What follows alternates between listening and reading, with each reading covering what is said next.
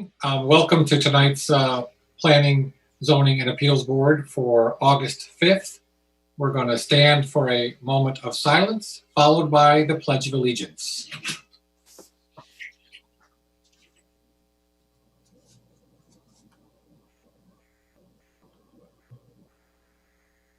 Run out of space, I'll get some chairs. I pledge allegiance to the flag of the United States of America and to the republic for which it stands, one nation, under God, indivisible, indivisible, with liberty, justice for all. Justice for all. Thank you, board members. Please. Member Altabe? Here. Member Collins? Member Collins? Member Dominguez? Here. Member Gersten? Here. Member Parrish? Here. Member Vidillo? Present. Member Ziegler? Can you off mute, please? How do we know that's Mr. Gersten?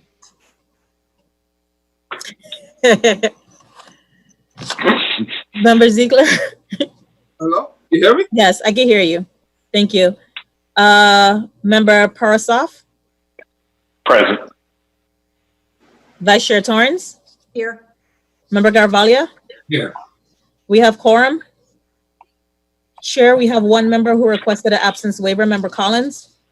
We have a motion. Motion by the vice chair, second by perhaps. Parrish.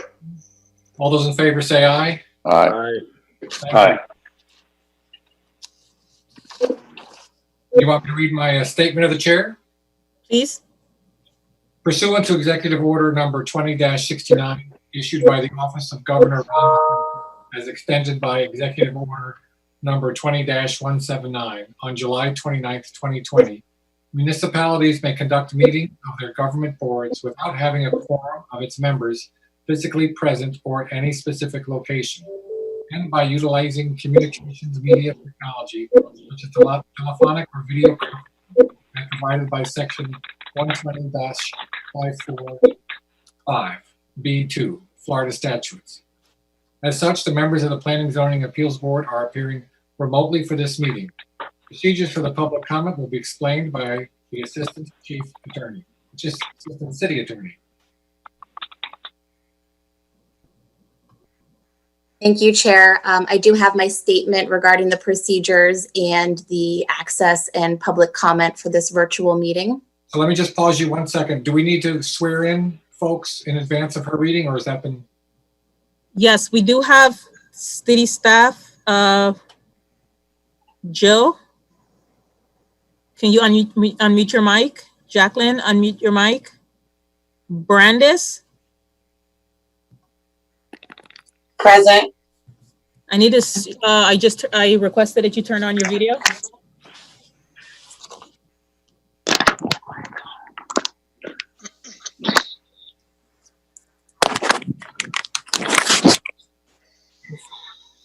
Brandis? Yes, I'm sorry. I'm trying to get my, I'm sorry. A moment. Okay.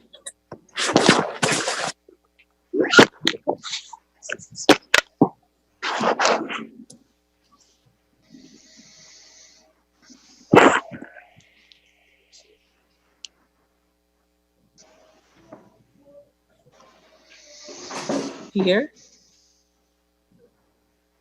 Her box seems to have disappeared.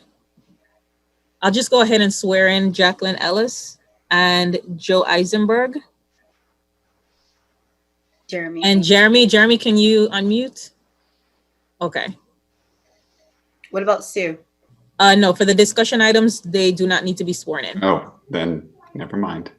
Okay, so the only people I have are Joe and Jacqueline, and Brandis has disappeared, but we can do that after when she reconnects. All those who intend to testify on this or any other matters, please stand and raise your right hand. Stand. Do you solemnly swear or affirm the testimony you're about to give is the truth, the whole truth, and nothing but the truth? So yes or I do. I do. Yes, I do. Thank you.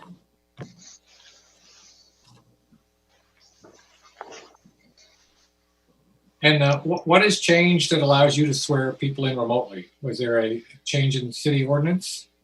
Yes, the city commission, Amber? You want to go ahead and answer? Yes, so there was an ordinance passed by the city commission July 23rd that allows city staff to be sworn in virtually by hearing board staff as long as they can be positively identified. So that is the only change.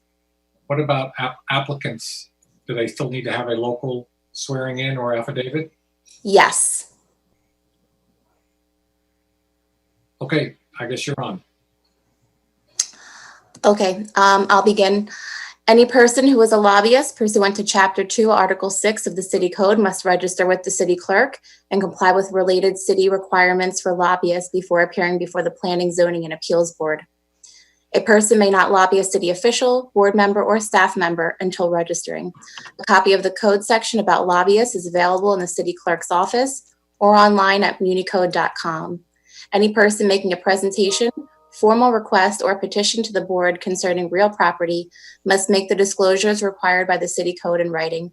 A copy of this city code section is available at the office of the city clerk or online at municode.com. The agenda and the materials for each item on the agenda for this virtual meeting was published and made available to the board in advance of the meeting. The materials are also available during business hours at the city clerk's office and online 24 hours a day at miamigov.com. Any person may be heard by the board through the chair and pursuant to the published notice for not more than 2 minutes on any proposition before the board unless modified by the chair. Since this is a virtual meeting as authorized by the governor of the state of Florida, members of the public wishing to provide public comment can do so by uploading a pre-recorded video or voice message, pre-register for a callback to provide live public comment, or submit public comment via the city's public comment form.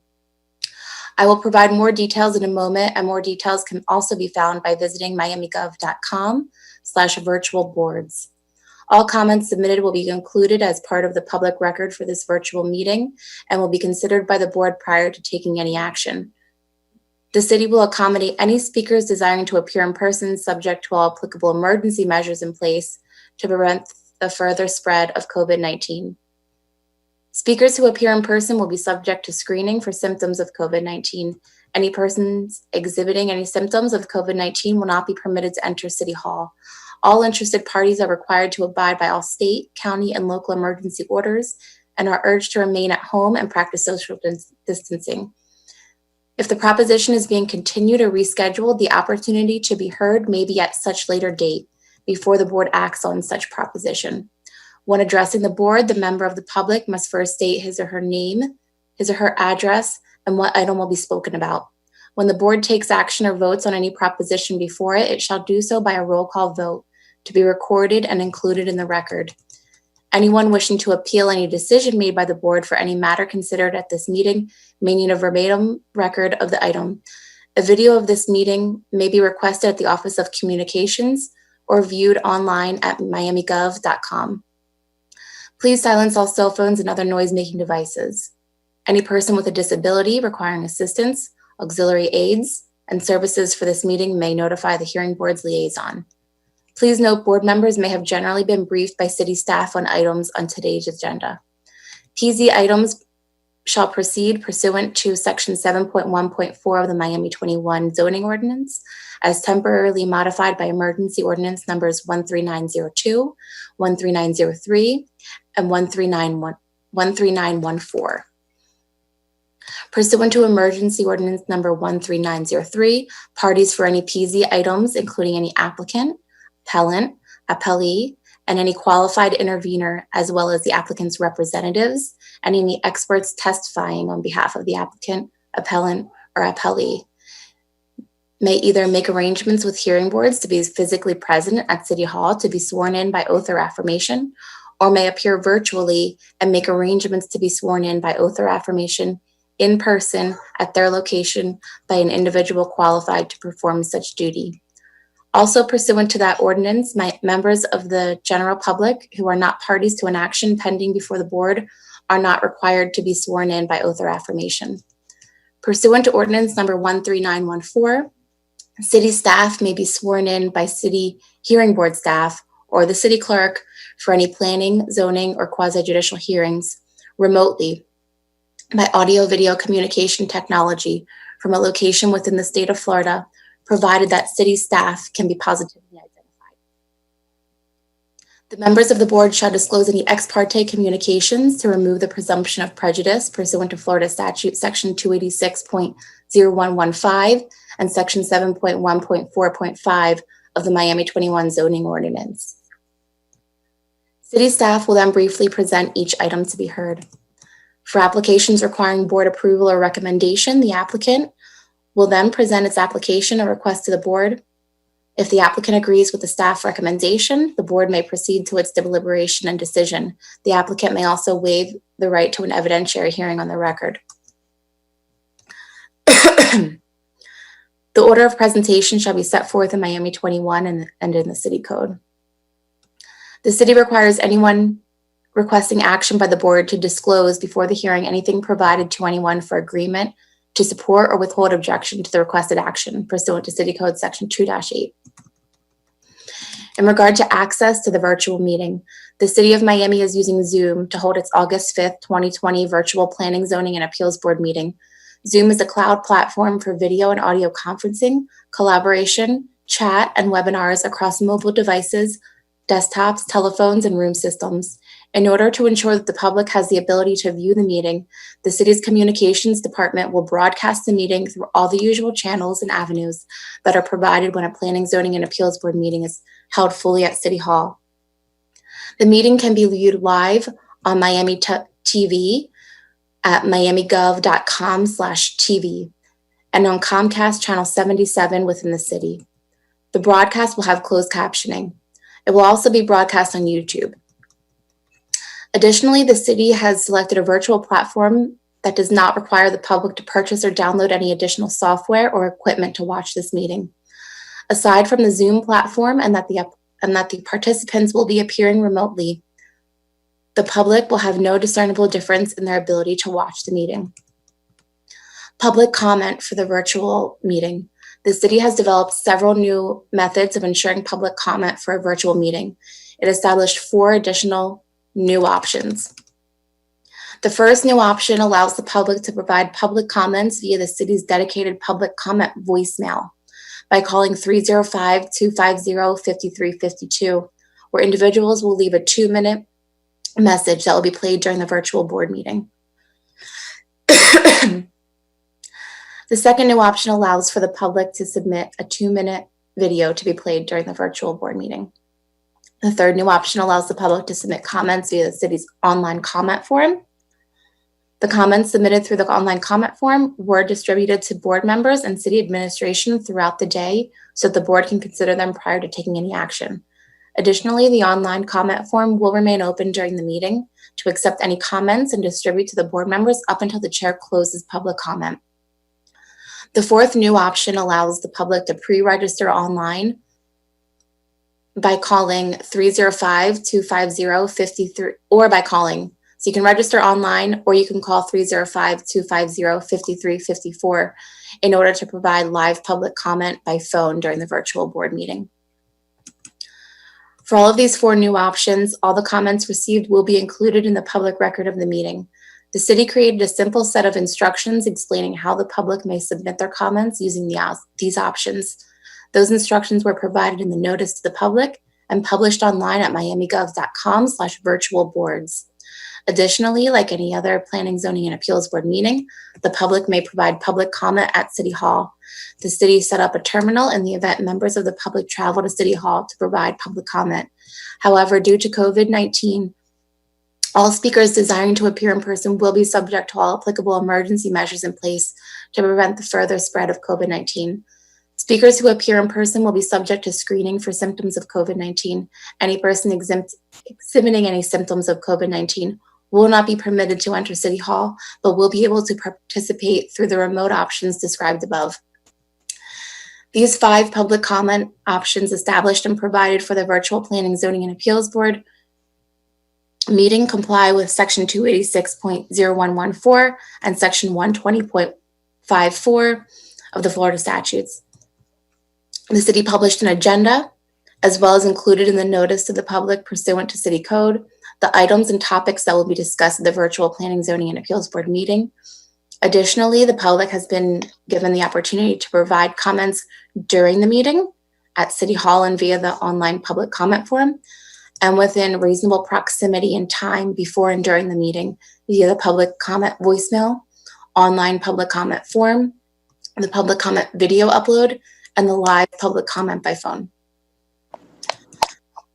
Moreover, Section 286.0114, subsection 4C of the Florida statute specifically authorizes the city to prescribe procedures or forms for an individual to use in order to inform the board or commission of a desire to be heard, to indicate his or her support, opposition, or neutrality on a proposition. The city, through its 5 public comment options, has provided 5 different procedures and forms to indicate, among other things, his or her support, opposition, and neutrality on the items and topics to be discussed at this virtual board meeting. The city provided information on how to submit comments in the notice to the public and on a dedicated webpage. Board members, are you comfortable with all of the notice provisions set forth and these uniform rules of procedure we've established for this virtual meeting? Yes, we are. Okay, great. That's all I have. Thank you. We have a couple of minutes to approve. Yes, we have 2 minutes to approve. However, Chair, before we do that, do you want to acknowledge Mr. Parasoff as a full voting member? I acknowledge him as a full board member. He's acting in his full capacity as a full voting member tonight. Okay, so we have the minutes for June 17th and July 1st. Well, can I get a motion on both of those to approve? Motion by Mr. Dominguez, second by the Vice Chair. All those in favor say aye.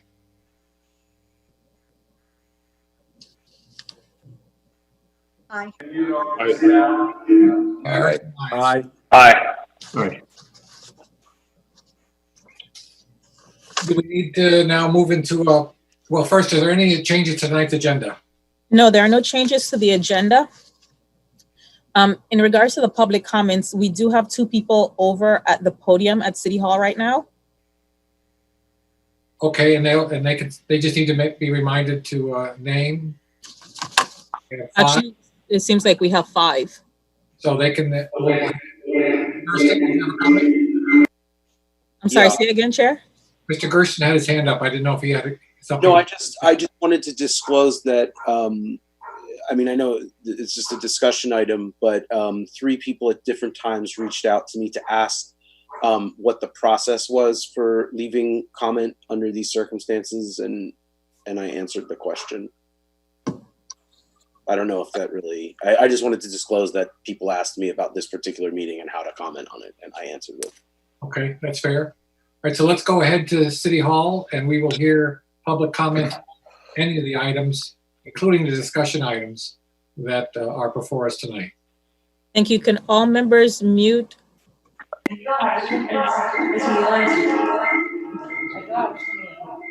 Good evening. Please state your name and your address. Hi, good evening. My name is Roxy King. My address is 1163 Northwest 8th Avenue, Miami, Florida 33136. Ma'am, I'm here on the item. I'm going to pause you, please. 3. There's too much I background. was told it's something else, please. Ma'am, wait 1 second. I'm sending a text message right now to communication to let them know that there's a lot of background. Just stand by for a moment, folks.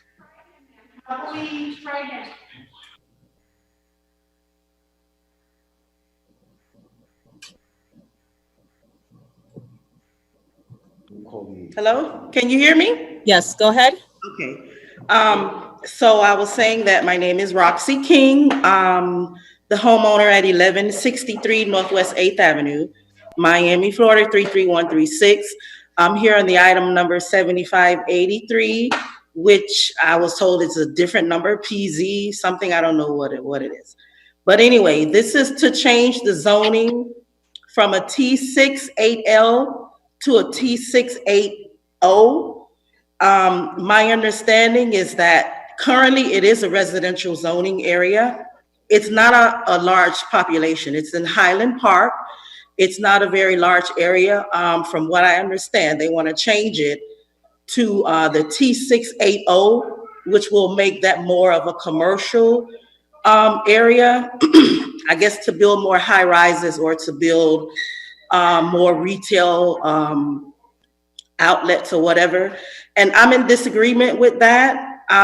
In that area is a very small community of homeowners. A lot of them are Habitat for Humanity homeowners.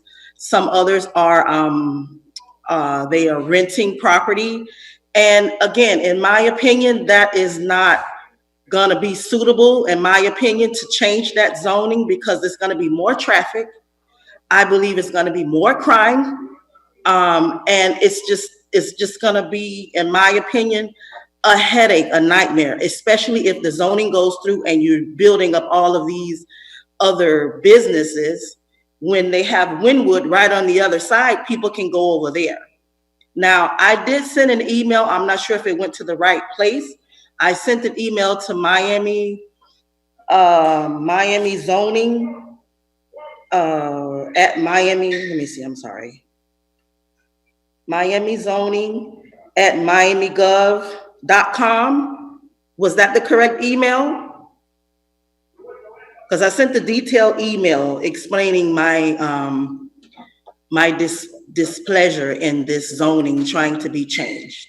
So that's about all I want to say, other than the fact that, you know, we're hardworking people in that area. Those homes, those Habitat homes, we built those homes from the ground up. My sweat equity, my 400 hours of sweat equity that I put in to building that home, a brand new home. So I'm sure you guys know about the Habitat for Humanity, project. But, you know, I mean, we're working hard, trying to keep our house. Thank So you. we don't need any other added pressure in having our property taxes go up. Or, like I said, it's gonna be more crime, and for what? They have Wynwood on the other side, 2 miles away. So, Thank you, ma'am. Thank you. thank you. Next speaker, please. All right. How's everybody doing? Good. Name is Ron Brown, here representing Little River Co-op. Where's the camera so I can look into the camera? Little River Co-op is an urban farm here in the city of Miami. Talking about the agriculture legislature. These are my words. We're ultimately talking about the urbanization and the infrastructure of the city of Miami and its place here in Southeast Florida, which will result in more impervious areas that will become land-based sources of pollution that will further impact habitats and ecosystems, such as marine waters, adversely affecting coral reef ecosystems.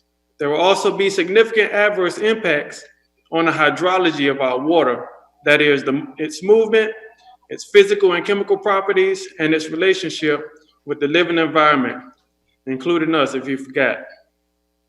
What I'm saying is our water quality will be further compromised due to the impervious cover, piping and draining, soil compaction that increases runoff volumes and rates while reducing infiltration, which infiltration is the process of water trickling and being filtered through the soil before it hits the groundwater, the aquifers. While an increase in population, there will be an increased demand for clean water and food, and urban farms can contribute significantly to safeguarding both of them. But I'm sure you already know that. Urban farms will reduce the overall use of synthetics being used and slow and/or prevent various other contaminants from making its way into our aquifers and ultimately into our bodies.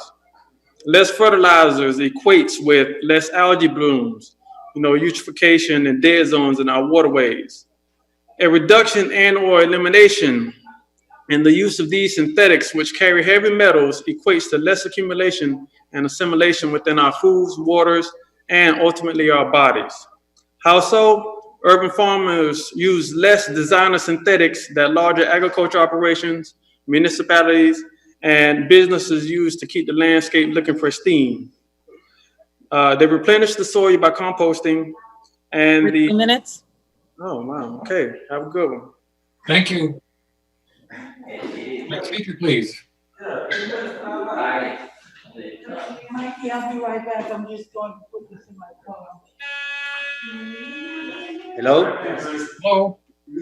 Hello. My name is Paul Ketchum. I'm an owner's representative of the owners of multiple properties in the Highland Park area. One of them will be 800 Northwest 14th Street. And I just want to say that we are in fully support of the rezoning from T68L to T680. And that Highland Park, due to the proximity to the health district and the Culmer Station, has the all infrastructure needed for this rezoning. So thank you very much. Thank you. Next speaker, please. Hi, everyone. Good afternoon. Good evening. This is Iris Esquer with offices at 333 Southeast 2nd Avenue. I wanted to put into the record, we have 14 letters representing 54 folios within this area that are in support of the rezoning of this area near the transit station, near Culmer Station. And we wanted to make sure Brian Dombrowski from my office is emailing them to Erica so they can be part of tonight's records and she can distribute these appropriately to everyone there. As you know, this is an area that was discussed at the last meeting with regards to activation. The T68L today already allows for retail and office, but for only 25% of the building, along with residential uses. And the O would allow for the mixed uses throughout the entirety of the building. And we encourage your support of this item. Many thanks. And if there's any questions, we'll be here if you need us. Thank you. Thank you. Chair, do you accept the letters into the record? I accept that you can send them to us. Thank you. Thank you.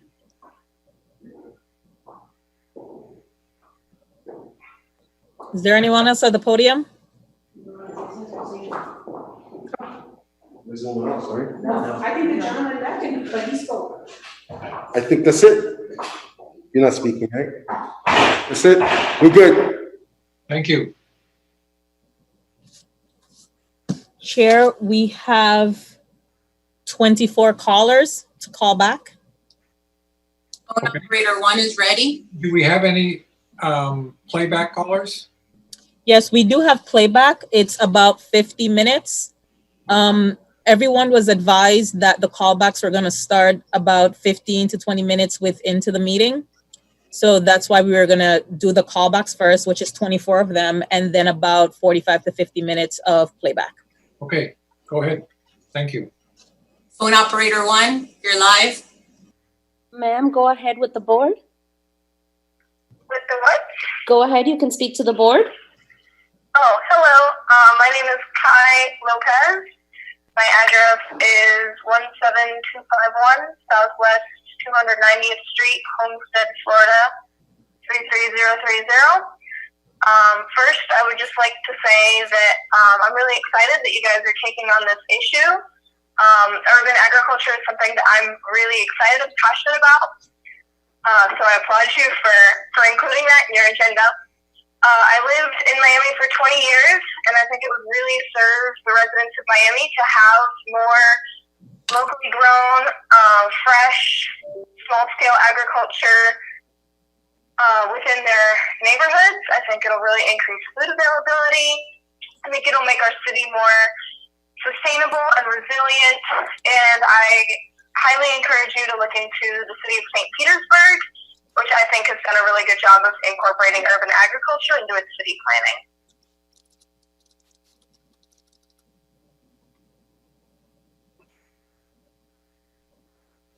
Hello? Phone operator 2, you're live. Hello, ma'am. You're live with the Planning and Zoning Advisory Board. Okay. Please go ahead. My name is Isabel de la Huerta. I live at 11870 Southwest 25th Terrace, 33175. I hope that President's circumstances may be acknowledged completely so that meetings focus on a safer, prosperous senior future rather than the issues we presented. Many people are willing to begin planting grown in our unique climate, which aren't widely known and not sold in stores. This small fact alone speaks to the abundant possibilities available to us. I request at least 2 more meetings be held soon. Urban farming should be an openly discussed topic and a mutual priority. Food security is a meeting point for the solutions our local and global communities need. The pandemic is leading many to recognize acutely the inequity and inadequacy of food systems. Access to locally grown food is a public health issue.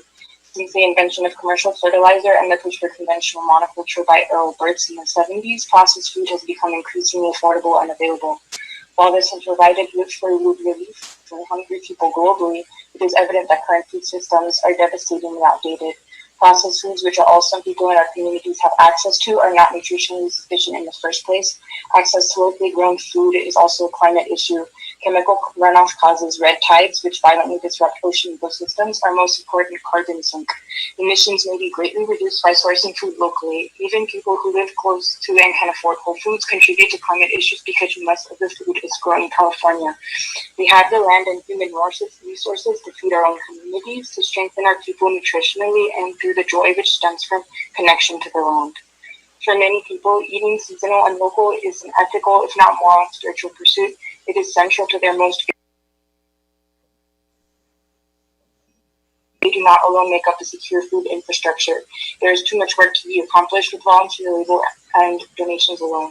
A legislative framework for urban farming can provide economic opportunities for a wide range of community members, which will benefit community well-being as a whole. Oh, ma'am. Oh, thank you.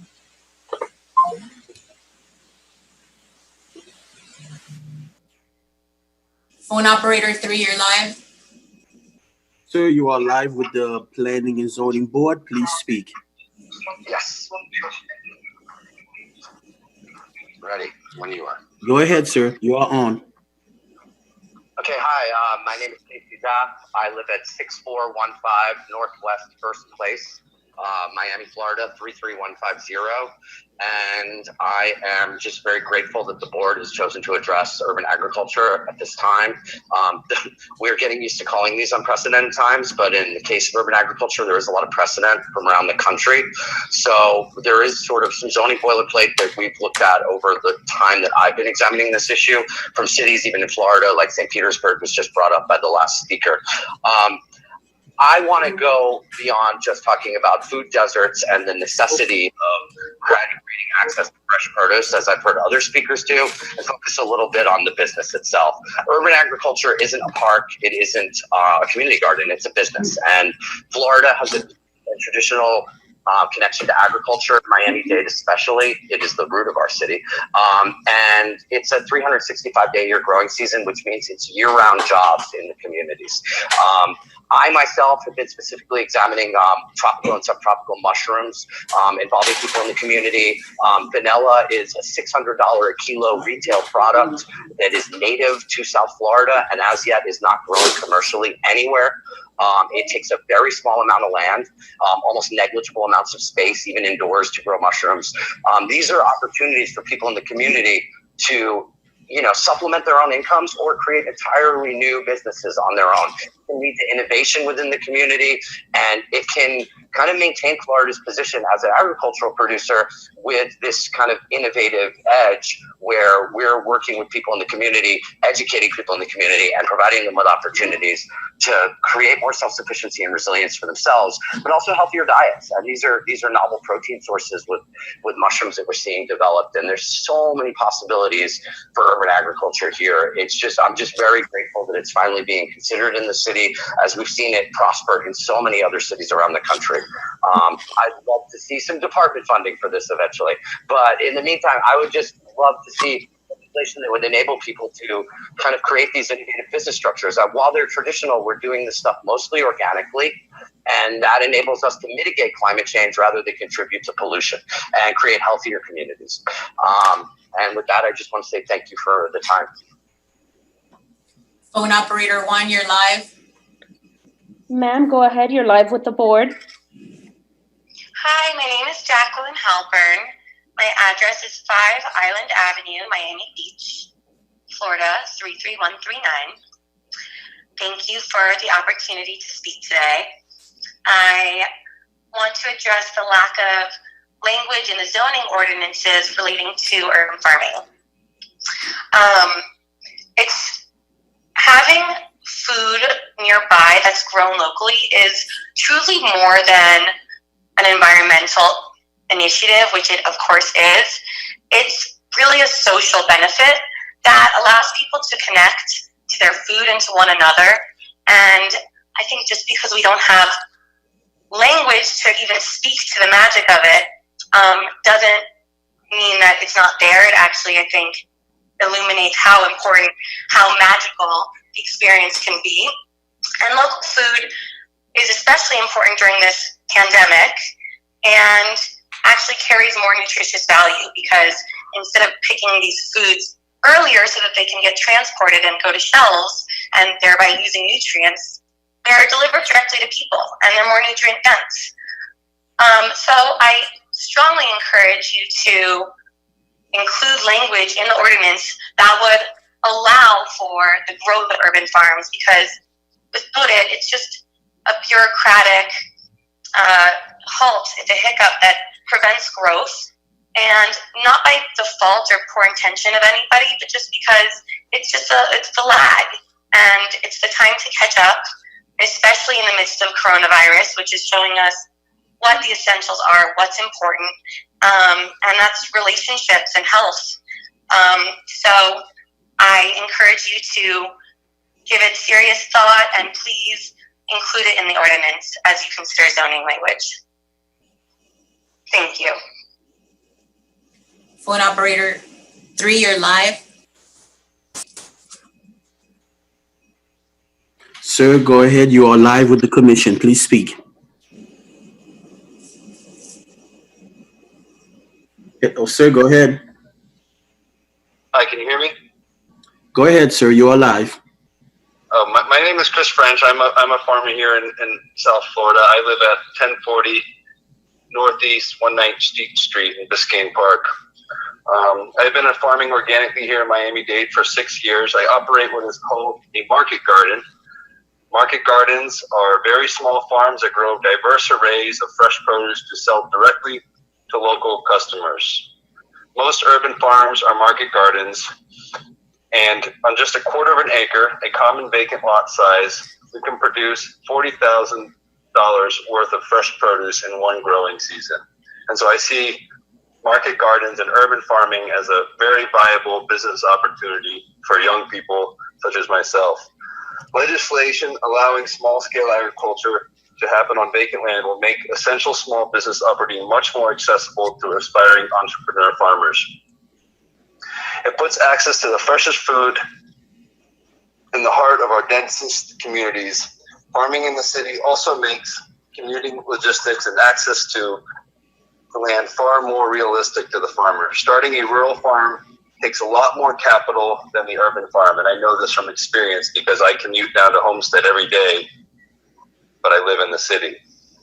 Locating these operations in the city also allows the farmer to be closer to their customers, which fosters community and promotes nutritious food culture. Urban farms add a beauty into our green spaces, and they provide an educational opportunity and promote environmental stewardship. I believe that policy to make urban farming feasible in Miami will provide an overdue update to our city's relationship to open spaces, and it will create job opportunities and will ultimately improve our city's security. Thank you so much for your time. Phone operator 2, you're live. Hello, ma'am, you're live. Oh, sorry. Hello, ma'am, you're live. Can you hear? Sorry? Hello, ma'am, you're live. You're live with the Planning and Zoning Advisory Board. Oh, I am? Okay, I'm sorry. My name is Tiffany Noe. My address is 771 Northwest 24th Street. I'm an urban farmer that's been operating in Miami for 7 years. In those 7 years, we've had to move our operation 3 times, and just a few weeks ago, we moved out of our most recent home in Alapata because we couldn't get the proper paperwork to stay operational within the current zoning framework. Our mission is to help residents of Miami grow their own food, which is why we have always tried to stay physically accessible to city dwellers and why we need to be able to operate on urban land. Now, instead of having a thriving hub for urban food production, there's just one more vacant lot in Alapata. Seeing this discussion item pop up on today's meeting agenda makes me very hopeful. responsible for the future of my business and others like it. So thanks for taking this on. It's high time for Miami to prioritize zoning ordinances for urban farming, as so many other cities already have. As I drive around the city where I was born and raised, I see the potential for urban food production in every vacant lot I pass.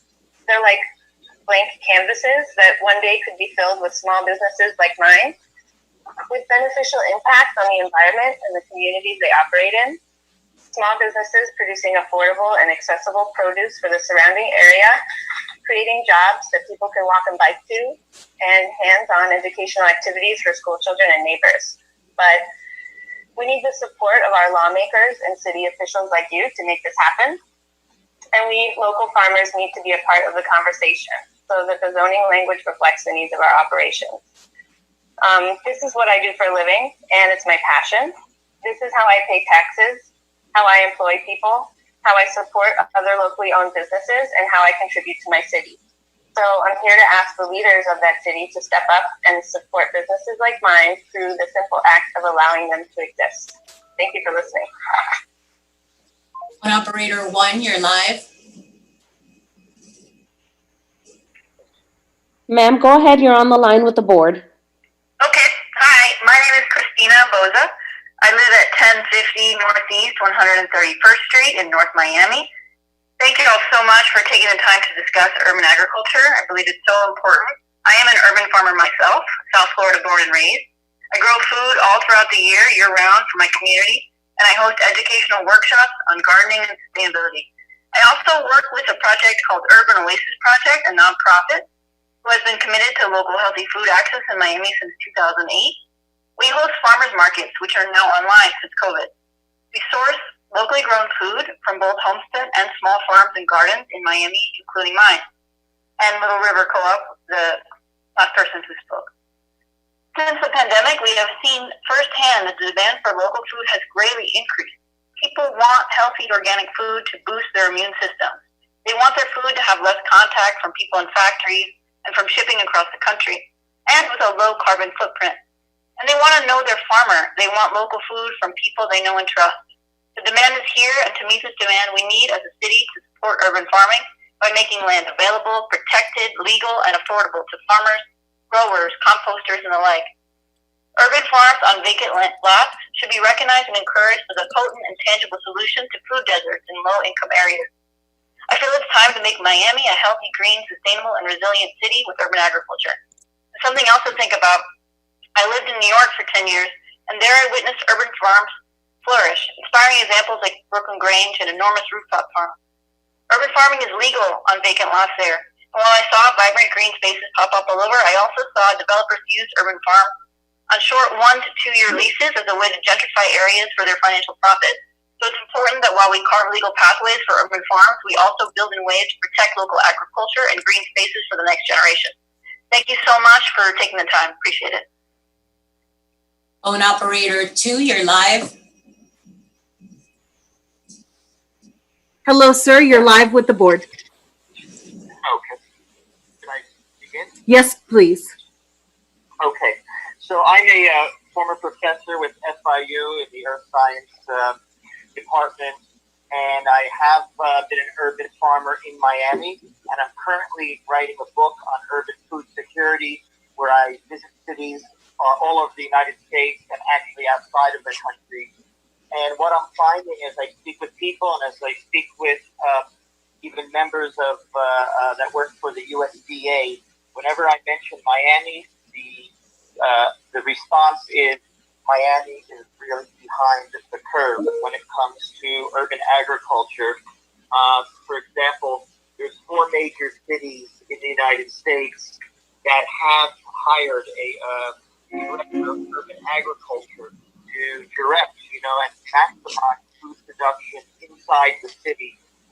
That's Washington, D.C., Philadelphia, Atlanta, Baltimore, and Seattle almost is about to hire an official as well. Most of the cities in the United States actually have funding and provide city funds to develop and operate urban farms that are, that are that have the mission to mitigate urban food deserts and bring in fresh, affordable food to urban residents, especially those of lower means. We found that in Miami, that Miami actually puts up barriers to urban farming. We have adverse zoning regulations. There's absolutely zero resources from the city or county that goes into urban farm endeavors. This year, the USDA is putting out. They actually started a urban farm agriculture department with grants of about $25 million going out to urban farm technology and to business starters and to urban farmers. And it just seems that Miami really needs to look at this as a way of, shortening its food supply chains at a time when we see the disaster of very long food supply chains that are disrupted by situations like the pandemic.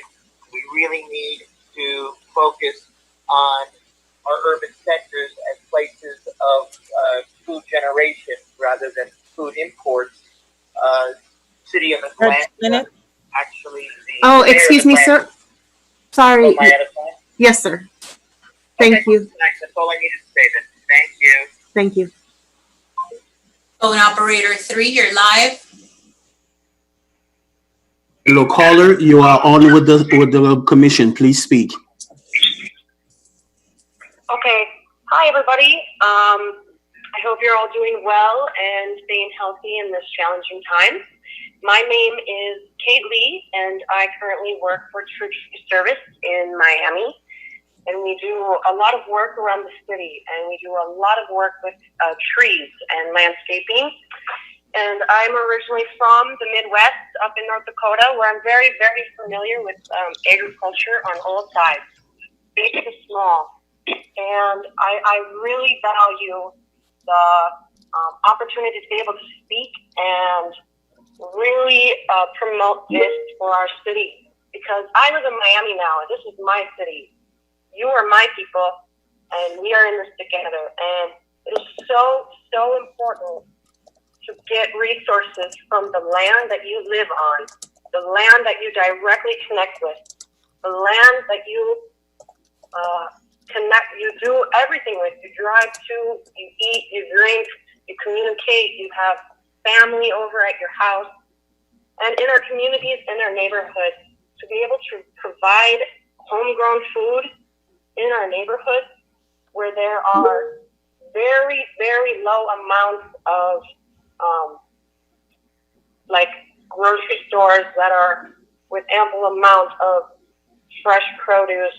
We need to have these spaces in our city to elevate people's lives, to elevate our communities, and to really connect with each other. It is so important for us to move forward with this and really develop this idea, because I believe Miami can do it, and I'm on board with it. And if we need a team. We need anybody to, I know a number of people that have the same values and want to see the same things, and I know we can do it.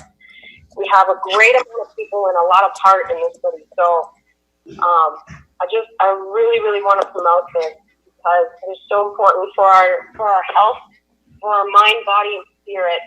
And it just gives it just brings ingenuity into a community where you can feel proud and you can feel great about feeding yourself, feeding your family, feeding your neighbor, just by coming together and supporting small businesses and keeping our money and our food within our community. Because, I'm not totally against the big, huge farmers. I know they work hard, and I know that they have a lot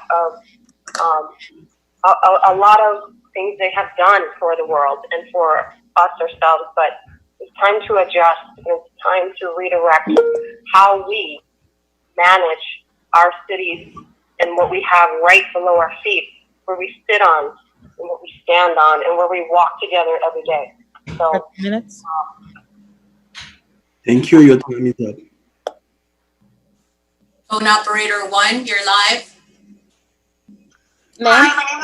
Go My ahead. name is Mirabel Olivares, and my address is 1300 Little River Drive. Zip code is 32147. I'm calling to comment on the urban agriculture subject. As a small business owner of one of the only urban farms in Miami, I'm really excited to have this subject on the agenda. Urban farming has existed in a legal gray zone for far too long in Miami. It has crippled my business's ability to grow and thrive in a community that consistently supports our efforts, participates eagerly in our workshops and events, and is always asking for more. The zoning laws have kept us from being able to offer more.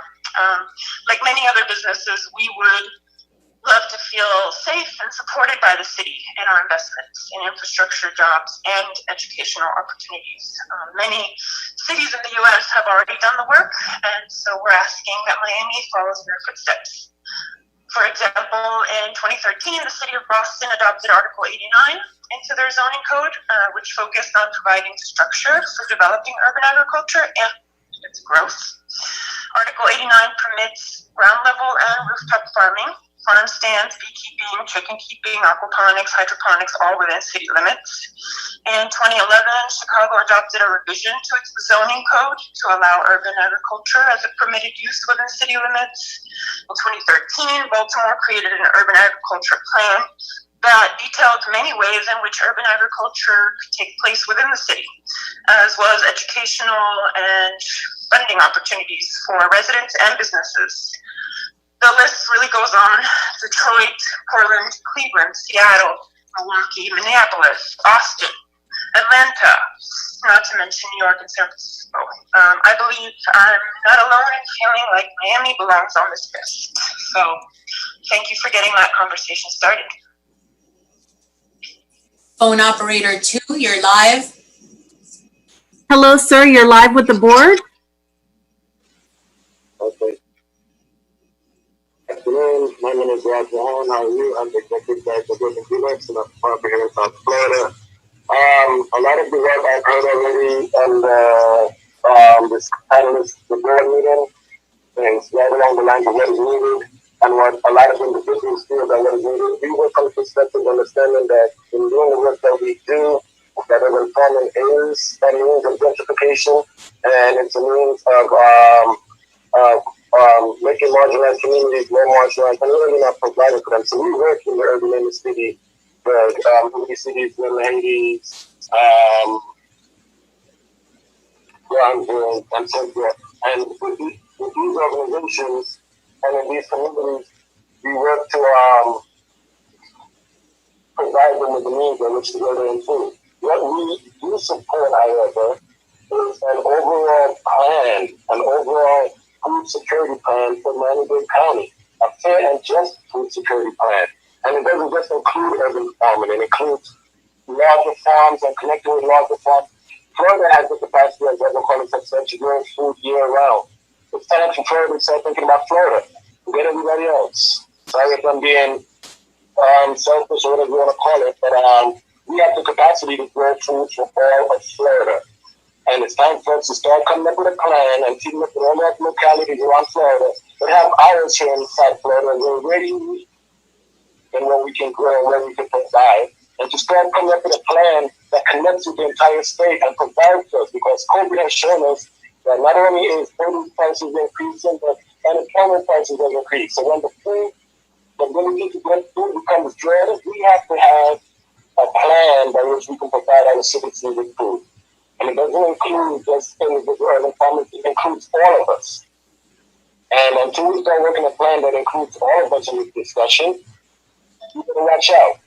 Thank you for your time, and I hope that you consider incorporating a larger scale plan of public health and food security that is fair and just to us all. Have a great day. Phone operator 3, you're live.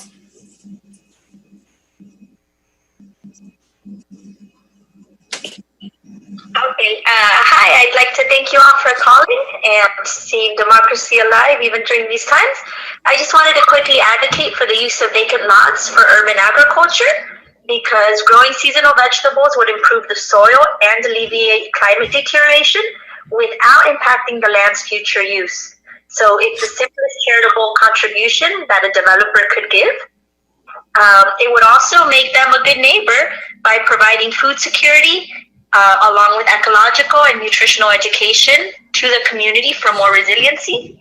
I know that this is already done through community gardens, but because community gardens aren't always run by professionals and don't necessarily have a vested interest, they often kind of fizzle out or aren't seen to its full fruition.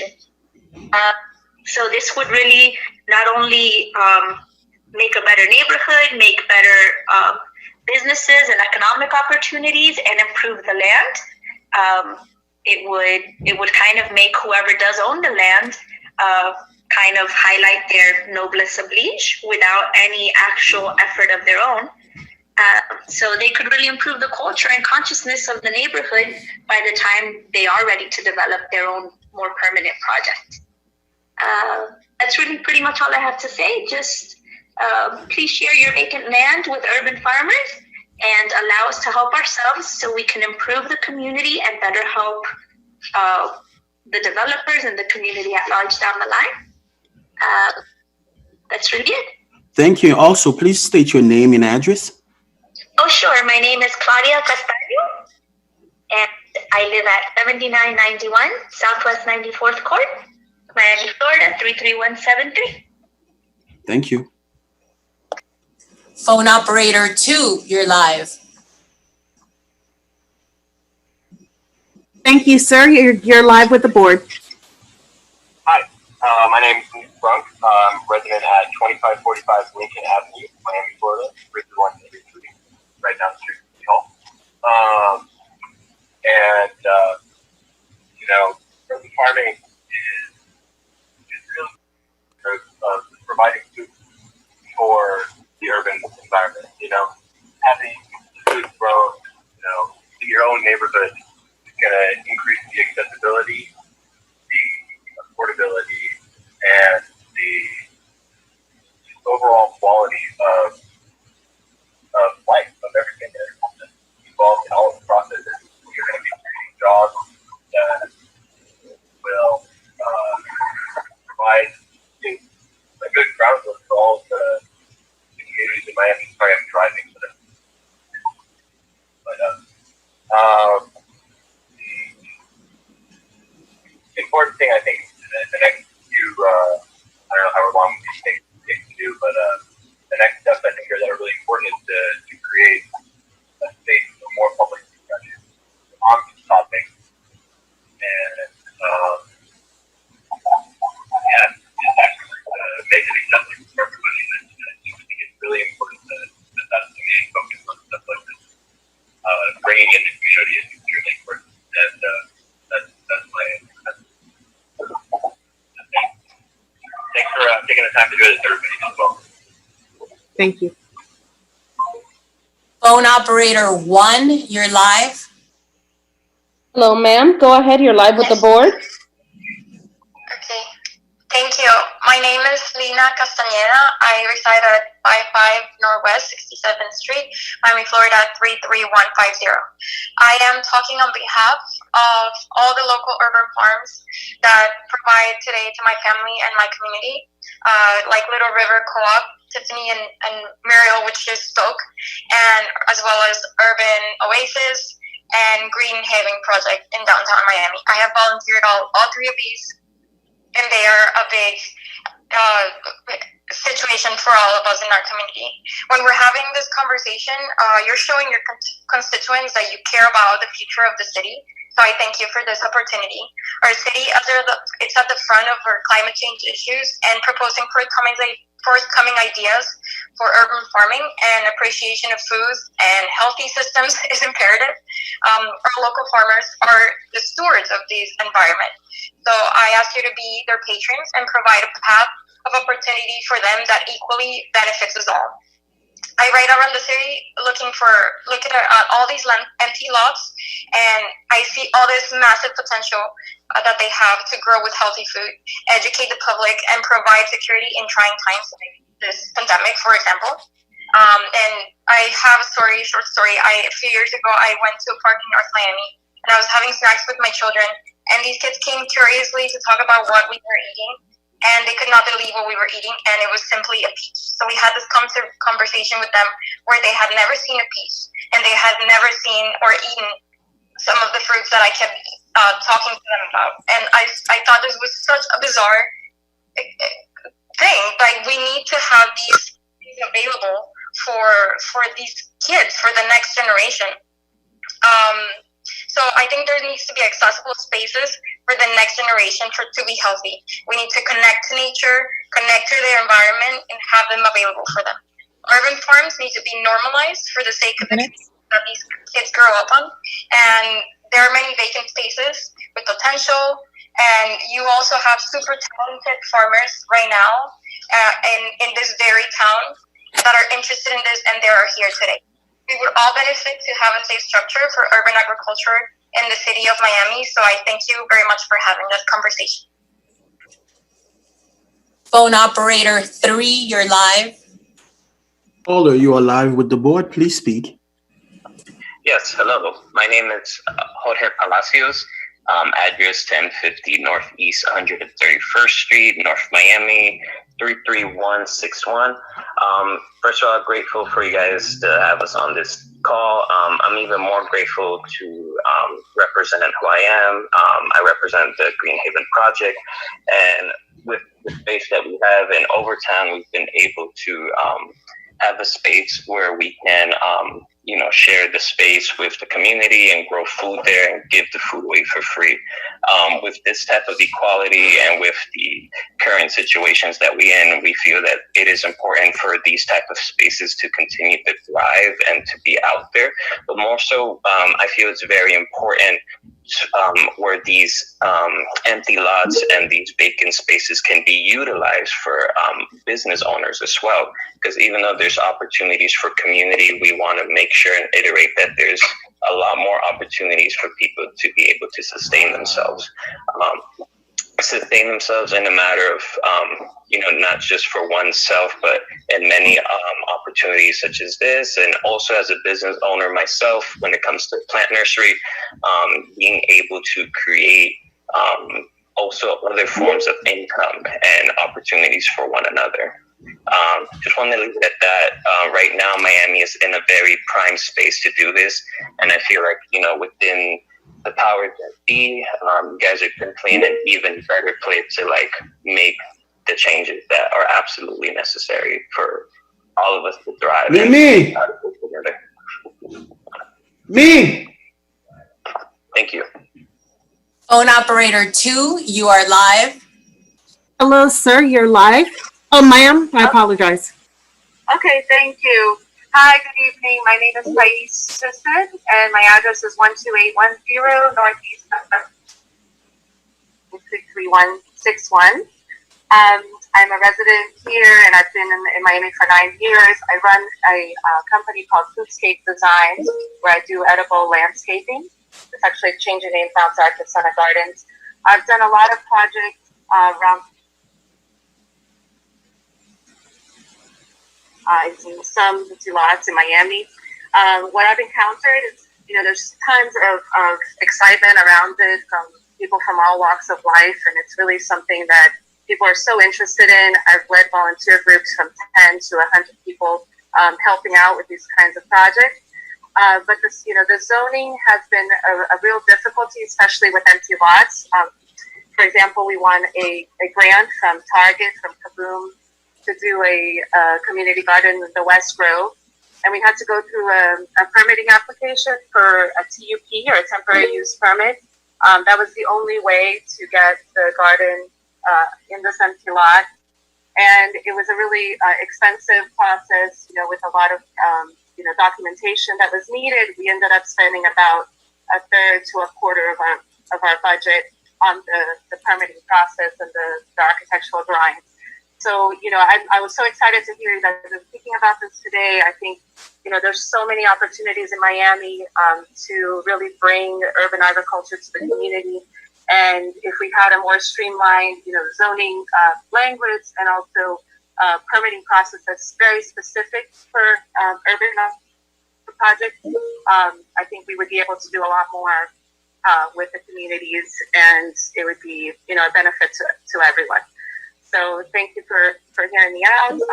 I have, I have a lot of resources. If anyone is going to be working on this, wants to reach out, my email is kais@artesanagardens.com, and I can be reached, and I would love to help in whatever way I can. Thank you. Those are all the callers in queue at the moment. Chair, we have two people at the podium. Let's go ahead to City Hall. Okay. Is it? Go ahead, ma'am. City Hall. Hi, good evening. My name is Andrea Cross. I live at 1420 Brickell Bay Drive, and I'm here today to say a few notes on why I would love to see urban farming language in the zoning of the city of Miami. First and foremost, the health benefits. I think that it would be a tremendous benefit to the community to include local agriculture and make it easier to access healthy, locally grown food. By this, we can reduce the risk of harmful conditions like heart disease, obesity, and diabetes of our community.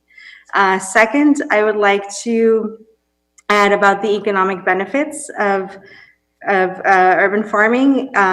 Apart from supporting this kind of business, it also creates the opportunity for auxiliary businesses such as increased farmers markets, deliveries. It's just more job creation. And third, I would like to add that I think it creates a very abundant source of community and sense of community. I saw it pre-COVID at the farmers markets, the exchange in words between the small business owners, the urban farmers, and the community. I think it really brings people together. So I'm really happy and grateful that we're having this conversation today, and thank you for the opportunities to speak. Thank you so much. Thank you.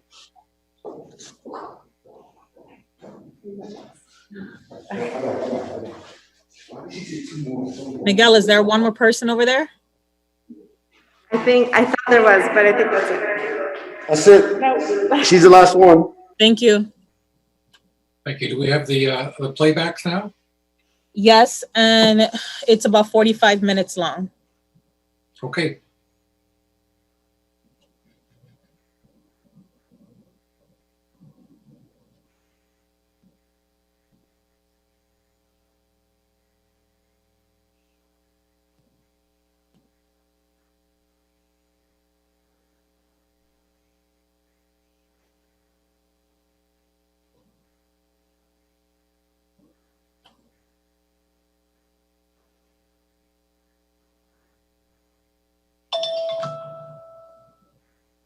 Olga? Technical difficulties, please stand by. Thank you.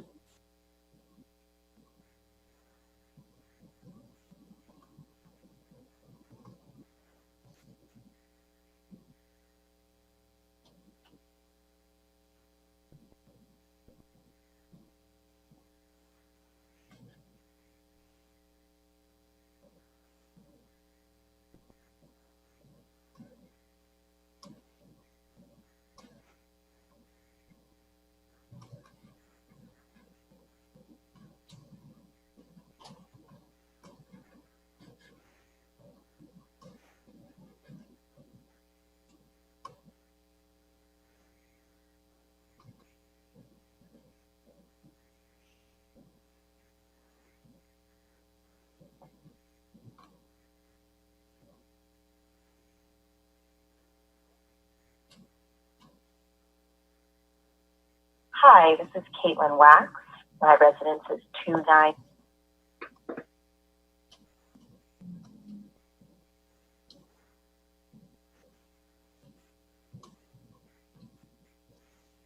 Olga, I have the video loaded if I can play it.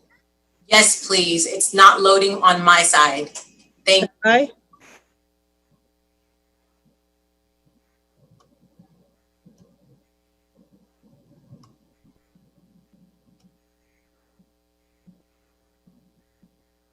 Can everyone see my screen? Yes, we see it fine. 31 Southwest 30th Court, Unit 1. Can you hear it? Hi. Yes. Hi, this is Caitlin Wax. My residence is 2931 Southwest 30th Court, Unit 1, Miami, Florida 33133. I'm calling in regard to discussion item PDAD2, discussion agriculture legislative framework. My comment is that the ability to have urban farms is extremely important for our environment, food security, and food justice. It also provides another avenue through which to improve our local economy. I strongly urge the Planning, Zoning, and Appeals Board to implement rules that permit and enhance the ability for people to utilize our city's vacant lots as urban farms. Thank you. Hi, my name is Katya Garosh, and my address is 1900 Pretty Avenue, Miami Beach, 33129, Florida. I'm here to speak in the legislation of urban farming. I'm here to voice the support of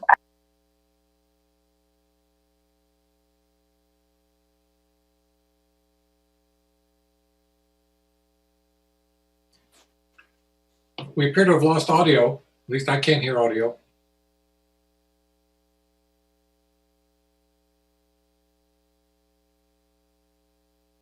as well as significantly decrease our city.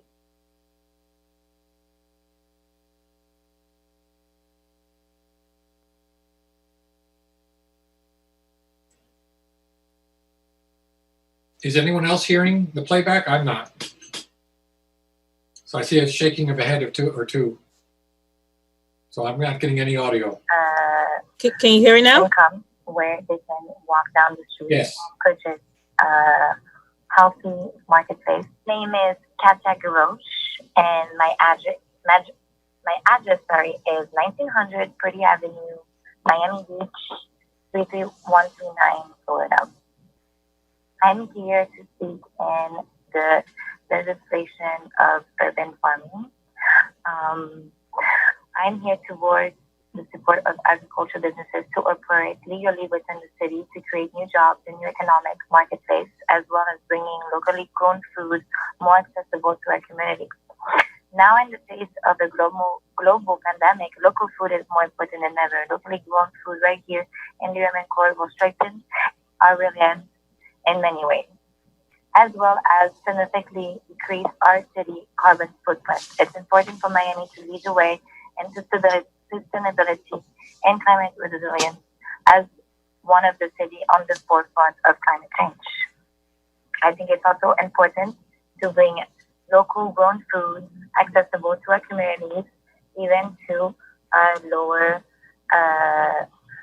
income, where they can walk down the street and purchase healthy local grown food instead of gas station and fast food. Thank you for hearing me out. This was Katya Garosh. Bye-bye. Hello, my name is Michelle Drucker. My address is 1101 Palermo Avenue in Coral Gables, Florida. I am a lifelong Floridian and a resident of Miami-Dade County since 1995. I am calling in support of the zoning discussion on urban gardening in our community. If Miami is going to approach anything resembling a blue zone, places where people regularly live past 100 without infirmities or mental incapacity, we need these types of initiatives. The data is clear that individuals who garden have a much longer life expectancy. They have improved mental health.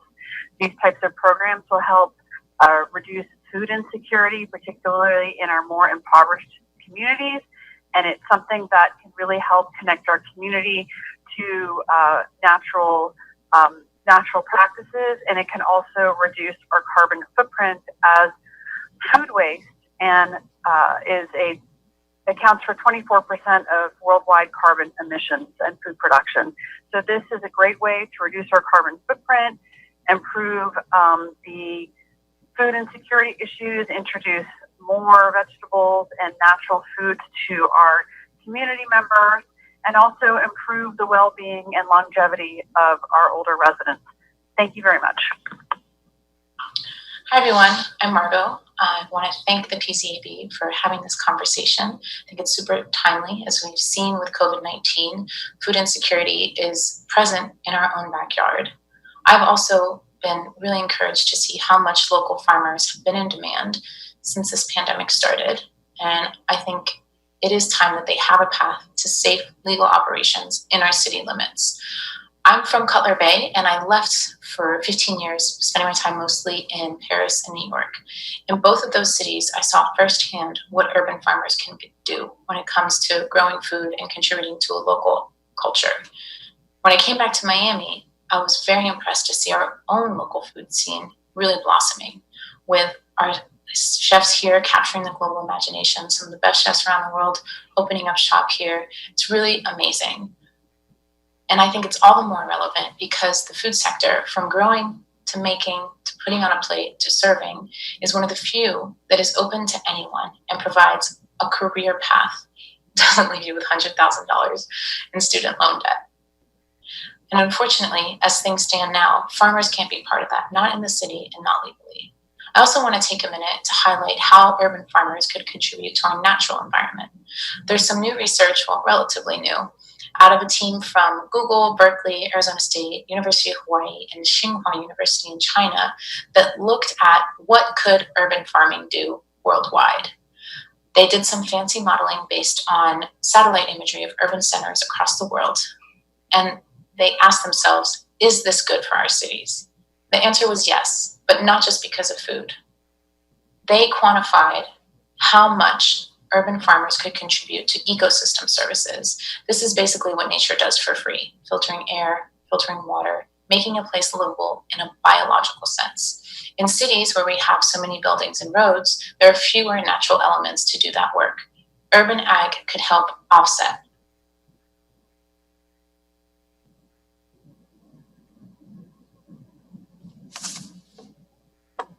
It seems like this person uploaded the video without audio.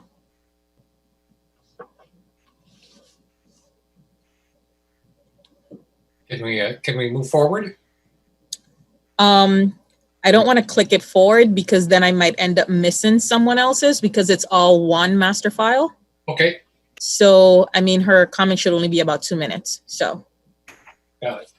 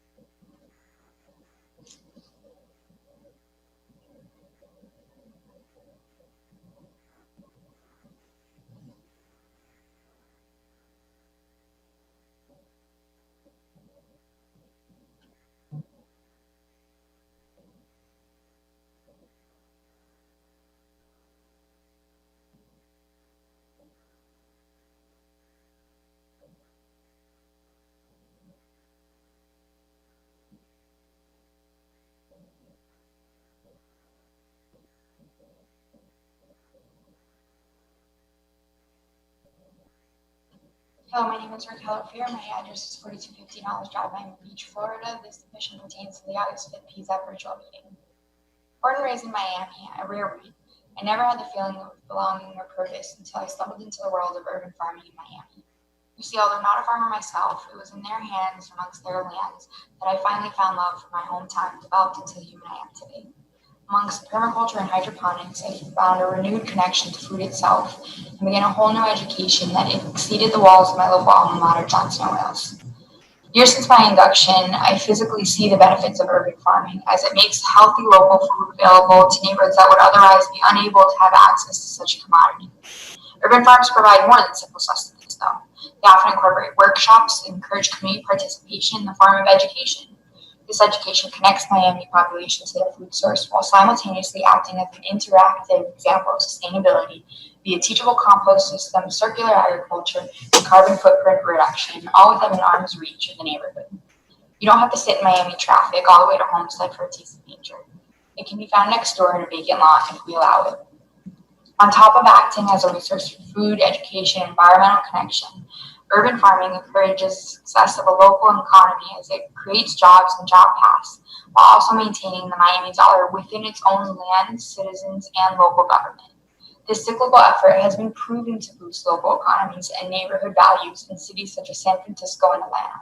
Let us be the next example by allowing urban farms to operate legally and thrive here. The biggest impact I've seen from urban farming has been without a doubt during the current pandemic. At a time when those at risk had feared for their lives to do something as simple as walk into a supermarket, urban farms have stepped up as a healthier alternative in more than one way. They've only increased their accessibility and outreach, supplying those in need as well as those on the front lines, and I cannot leave without applauding that. Thank you for your time. Hello, my name is Nicole Gazzo, address 12700 Southwest 91st Avenue, and I'm calling in regards to the City of Miami's recent proposal to defund the Office of Resiliency. And by defund, I mean you all had someone in the Office of Resiliency. You had somebody working in that, and now that they've resigned, you've chosen to instead of simply refunding it, you want to defund it so that we can just completely eliminate that office. So instead of hiring someone else and continuing to flow funds through the office, that's very well going to make sure that all the communities in the city of Miami, including those that are most vulnerable to the effects that this climate crisis will bring, that office ensured that they were going to be resilient to all of those climate change effects, especially the hurricanes and the flooding that are soon to come, especially that NOAA scientists claim that this hurricane season is going to be a particularly active one. So how can it be that the city of Miami is choosing to defund the very office that gives its constituents peace of mind that their city is resilient? And the worst part of it all is that the mayor of the city of Miami, Francis Suarez, spearheaded a climate emergency declaration last year with myself and a bunch of other climate activists who were in support of that, protesting constantly to get that passed. And then for you all to choose to defund the Office of Sustainability and think that that would be okay? No, I just want to say that I completely object the proposal and this needs revision immediately. What? Thank you. Hi, my name is Amy Trieger, and my address is 1926 Northwest 17th Street, Miami, Florida 33125, and I'm calling about agenda item Agriculture Legislative Framework. My comment, I am delighted to see this as an agenda item and hope that it is just the beginning of a positive change.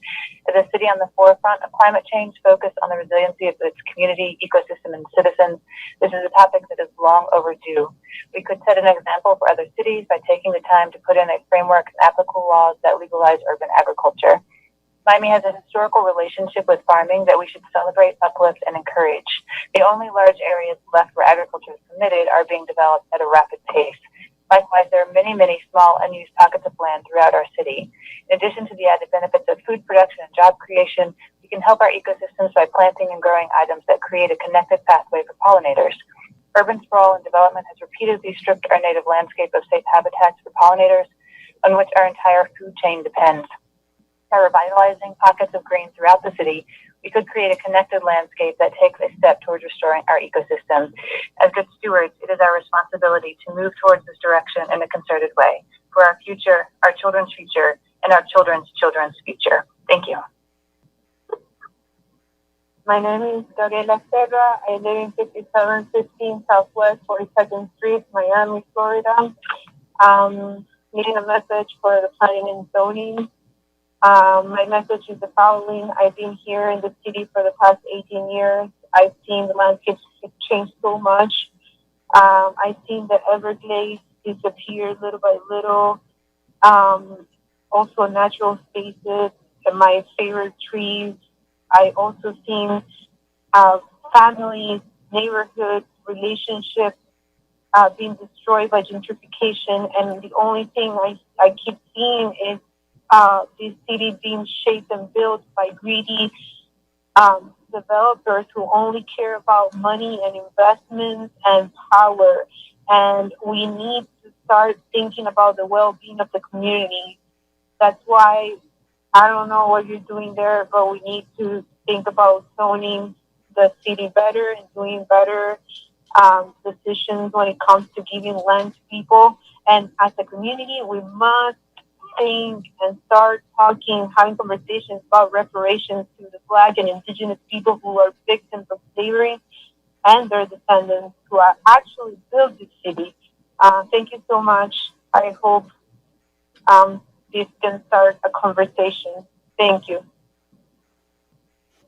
Hi, this is Ian Simpkins. I am Director of Horticulture at Vizcaya Museum and Gardens in Miami, and I wish to leave a comment on the August 5th Planning and Zoning Board meeting regarding the legality of urban farms within the city of Miami.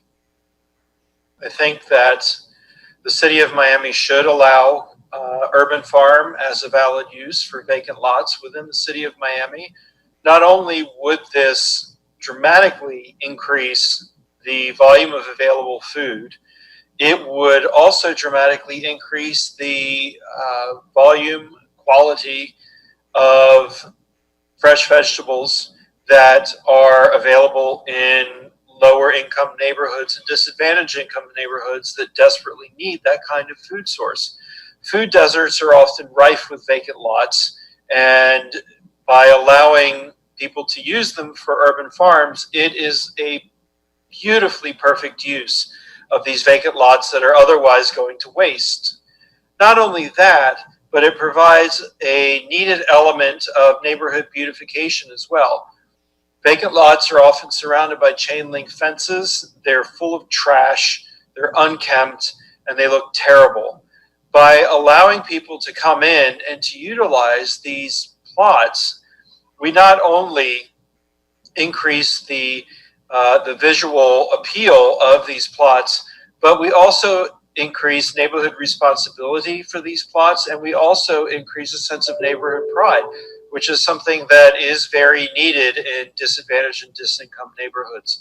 So those are my feelings, and I'd like to remind you that at one point, Vizcaya also was a farm and served a vital community need.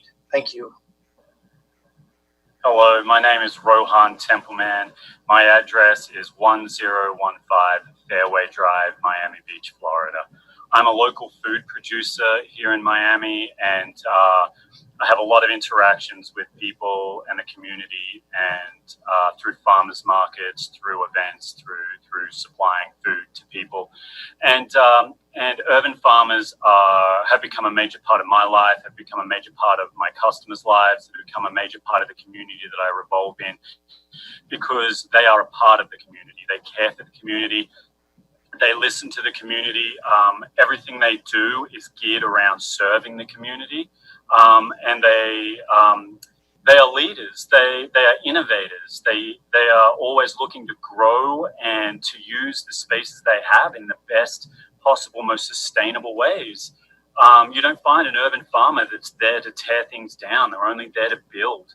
You only find urban farmers that are there to make people inclusive. There's such safe spaces, there's such safe learning spaces.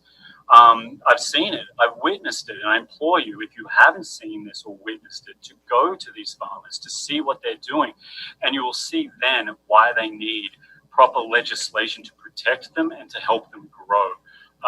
Miami is an incredible place for agriculture. It has a rich history of agriculture, especially with tropical plants and the innovation that can occur here all year round.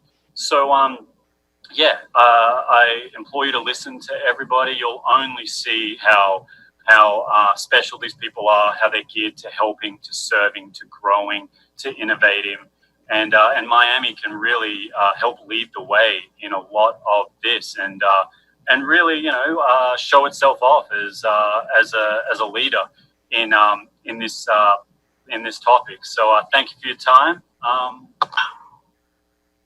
Good afternoon to all members of the city staff. Urban farming is important to me for 3 separate and distinct reasons. First, as a citizen of the United States and a proud Miami resident, I acknowledge that farming and agriculture, regardless of its level, is key to our identity as residents of the Sunshine State. Miami is a city that is uniquely situated in the world because of its climate, as one of the cities that could be at the forefront of the urban agriculture movement.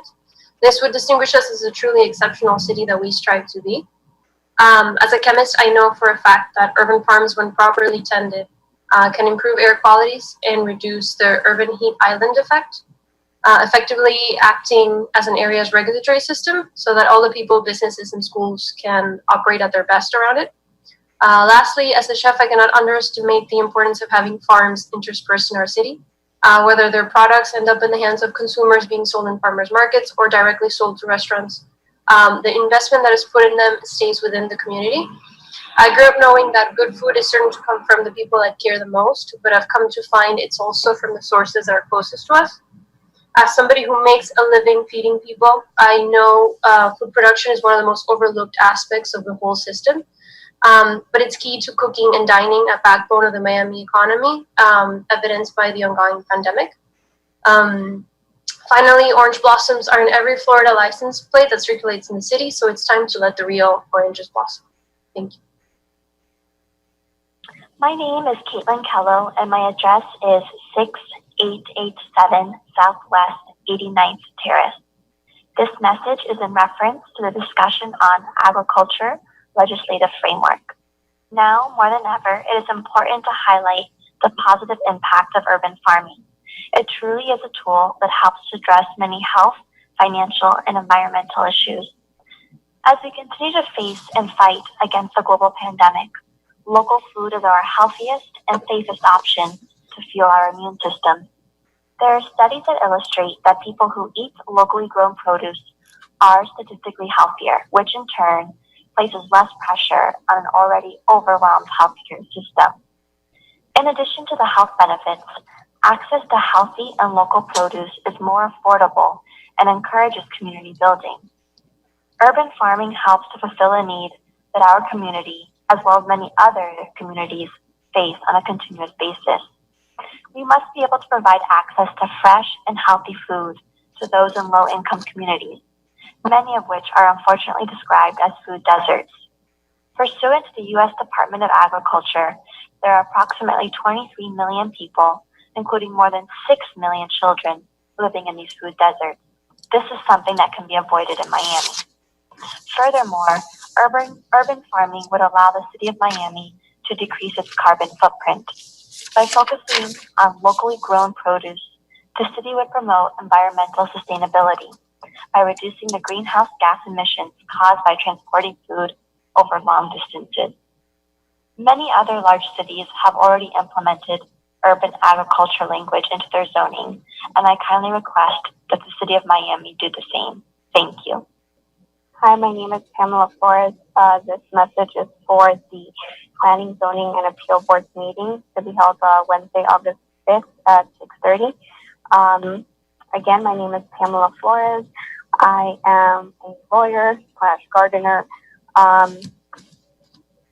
want to see small businesses that do agriculture be able to legally operate within the city. This helps create new jobs and new economic marketplaces by allowing them to operate, especially now in the face of a global pandemic. Local food is more important than it's ever been. Locally grown foods right here in our urban Miami core is essential. Hello, my name is Evelyn Block. My address is 321 Southwest 26th Road, Miami, Florida, 33129. This comment is a part of the discussion being presented by the Planning, Zoning, and Appeals Board on the topic of urban agriculture in Miami-Dade County. Miami is a city at the shoreline of the climate crisis. This ever-present reality grows with each king tide, algae bloom, and sinkhole. However, Miami-Dade County could also be a leading national example of what a resilient food system could look like in the face of great change.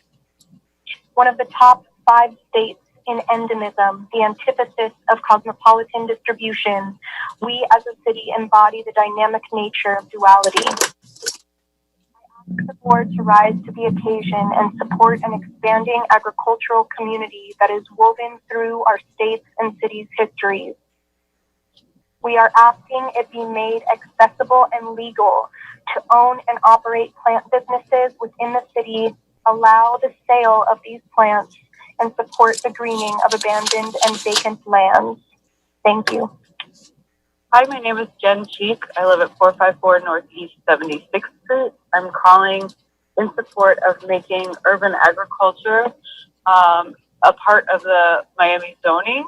It should be legal to participate in urban agriculture and grow food within our city limits, and we should actually be encouraging it.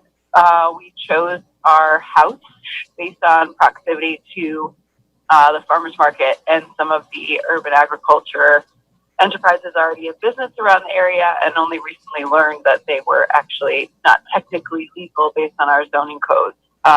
So please make it not only allowable but encouraged for people to grow food commercially within Miami residential and city limits, and also to use vacant lots for this purpose. Thank you. Hi, my name is Selena Ishahak. My address is 789 Northwest 29th Street. I am a resident of Miami, and I am commenting on the urban farming zoning plan. I think this is an incredible idea. I participate in several urban farms, some of them smaller, like in my own backyard. It's incredibly important to know the land and appreciate the land and make sure. My name is Michael Rossmeyer. My address is 366 Southwest 18th Road, Miami, Florida, zip code 33129. I'm calling because my goal is to get the Planning, Zoning, and Appeals Board excited about urban farming and to show you that our city cares and is encouraging this movement. We want urban farms to be able to operate legally within the city on vacant lots. We want small businesses to do agriculture to be able to legally operate within the city and to create new jobs and new economic marketplaces by being allowed to operate. We think it's important to expand on the presence of food production in the city by allowing people to operate small businesses to farm too. Farming must also include making compost and growing plants.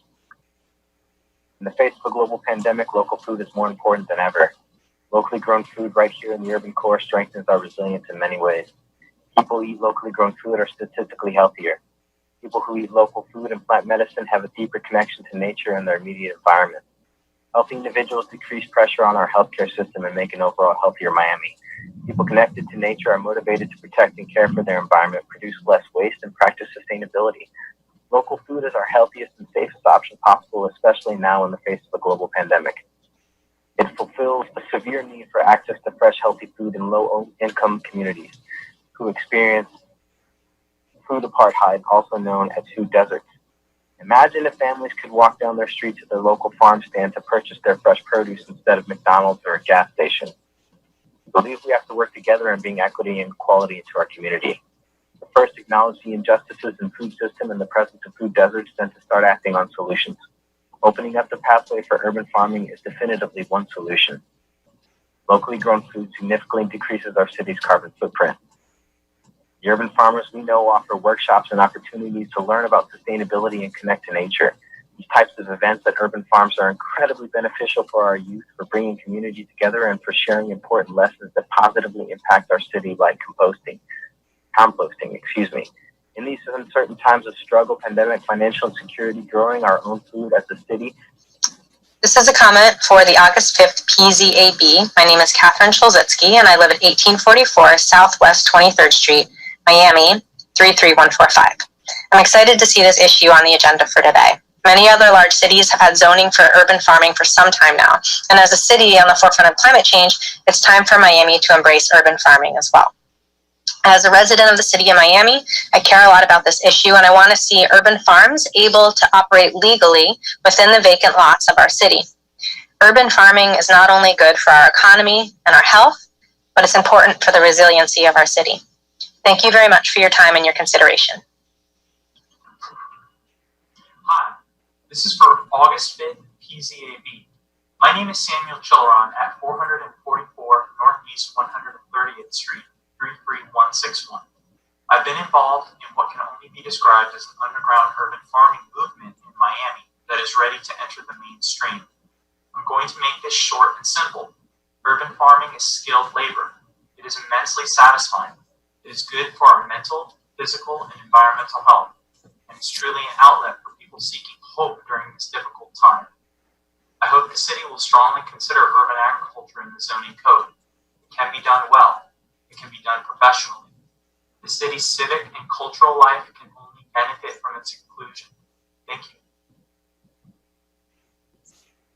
Hello, my name is Quinn Matoyer. I live at 1481 Northwest 44th Street in Miami, Florida. This video is for the PZAB meeting that's happening on August 5th, 2020. And I just want to emphasize how important it is that we create regulations and zoning laws for urban farming, specifically in Miami, Florida. These spaces are not only important for access to fresh produce and organic vegetables for the community members, but it also provides a safe space where parents can bring their kids, where people can disconnect and ground themselves from the hustle and bustle of the city. Personally, these spaces ground me. They bring me back to Mother Nature, and it is critical for my mental health. So I strongly urge you to take these considerations heavily and help us help the community. So thank you for your time. Thank you for considering this, and I hope everybody has a good day. I'm leaving this message for the PZAB meeting on August 5th, the Planning, Zoning, and Appeals Board meeting. My name is Rachel Foyer. My family residence is 18661 Bellevue Drive, Miami, Florida, 33157. And as someone who was born and raised in Miami, I love the city. I think we are one of the most unique cities, both geographically and culturally in the U.S. And accordingly, I want to see it be the best possible place that it can be for everyone who lives here. And I think that this zoning initiative to protect and support urban agricultural farming is absolutely the way to do that and continue supporting our community. Urban agricultural farming creates sustainable jobs for local workers, and it provides an environmentally ethical food source for the city at large. And I absolutely think that we need to protect these farmers and make sure that they're not at risk of losing their livelihood suddenly at any moment if they're suddenly evicted. And certainly during the climate crisis and during this pandemic, that should be especially important. And so should making sure that we have this food source available to local communities. So overall, I just want to say that I fully support this zoning initiative, essentially to protect and make legal urban agricultural farms on vacant lots. Thank you so much for your consideration. This is for August 5th, PZAB. My name is Diana Perez, and I'm a resident at 444 Northeast 130th Street, North Miami, 33161. I'm the president of the South Florida chapter of the National Young Farmers Coalition, and am an urban farmer myself. As both a resident and a farmer, I see the value of creating more legal green spaces with proper zoning ordinances, and I hope you do too. Miami is on the front lines of climate change. By allowing urban farms and urban green spaces to flourish, we can lower our city's carbon footprint and at the same time create more resilient communities and strengthen our local economies. Urban farms often incorporate educational programs into their business plans, teaching community members how to grow their own food, how to responsibly handle food scraps, how to start their own gardens. Every time I pass a vacant lot, I imagine all the small farming, composting, and educational operations that could exist there, if the proper regulations and incentives were in place. Miami is far behind other cities in the development of our local food systems, which means we can learn what worked in other cities like Detroit and San Francisco. Incorporating and encouraging urban agriculture into our zoning language would be a huge step forward for communities throughout the whole city. Thank you for opening up this discussion with us today. My name is Eric Petras. I live at 29 Northwest 94th Street, Miami Shores. And my comment is on the urban farming initiative.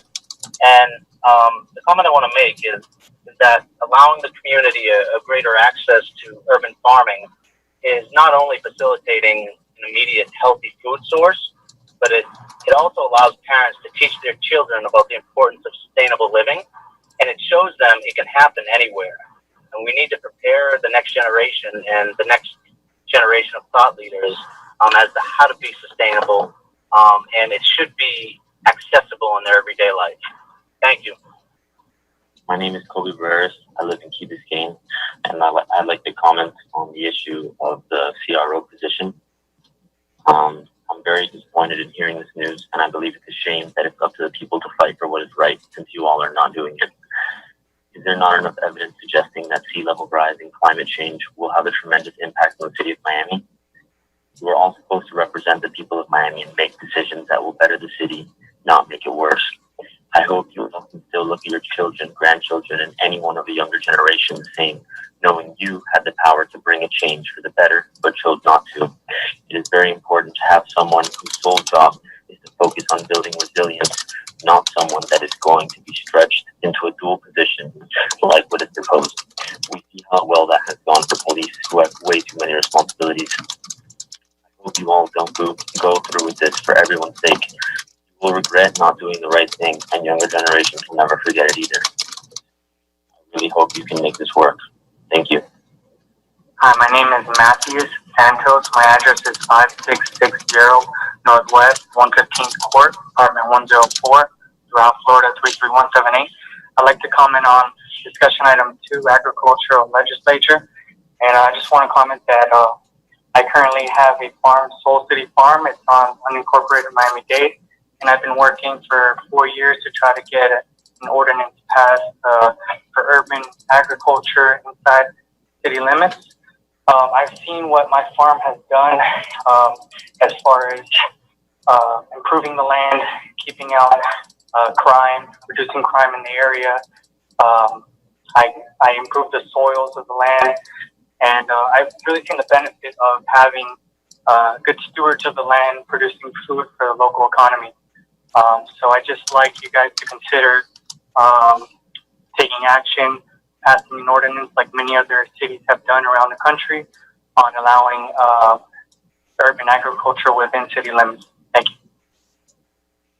Hi, my name is Craig Barker, and my address is 1180 Northeast 134th Street, Miami, Florida 33161. I'd like to comment on the agricultural legislative framework agenda item.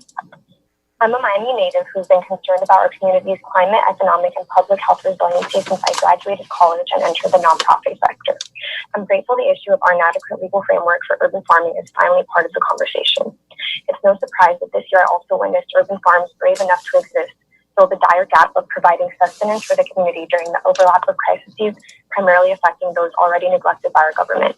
I urge our city leaders to step up and reframe urban farming as a necessary social service that will provide more jobs, food security, improved public health, and climate justice. Millennials like myself are leaving Miami in droves or planning on leaving due to the lack of foresight our local government has shown when it comes to securing a sustainable future. Please use your position of power to nurture an environment where everyone can envision a future, because it's become impossible to turn a blind eye to the current deficiencies in a city with so much potential. Thank you. Sabrina Chemexton, 8931 North New River, Canal Road, Plantation, Florida, 33324. I am commenting on discussion, agriculture legislative framework. I am commenting to speak on urban farming and why I think it has such an amazing impact on our community, and why I want to see more urban farming in the city of Miami. Me personally, farming has played such a major impact on my mental health. It has reduced significantly my stress and anxiety. Being able to plant and feed not only myself but the community healthy food has played such a major impact on, I believe, all of our well-being. I can speak for myself. food plays such a major impact on not only my brain and gut, but but my brain, not only my gut. And I love to see the children learn. There's so much education at these workshops, not only food, but education and community comes together, and we come together to bring equity and equality and, to acknowledge the injustices of the food system and presence of food deserts. And we're opening a pathway with urban farming to definitely solve these problems in our community, reducing carbon footprint and being able to feed each other, especially during these hard times. Urban farming has really played a major role in the community, being able to feed our own people and not have to go out,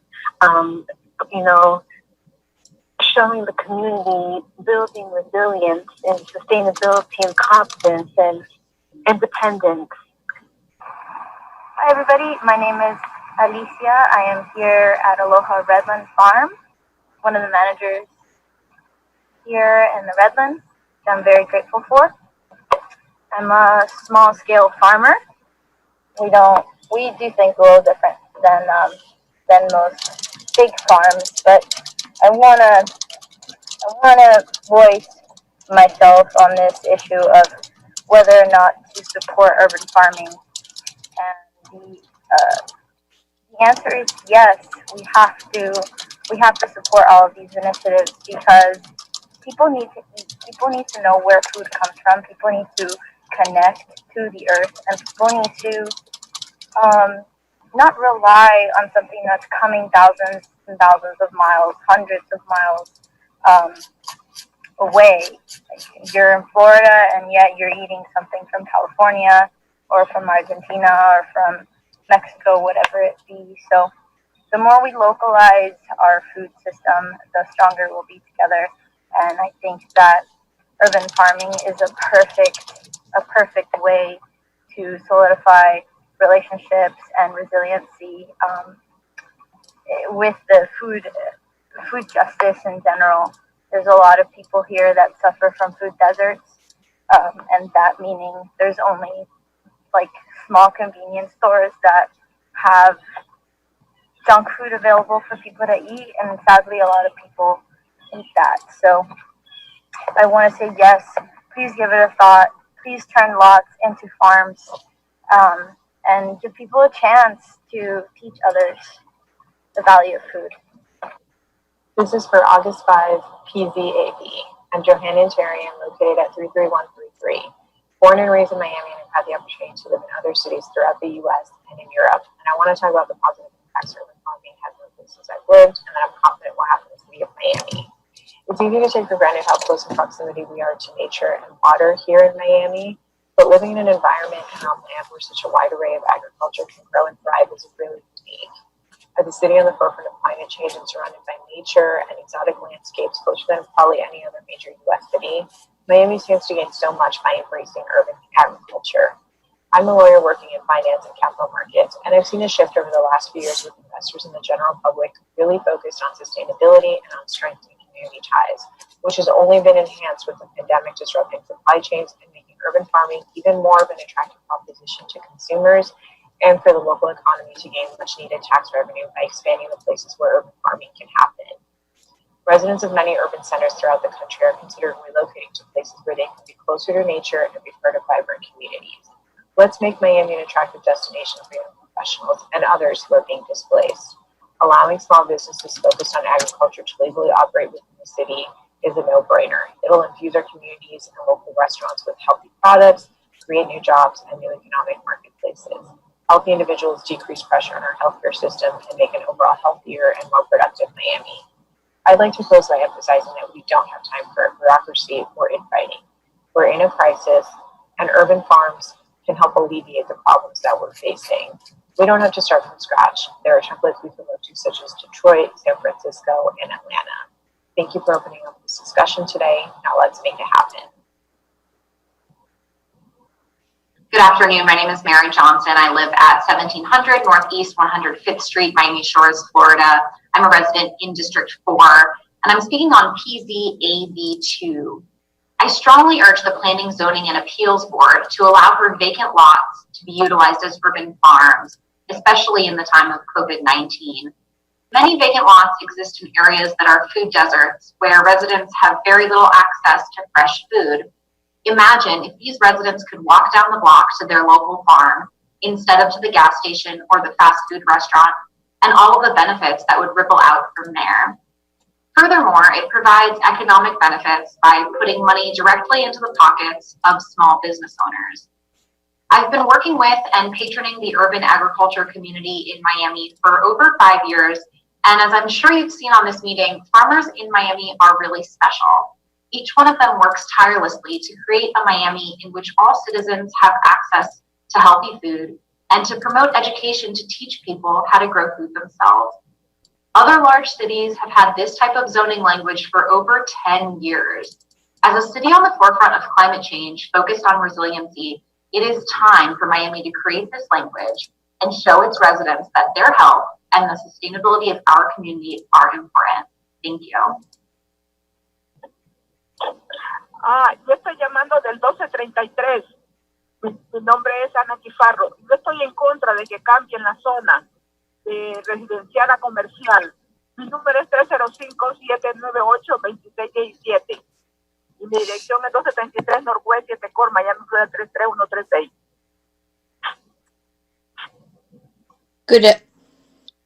Good evening. I'm the Spanish interpreter. I'm calling from 1233. My name is Ana Tifaro.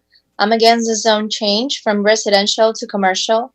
My number is 305-798-2617, and my address is 1233 Northwest 7th Court, Miami, Florida 33136.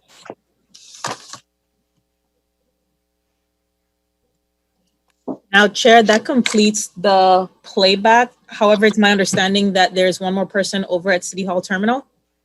Okay, we can go to them.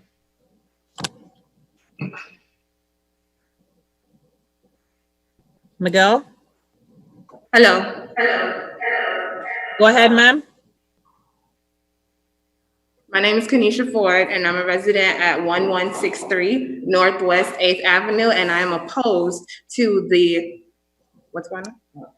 I'm opposed to the zoning change for my neighborhood, item PZAB 7583. I'm opposed to that. We are all first-time homeowners, and I feel and believe that we deserve the opportunity to reserve our homes for generations to come. And I'm opposed because I believe that you guys are trying to rezone our neighborhood or give us the guise that you're rezoning our neighborhood, when in reality you're trying to push us out, because that is prime real estate, and that is an area that is being looked at by tons of people, and understandably so. It's very, very, very it's helpful right now. We have trains, we have hospitals, we have everything in that neighborhood, and I understand that. But we as homeowners feel that we need to be able to reserve our homes and be able to keep them in our generation. Rezone the neighborhood, fine, but leave us homeowners the option to have our homes. Do not push us out. Thank you. Thank you. Thank you. Miguel, is there anyone else at the podium?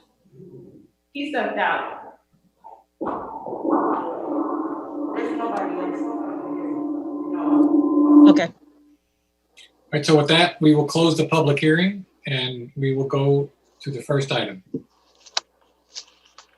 PZAB item 1, file ID 7583.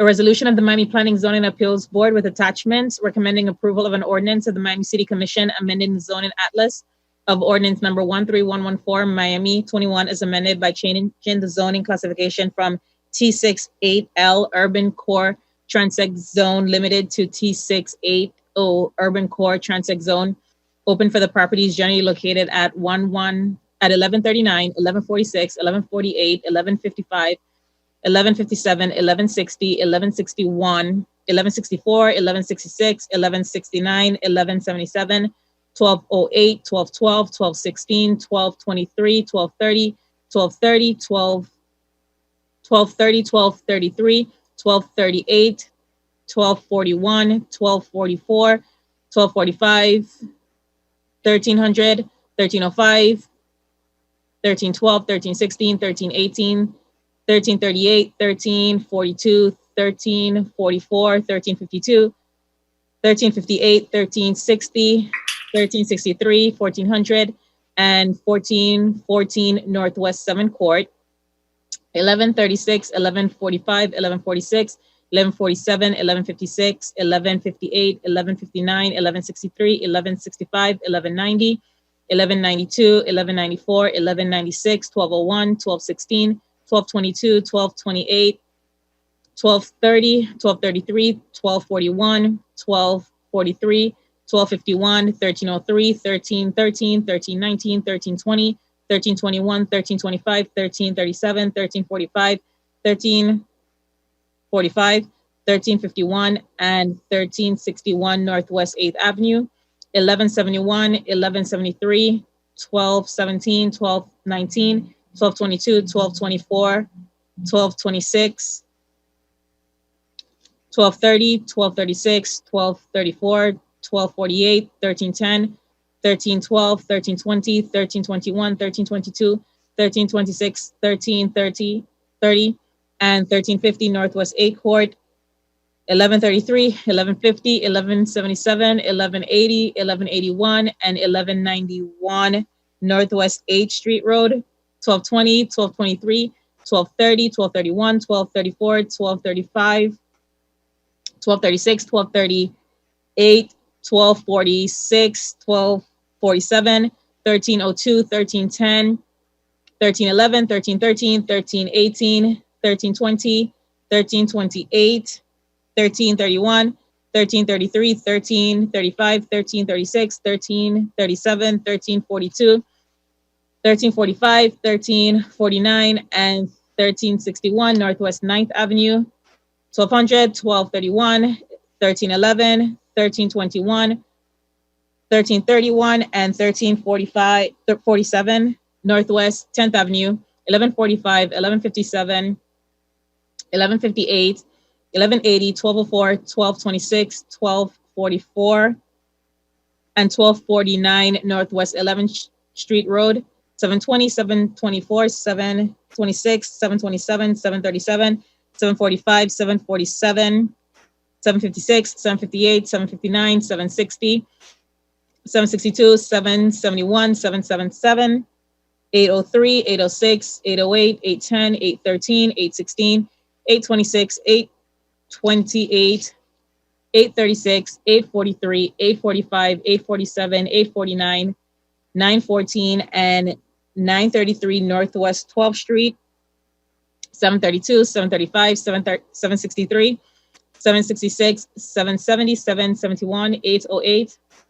833, 851, 853, and 919 Northwest 13th Street, 724, 783, 784, 786, and 800 Northwest 14th Street, 1000, 1005, 1008, and 1010 Spring Garden Road, and 1000 Sunnybrook Road, Miami, Florida, is more particularly described in Exhibit A, making findings containing a severability clause and providing for an effective date. Good evening, everyone. My name is Joseph Eisenberg with the City of Miami's Planning Department. I'd like to thank you all very much for your patience through all those public comments, and everybody who left public comment. I'd like to thank you very much for taking the time out of your day to do that. I'm here to present a city-initiated rezoning, which is a result of something we're calling the Calmer Quadrants. It's this particular portion of the Calmer Quadrants rezoning is a 20.92 acre rezoning, and the zoning change that's being proposed is from T68L to T680.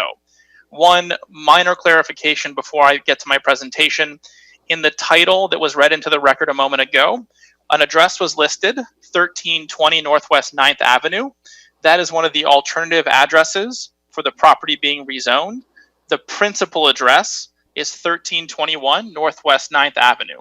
Although on the city zoning application, if you were to search for either of those addresses, it would point to the same property. So there's no issue with respect to noticing of this item. Towards the end of last year, the city began an analysis of something called the Calmer Quadrants, which are the neighborhoods generally surrounding the Calmer Metro Rail Station.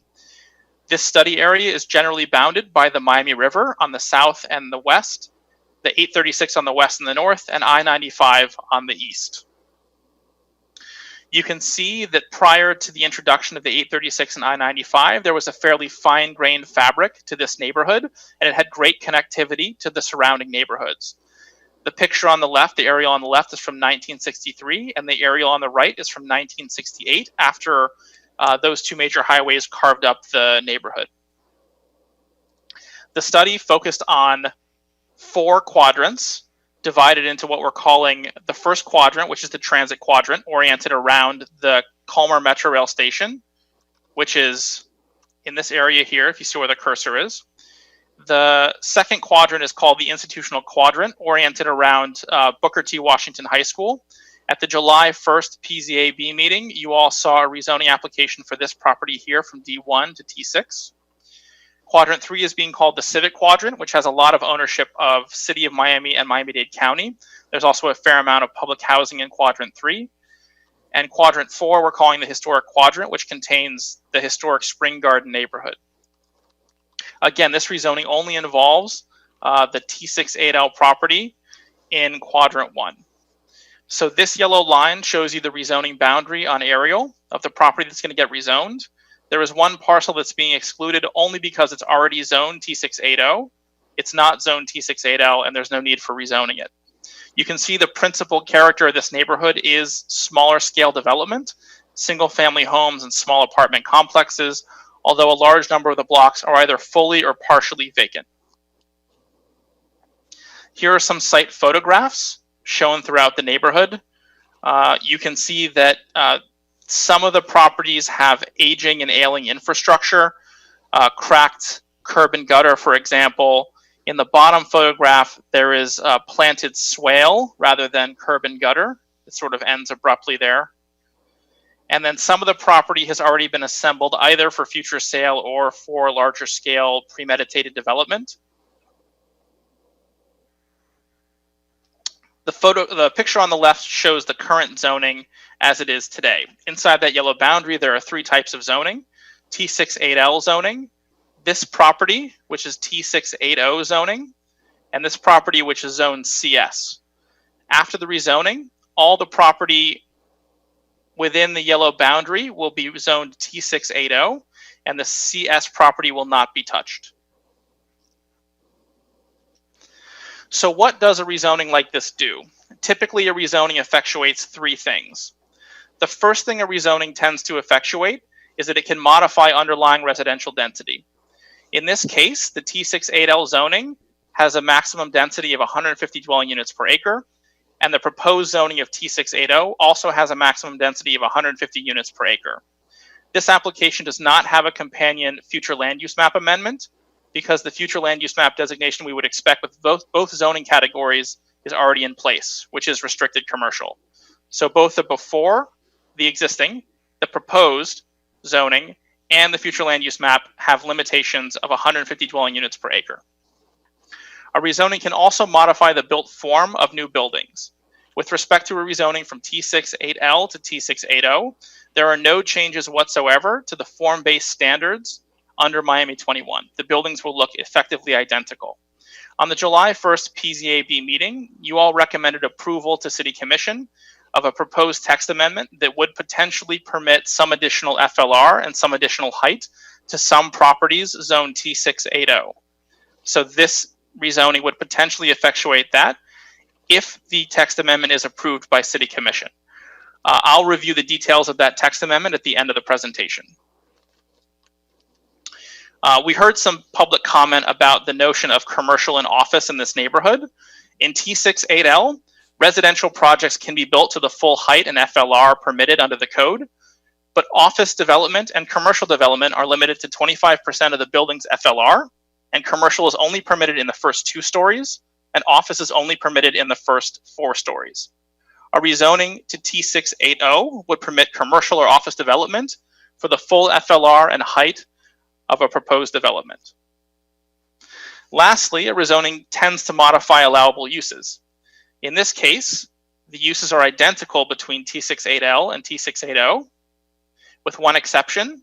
That is a regional activity complex, which is not permitted under T68L, but would theoretically be permitted under T680. It's important to note that to get a regional activity complex, you have to acquire property in excess of 4 acres, which exceeds the maximum lot size of T680 zone property. So it's highly unlikely, if not impossible, that we'll see a regional activity complex as a result of this rezoning. The code gives us several criteria when assessing rezonings. Criteria 1A says that the relationship of the proposed amendment to the goals, objectives, and policies of the comprehensive plan, with appropriate consideration as to whether the proposed change will further the goals, objectives, and policies of the comprehensive plan, the Miami 21 code, and other city regulations. Planning staff found that this was consistent with the application on those grounds. One objective, one policy of the comprehensive plan, and several intent statements from Miami 21 are up on the screen for the public in your review. There is a substantial amount of intent language and a number of objectives, policies, and goals of the comprehensive plan that surround the encouragement of infill development, the encouragement of mixed-use development, and the encouragement of development around mass transportation access. I think it's very important to highlight the mass transportation options surrounding this particular neighborhood. The neighborhood is traversed by a city trolley line, which connects to other city trolley lines. It's traversed by multiple bus routes, and of course it has the Colmer Metro Rail station at its southern edge. The neighborhood is also fairly compact and only takes about 5 minutes to walk from one end to the other, meaning that this neighborhood is a 10 to 15 minute walk to get from the near or the far end of this neighborhood under I-95 to the downtown core, or a 3 to 8 minute walk under the 836 to the health district. Criteria 1B under the code is that the need and justification for the proposed change, including changed or changing conditions that make the passage of this proposed change necessary. Planning staff also found this to be a consistent criteria. It's important to note that this particular neighborhood in Miami, the property zone T68L is built out to less than 5% of its overall development capacity, and the Colmer Metro Rail station is the 5th least utilized station on the entire Metro Rail mismatch that causes us to question why, especially considering the T680 property is much closer to developed to its transect zone intentions. That sort of mismatch is something that probably points to inadequate zoning in this neighborhood. It's also important to note that District 5 is facing a housing shortage targeted at 100% AMI. And if you all remember from the zoning text amendment you reviewed July 1st, that was a zoning text amendment that permitted some additional flexibilities only in exchange for housing at or below 100% area median income. These two tables are from the city's affordable housing master plan, and they note that there is a gap in renter housing supply of 1,250 units at the AMI level that we're targeting with this rezoning and text amendment. And there's actually a surplus of home ownership units of 233 home ownership units at this AMI level, but that's only considering active buyers. When you take into account potential prospective buyers, the gap jumps to 3,512 residential units. Criteria 2 is that a change may be made only to the next intensity transect zone or by a special area plan, and in a manner which maintains the goals of this Miami 21 code to preserve neighborhoods and to provide transitions in intensity and building height. Looking at this study area, you have the Spring Garden neighborhood on the south, which is a 2-story zoning designation of single-family homes.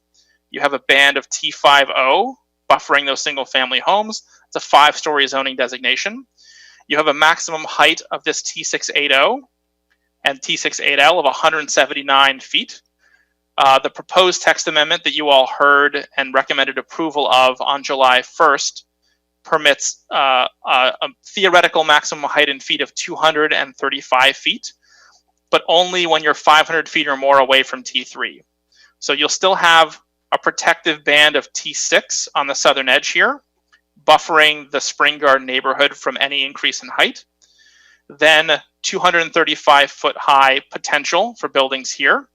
And then in CIHD, there's no theoretical maximum height, only the theoretical maximum height imposed by the FAA's flight path. And planning staff found this criteria consistent. So here's a review of the new public benefit. This public benefit has appeared before City Commission and they recommended approval on first reading. But this public benefit would permit properties in TODs that are zone T680 only, 2 additional bonus and 2 additional by right FLR, unlimited stories up to 179 feet within 500 feet of T3, and up to 235 feet outside of 500 feet from T3. And that's only in exchange for the provision of on-site income-restricted housing at or below 100% AMI for residential projects, or for payment into the Affordable Housing Trust Fund for non-residential projects. And we understand that this particular proposal functions best in tandem with this proposed zoning text amendment. But this proposed zoning change does not require this proposed text amendment to be successful. The city's planning department believes that this would be a successful and a necessary zoning change with or without this proposed new zoning text amendment. That said, planning staff recommends approval of the rezoning as it's presented. I took down some notes from 3 individuals who left public comment. I'm happy to address those now if it's the will of the chair and the board, or I can wait until you all have some questions and then I can address those points then. Go ahead and address those if you've written them down, please. Sure. So there were 2 people who spoke at the podium. The first person raised concerns about the scale of office or commercial, or the introduction of office or commercial uses. I'd like to make a point that in T680, you could theoretically develop a 2-story commercial building or a 4-story office building with current zoning in place. A concern was raised about crime. And from a planning perspective, there are some concerns about the vacancies in this neighborhood, and that, if there are concerns about crime, may be likely to generate some crime in this neighborhood. Whereas if wholesale redevelopment were to occur or infill development would occur, especially uses that are not residential that get some people in this neighborhood at different times, there's likely to be a positive impact with respect to crime, with crime reductions. That person also raised issues about traffic, and I can understand the concerns about traffic. When creating a mixed-use neighborhood, 2 things happen. The first is something called contraflow, the notion that if this neighborhood is developed to 12-story residential buildings only, 7, 8 o'clock in the morning, everyone's going to be getting in their car and heading to work. Obviously, we're in an interesting time, so that's not happening at the moment necessarily, but typically you have a lot of people leaving a neighborhood, and then 4 or 5 o'clock, all those people come back in. You have traffic flowing in one direction, which can exacerbate existing traffic problems. Whereas if you begin to build in some mixed-use components, you have traffic moving in both directions. And this is sort of a zero-sum game when it comes to traffic. If you're building an office building in this neighborhood, that's a residential building that's not being built. And another concept that's worth noting is something called internal capture. The idea that if you begin to bring in some commercial establishments that meet daily needs and some office buildings, you'll have people who frequent those establishments living in the neighborhood. So both of those uses will potentially not be generating as much traffic if we were to take them and separate them substantially. The last person who spoke on the podium spoke about some concerns about first-time homeowners. And I'd like to reiterate that this is zoning is prescriptive. It's not a mandate. Single-family homes are allowed to exist in the zoning category that you all have today, which allows for an 8 to 12-story building. And the proposed zoning will allow those single-family homes or duplex homes to remain. There's absolutely nothing about this zoning change that will force you all to give up your homes or to redevelop your homes. Those homes can remain there in perpetuity. So I'd like to assuage those concerns. And then a woman called and spoke in Spanish, and that was translated to concerns about a zoning change to commercial zoning from residential. And I'd like to make it very clear that the city's full range of residential uses are permitted today with the current zoning of T68L, and they will all be permitted in the proposed zoning of T68O. The only difference really is the intensity of potential commercial or office establishments, whereas with the current zoning, they're limited to 25% of the building FLR, and after the proposed rezoning, you could theoretically build a full office or commercial building. And that concludes my my presentation. Thank you. Now we can take it back to the board for comments or questions. Chair, just so you're aware, we do have a net representative. If the board has questions, I will need to swear her in. This was the staff member whose connection was dropped earlier. Let's go ahead and get her sworn in just in case.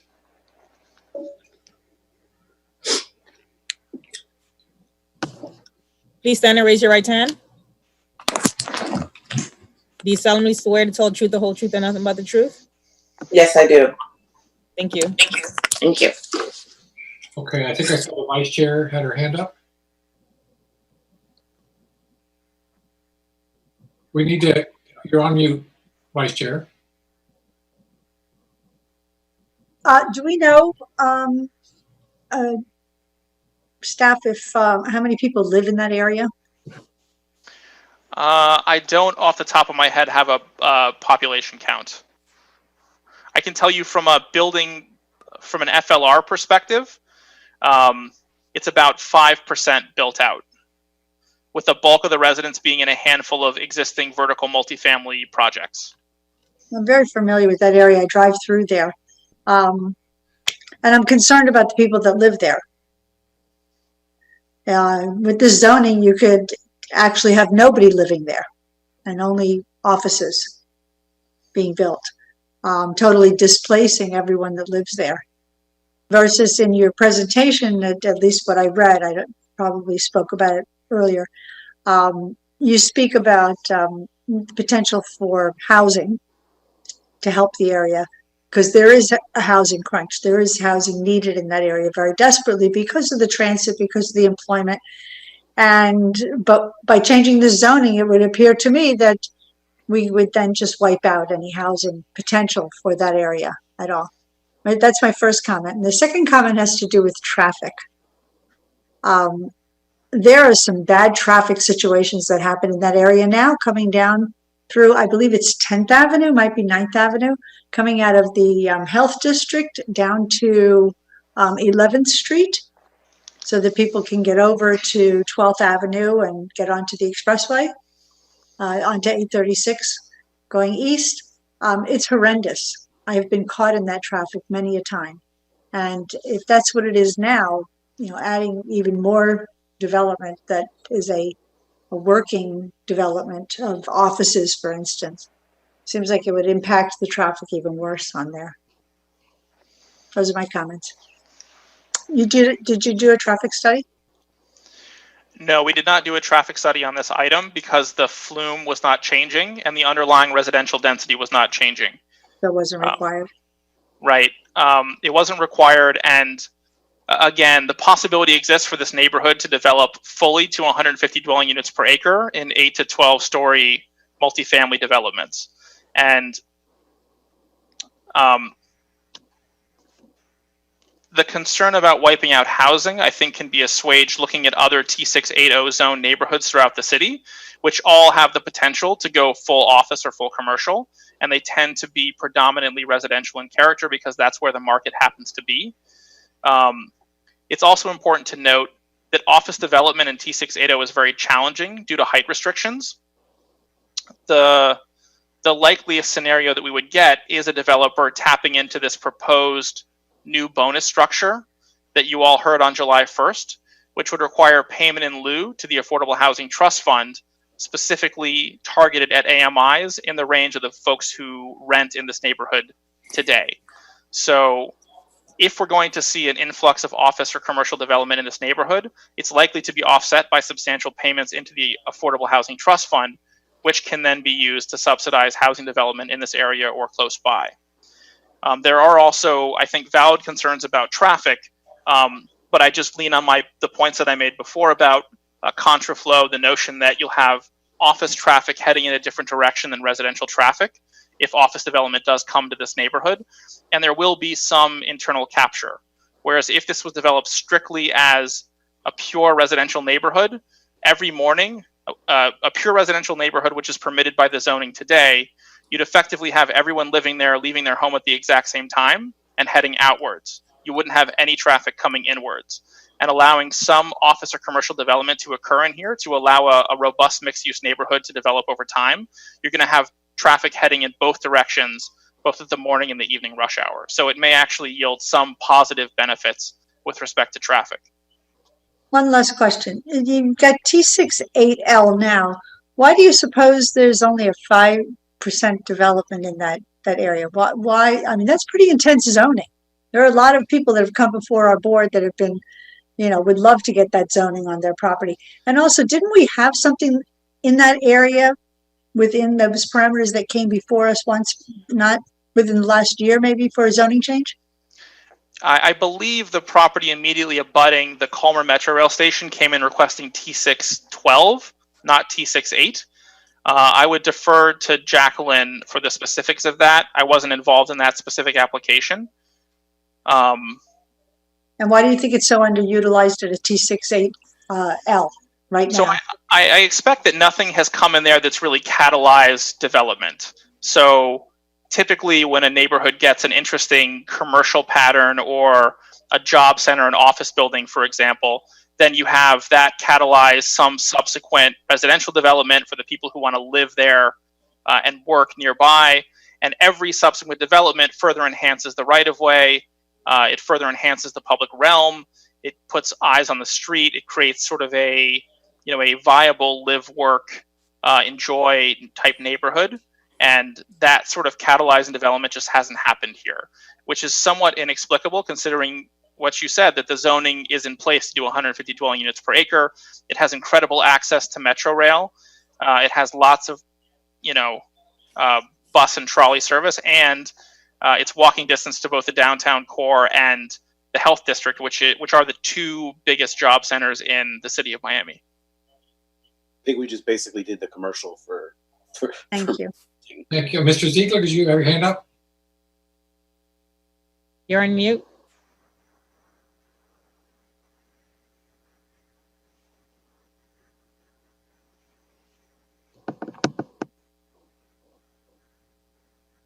We still have you on mute, Mr. Ziegler.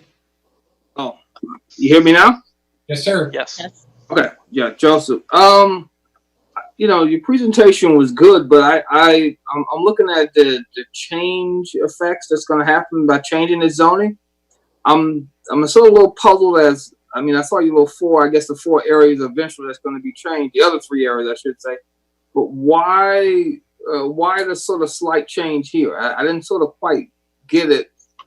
I see what the small differential that can happen or that the developer can be able to do. Doesn't seem to sort of, it didn't make any sense to me why we're changing that particular, to this particular zone instead of something higher. Sure. The principal idea is that you could have a development come in that's full office or full commercial, and theoretically that would catalyze development in this neighborhood to help create a robust mixed-use neighborhood, particularly considering how close this is to mass transportation. Again, zoning is prescriptive.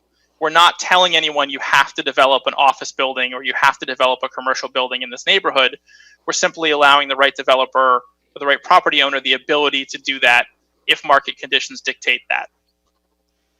So even though it's a small change, it doesn't really impact residential density.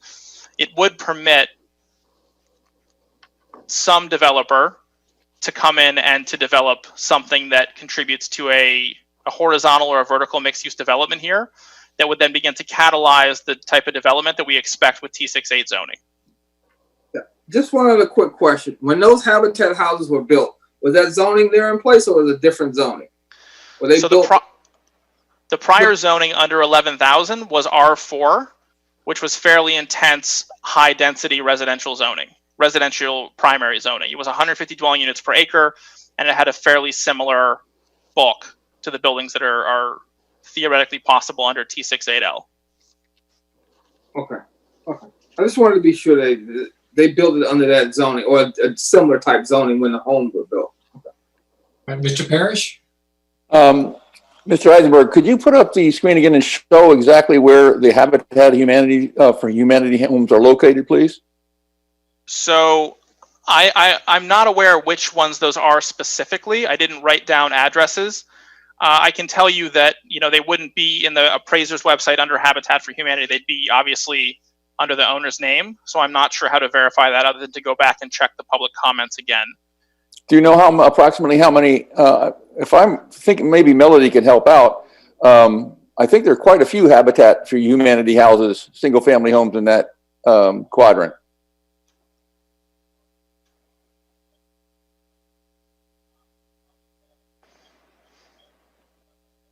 No, I think you got to go off 11th and 12th in there as it comes down. I mean, 11th and. I agree, Mr. Ziegler. I think they're more south of the Culmer station, aren't they? No, if I'm correct.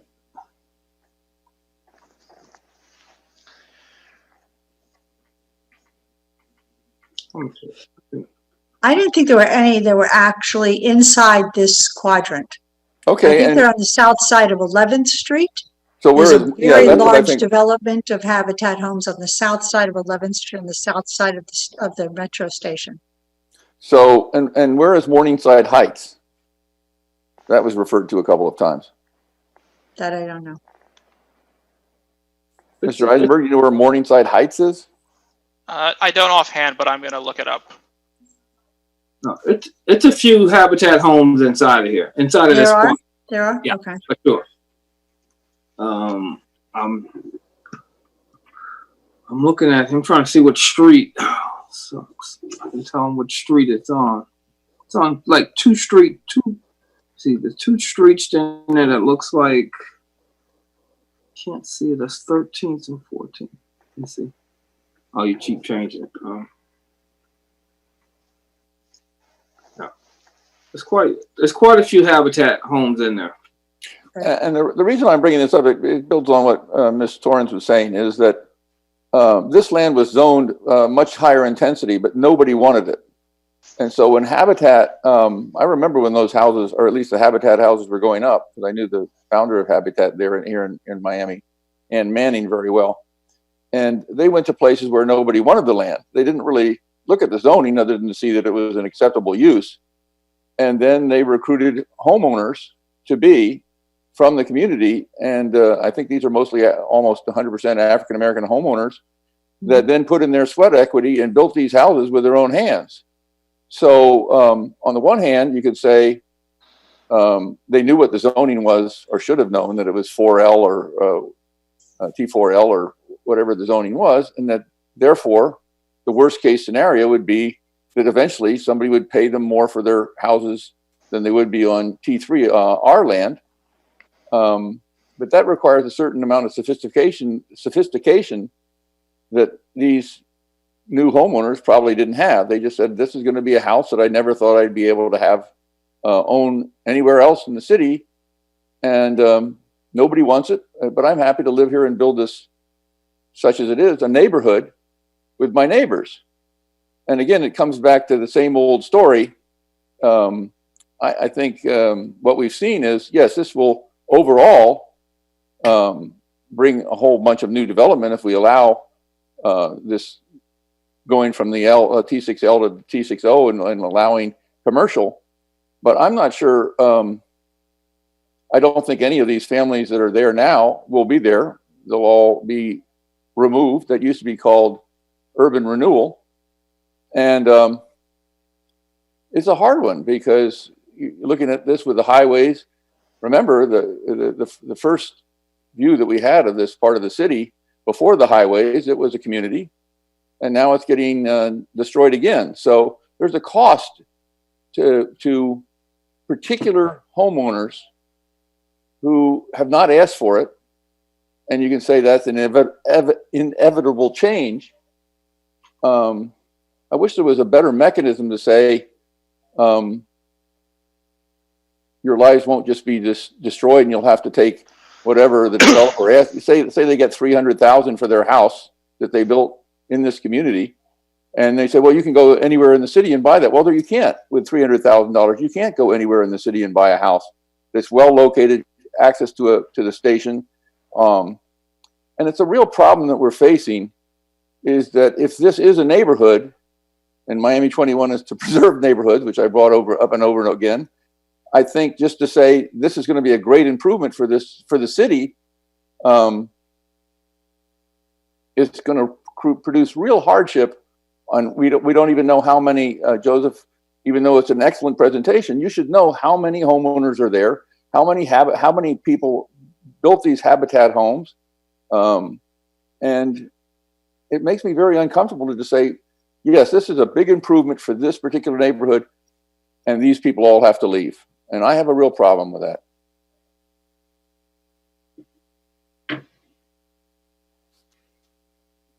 Mr. Gersten.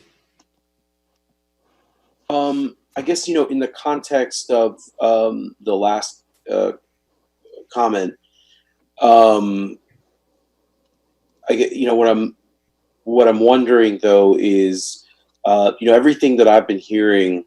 So first of all, just to clarify, that under the T6 8L, there's 2 stories of commercial currently allowed, which I'm assuming is like ground floor or whatever typically. Correct. Okay, so that's already allowed on these sites. There's 4 stories of office already allowed on these sites. That's correct? Correct. With an additional balance of residential above. That's correct. Okay, I want to make sure I understood that slide. So at this point, height-wise, number of units, same. So as is right now, these assemblages could be built to 8 stories. No bonus, or bonus still possible, or? A bonus is possible for the properties today, up to 12 stories. And that's because of the TOD stuff, or that's just as is possible? That's just inherent to the zoning. T68L just simply permits that. You can always get, okay. So right now we can see that there's up to 12 stories currently. You'd have 2 stories, assuming it's all built out, like maxing out all the uses. You're gonna have like a couple floors of commercial, a couple floors of office, residential above. And in this case, you're saying the change would be same height, same max height, same number of units, but you could potentially have all office building or all residential or mix and match. That's correct. The thing is, market-wise, the direction that everything seems to be going now is the need for this housing. And so,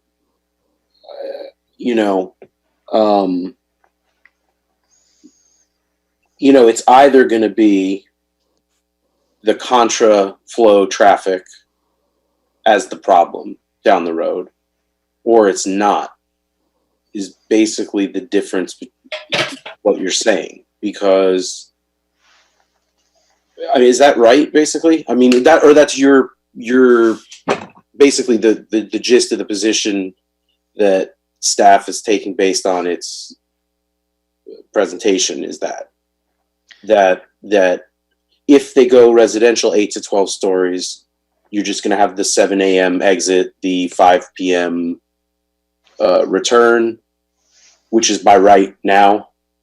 And if we make this change, could be that they still end up building a 12-story residential tower, or not tower, large building. Or it could be that you have stores that close at whatever the normal 8 p.m. kind of ground floor stuff, and then office space above to some height. Is that right? Yes, generally that's correct. Okay. in terms of applications and direction that you're seeing in the city right now, are you guys sensing more of that need for residential or office, or right now everything's quiet? Or I mean, what's the the pressure that you guys are seeing? Not pressure on you individually, but I'm saying, So I would say, and again, not the best person to speak on this. Sure. Obviously, someone who's a little bit more in touch with the building permit process would be better to speak on it. But it's my general understanding that the residential market is the hot market right now. It's the market that lenders are really interested in, particularly considering the moment we're in related to COVID-19, the notion that the nature of work is fundamentally changing. There is still need for brick and mortar offices, even in a COVID world, for things like medical offices, those sorts of things. But again, to assuage concerns about this neighborhood going full office and commercial, we're seeing this in this moment a lessening demand for office product and an increasing demand for residential product. But due to the proximity of this neighborhood to the health district and to the downtown core, there is still potentially some viable office that would make sense here. And then on the residential side, if the amendment passes that we saw, that combined with this, even if we make the change to O, but people decide the economics of residential makes more sense because of the demand, there's incentive for 100% AMI workforce. Correct. So effectively, under the proposed zoning T680, if you're doing a full residential project and you stop at the height and FLR of what you have under T68L, it's effectively identical zoning. You're doing a residential project in either. If you tap into some of the height flexibilities and the additional FLR, in that moment, you suddenly are required to provide on-site workforce housing at or below 100% area median income. So your bonus becomes fully satisfied by on-site affordable or workforce housing. And so I mean, in real terms for Miami and for that neighborhood, that would mean, I mean, I don't know what the typical nurse or hospital or healthcare worker in that district's salary is, but do you think that this would serve that need? Either the T4L, T60, if someone's choosing to do more residential than not. I think so. That's essentially why that AMI was targeted, due to the demonstrative need, particularly in District 5 for units at that level, and then also a citywide need, especially for residential units at that income level. Mm-hmm. And because of what is surrounding in terms of the healthcare stuff, I mean, that's so intense over there.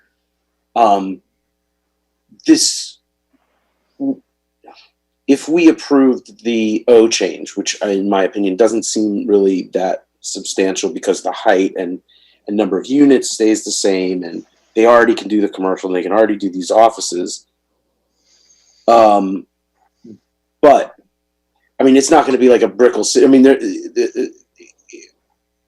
it doesn't seem like we have to worry about it being like a 12-story mall, right? I mean, or something like that. Correct. In the places where you see T680 today, you rarely see more than ground floor commercial. The possibility exists to do commercial at upper levels, but really you're talking about a ground floor commercial space, which is permitted under the existing zoning today, and potentially a full office building above. Right. Okay. Thank you very much. Thank you. Michelle Talbot. Let me unmute. Okay. I have a couple of questions. One is, what is the total size of this area? It's just shy of 21 acres. And is there a reason why the upzoning would include such a large area instead of allowing each developer request upzoning for whatever they are interested? planning department's position is that this really ought to function as a mixed-use neighborhood because of the proximity to mass transportation, the adjacency to the Colmar Metro Rail Station, and ultimately rezoning the entire neighborhood at once allows the flexibility of office product or commercial product to go in where necessary, and the remainder can develop to a residential product. Well, the market could do that without us allowing our redevelopment of the whole 20 acres. But one more question is, in the 8L, there are 2 stories of offices allowed now, and they could upgrade with bonuses up to 12 floors, right? Correct. How much would that increase the inclusion of offices in those other 4 floors? So instead of 2 floors of offices, could be 6? No, it's office product in T6-8L is limited to the first 4 stories and 25% of the FLR of the total building. Okay, so to the first 4 floors. Correct. That means that if they go to 12 floors, they're not limited to 2 floors of offices, but to 4 floors of offices, right? That's correct. And that would be mixed use of the whole neighborhood. It would. I will say from a development perspective, and some of the developers on the PZAB can potentially confirm this, but I understand from a vertical mixed use perspective, office development, due to the column lines that are required and the higher floor to floor, office is the most difficult use to compact or to combine with residential uses in vertical mixed-use development. You're much more likely to see horizontal mixed-use development where you have full office development or office with the commercial ground floor rather than integrating residential uses into an office building. But a developer in theory could buy enough space to build a commercial office building and ask for the upzoning of just that instead of the whole neighborhood. Is that correct? That's what happens everywhere. They go for upzoning of the one specific where they want to build. That is possible. It adds some unpredictability to the development process because it does require individual analysis and then individual hearings at PZAB and, of course, 2 readings at City Commission. I think one of the benefits that this neighborhood-wide rezoning has when combined with that proposed zoning text amendment that was recommended for approval on July 1st is that when residential development does come in, it has some additional FLR, but it can only unlock that FLR by providing on-site workforce housing at or below 100% area median income. Well, so this is not just a benefit to prospective office development, it is a benefit to residential development as well. Well, it would, approving altogether 20 acres would totally change the whole neighborhood and adjacent areas. That's what I think. It's not like necessarily true, but that's what I see. Is anyone, I don't see any other hands. Oh, Mr. Ziegler, go ahead. Yeah, just what I was saying, Joseph. I mean, I understand what Mr. Parrish was talking about, but let's just say like the single family homes for the people in the Habitat Humanity that has the home. Let's just assume someone assemblage on the block next to them, and obviously they decide they didn't want to sell, so they're going to be able to put up 12 stories, theoretically, next to the single family. Correct. Or 8 stories, whatever it'll be. In other words, right. But that is possible today as well. I know, that's what I'm saying. So it always was possible, but I guess it might be even more so now with the zoning change and more encouragement. Now you not only encouraging residential, you're encouraging would be office also under this zoning change. I guess I'm assuming that's what you want, a more mixed use. I'm assuming that's what the ultimate objective is with the city in rezoning this from what you're saying. Correct. Yes, there are numerous policies, objectives, and goals in the comprehensive plan that suggest that's the direction that we should push for, particularly in vicinity to fixed rail transit, to Metro rail stations. Okay, I'm done. Mr. Parrish? Mr. Parrish, you're on mute if you're speaking.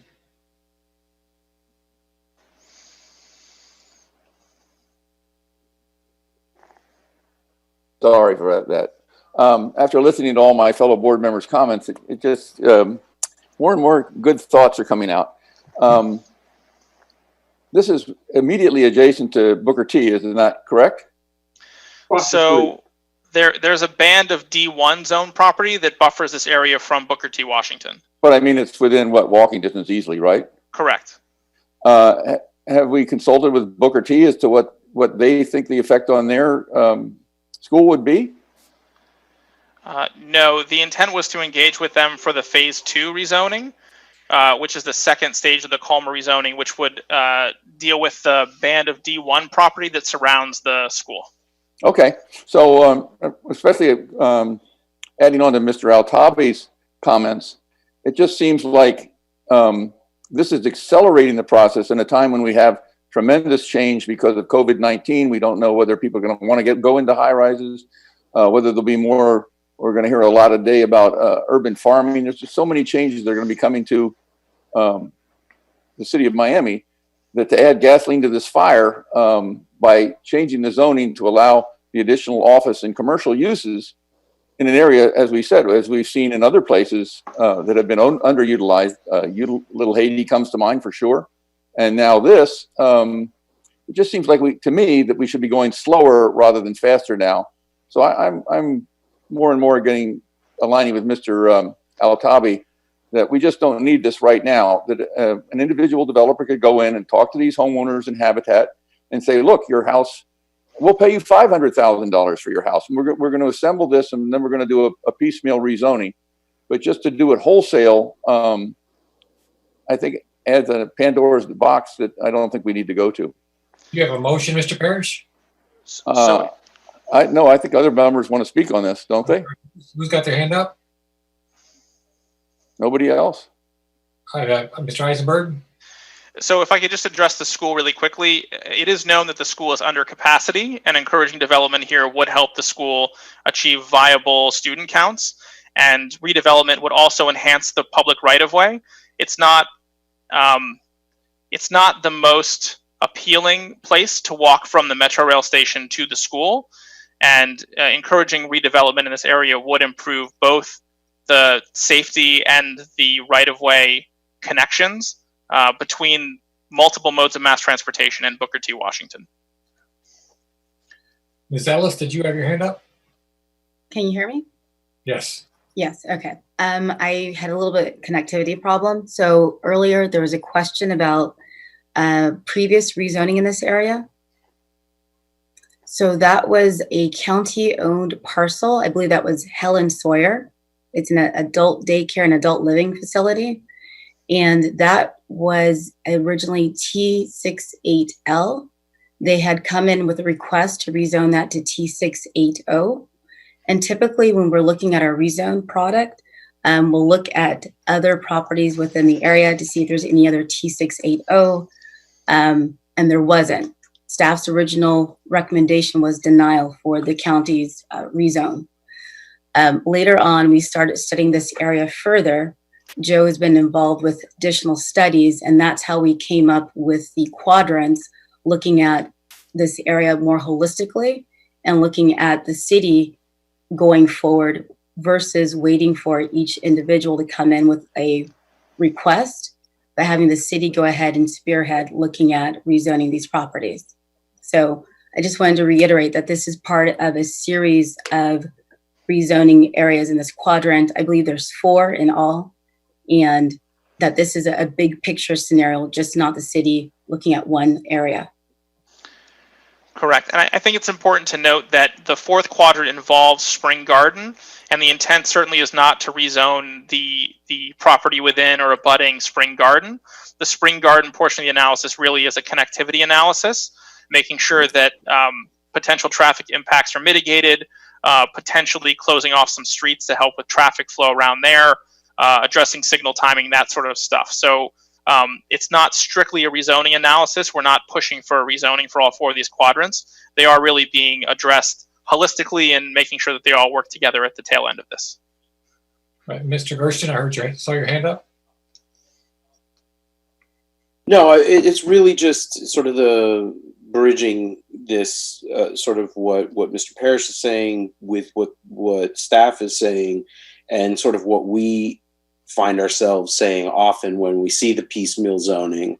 We're sort of always saying, staff, how did this get like this piecemeal?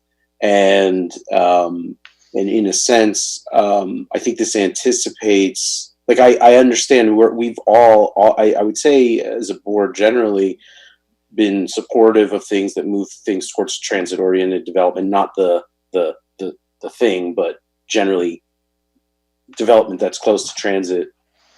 And I was really compelled by the fact that it's the fifth most underused or something like that.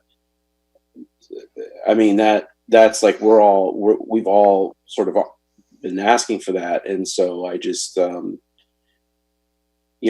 don't know, the consistency in terms of our message I feel like is more in line with like, look, the city's analyzed the whole area instead of waiting for people to come in piecemeal. And again, I think if this was a T4 or a T50 to now you want to go to T68 and that kind of thing, totally different conversation.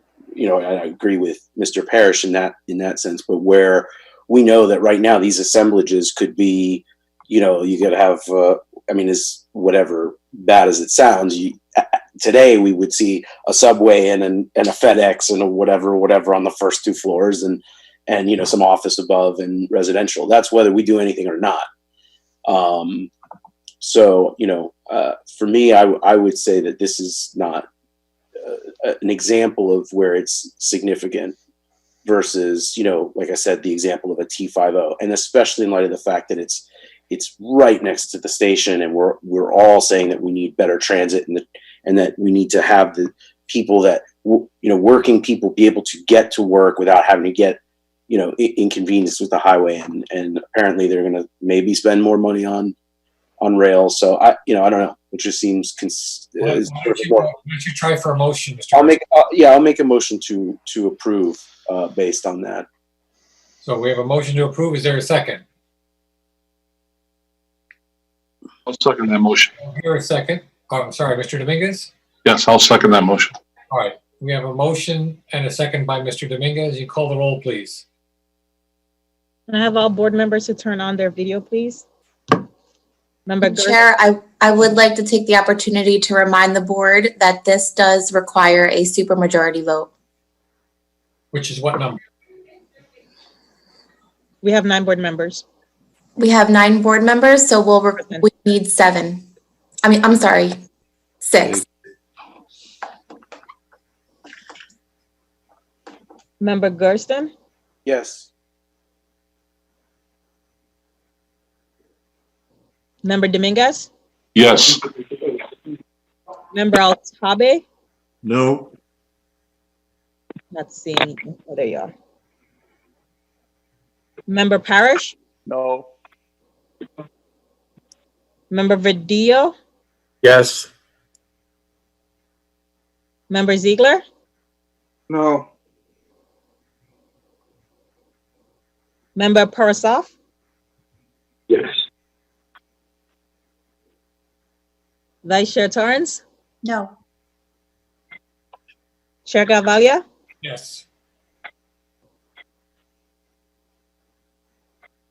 Motion failed 5-4. We do not have supermajority. Thank you. Next item, please. Chair, just to confirm, public comment is closed, correct? So we can shut down the terminal at City Hall and start downloading all public comments? Correct. It was closed earlier. Yes. Thank you. The next item is a discussion item. File ID 7615, planning study of Southwest 37th Avenue corridor. Okay, who would like to take that one?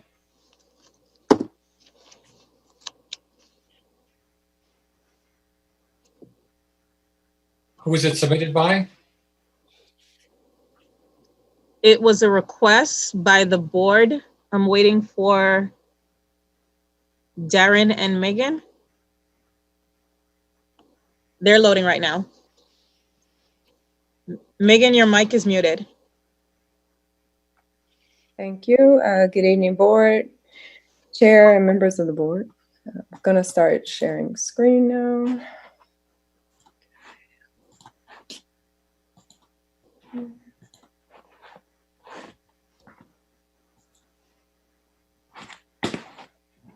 Okay, can I confirm that you can see my screen? Yes, we can. Okay.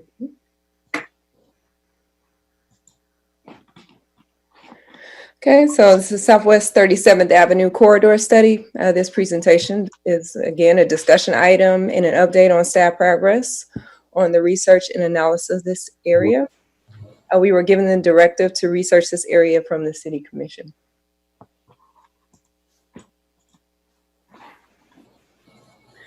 So here's an aerial overview of the site. We were tasked with looking at the section of Southwest 37th Avenue that is highlighted by the green box. And it's between the southern edge of Douglas Park and the intersection of Bird Road.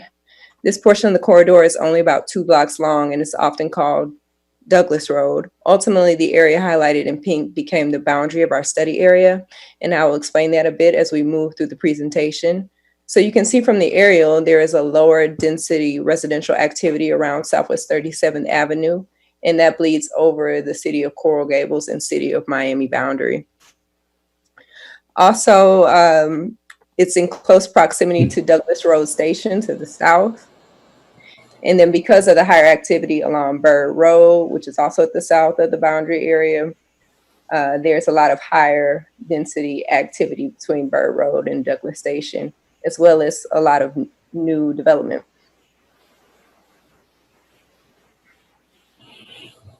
So as I mentioned previously, we were given this directive to research this area from the City Commission. There has been a number of zoning petitions around the Douglas Road corridor. This portion of Douglas Road is wedged between 2 T6 transect areas to the north and the south. And you can see some of the recent rezones called out on the map. The first being at the top, which was formerly T4O and is now T5. This area to the south was is T5 currently and was formerly D1. This area, which is a city petition that was T3 and became a buffer of T4. And then most recently, a petition went to the plan board and was approved or recommended approval to go to the City Commission. And it is currently T4L and petitioning to go to T50. So our study area is older. It was platted in the early 1900s. So as a result, the average lot size is about 50 feet by 140 feet. And many of the structures were built between 1920 and 1970, with the majority being built in 1950. And here's a visual of the age of structures that shows the average building year by the actual block. This is our study area on top of current land use data. And so this area shows as yellow on the map, but the lighter yellow shows that most of the area is being used for 2-family or duplex residential. And then you'll see like a speckling of darker yellow, and those are single family homes. Brown parcels within the study area are non-conforming units, legal non-conforming units with 3 or more residences within them. To discuss a little bit about the transportation, I mentioned previously that it's very close to Douglas Road Station. According to Google Maps, from the northern boundary of the study area, it's about a 10-minute walk. And from the southern boundary of the study area, it's about a 4-minute walk to Douglas Road Station. This area also has bus and trolley access. So Miami-Dade Bus 37, which goes from South Miami Metro Rail Station to Hialeah. And then we also have the City of Miami Coconut Grove trolley currently, and that route runs along Southwest 30th Avenue and connects the study area with the Coconut Grove neighborhood to the east over US 1. The study area is also within close proximity to a TOD area or is within a TOD area, which means there's a lot of multimodal opportunities for residents of this area. And some of the special benefit programs that are within Miami 21 are accessed because of its close proximity to the TOD area. So staff initially created Study Area 1, which is only composed of the parcels located along Southwest 37th Avenue. And these parcels are all currently T4L. And here is sort of what that looks like. This is Southwest 37th Avenue. You can see it's a 5-lane road that runs north and south. It becomes very high volume in a very high speed corridor. There's kind of older street infrastructure, smaller sidewalks. You'll see a lot of back out parking. And you can also see some of the higher intensity development that I mentioned earlier to the south. So this is looking south towards Bird Road.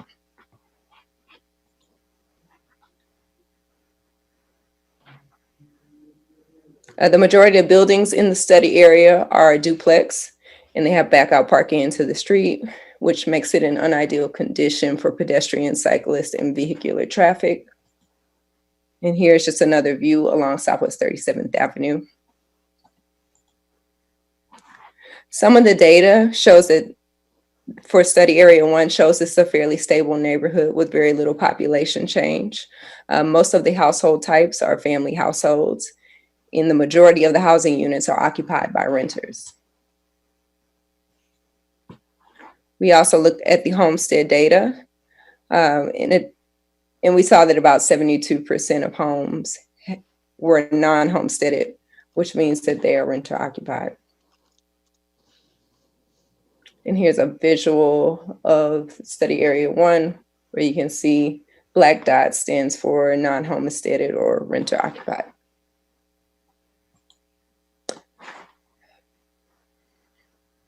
So we then expanded the study area to include the next streets over. And you'll see the boundary that was shown earlier in the presentation. And this expanded the study area to include both areas in T3O and T4L.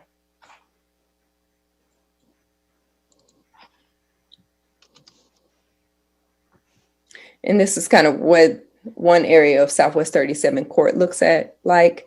So as you go off of Southwest 37th Avenue, you'll see a few more single family houses, but for the most part, there are duplexes.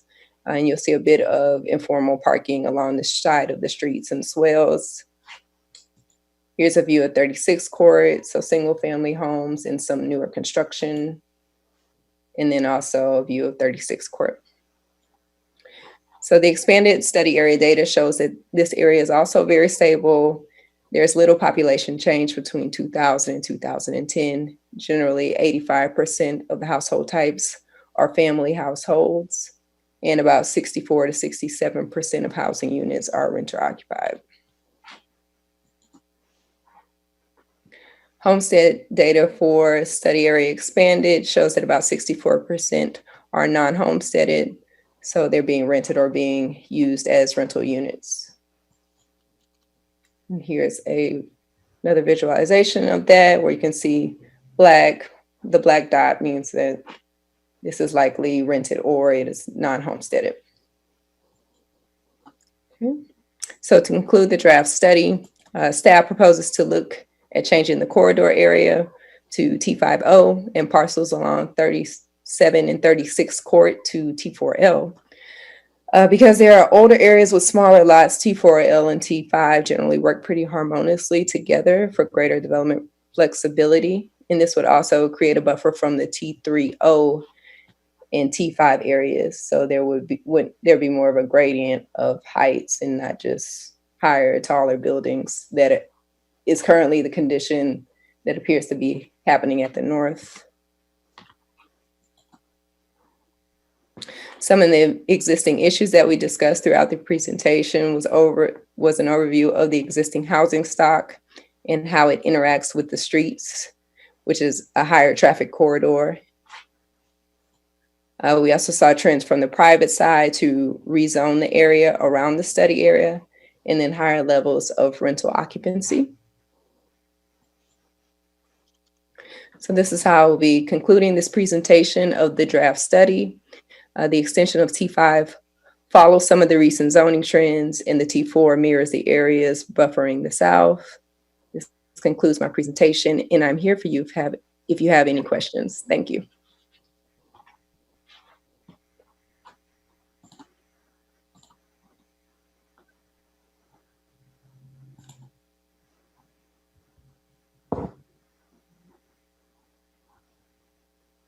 Anyone have any questions?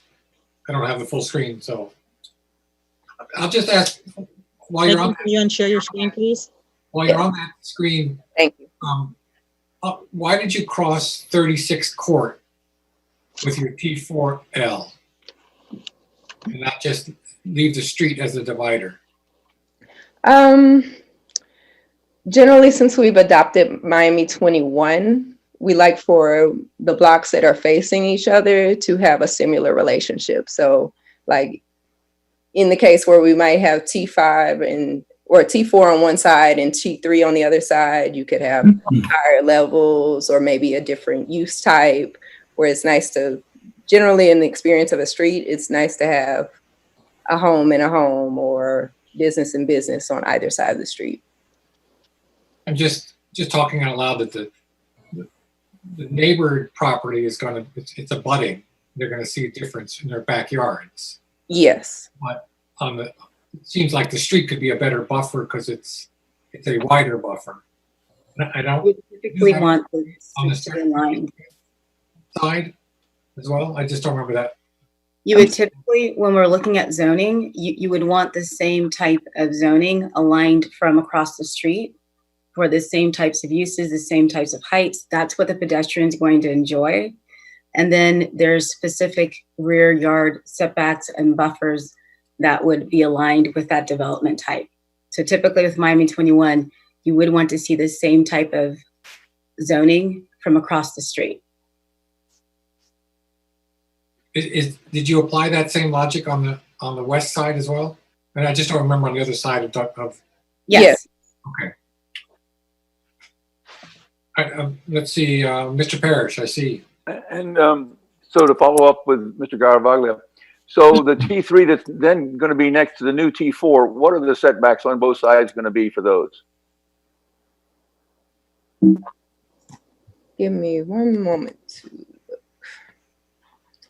Okay, so for rear setbacks for T3, it's 20 feet and it's also 20 feet for T4.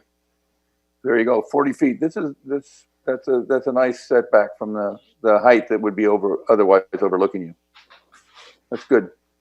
Did I see a hand, Mr. Ziegler?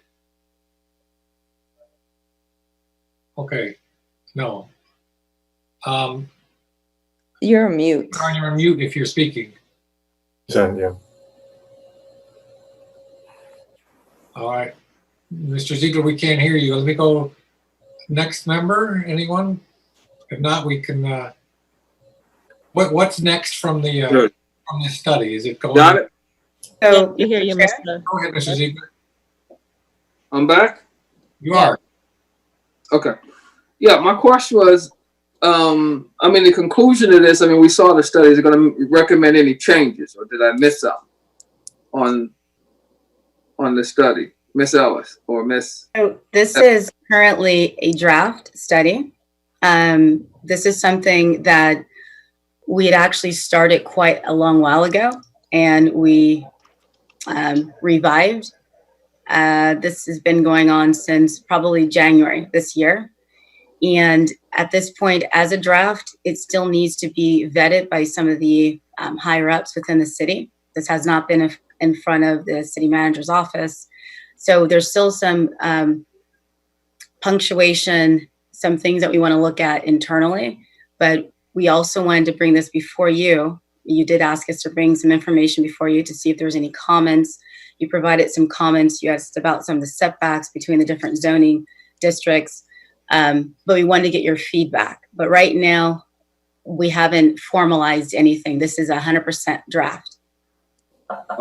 Thank you. When does the public become part of your committee in terms of?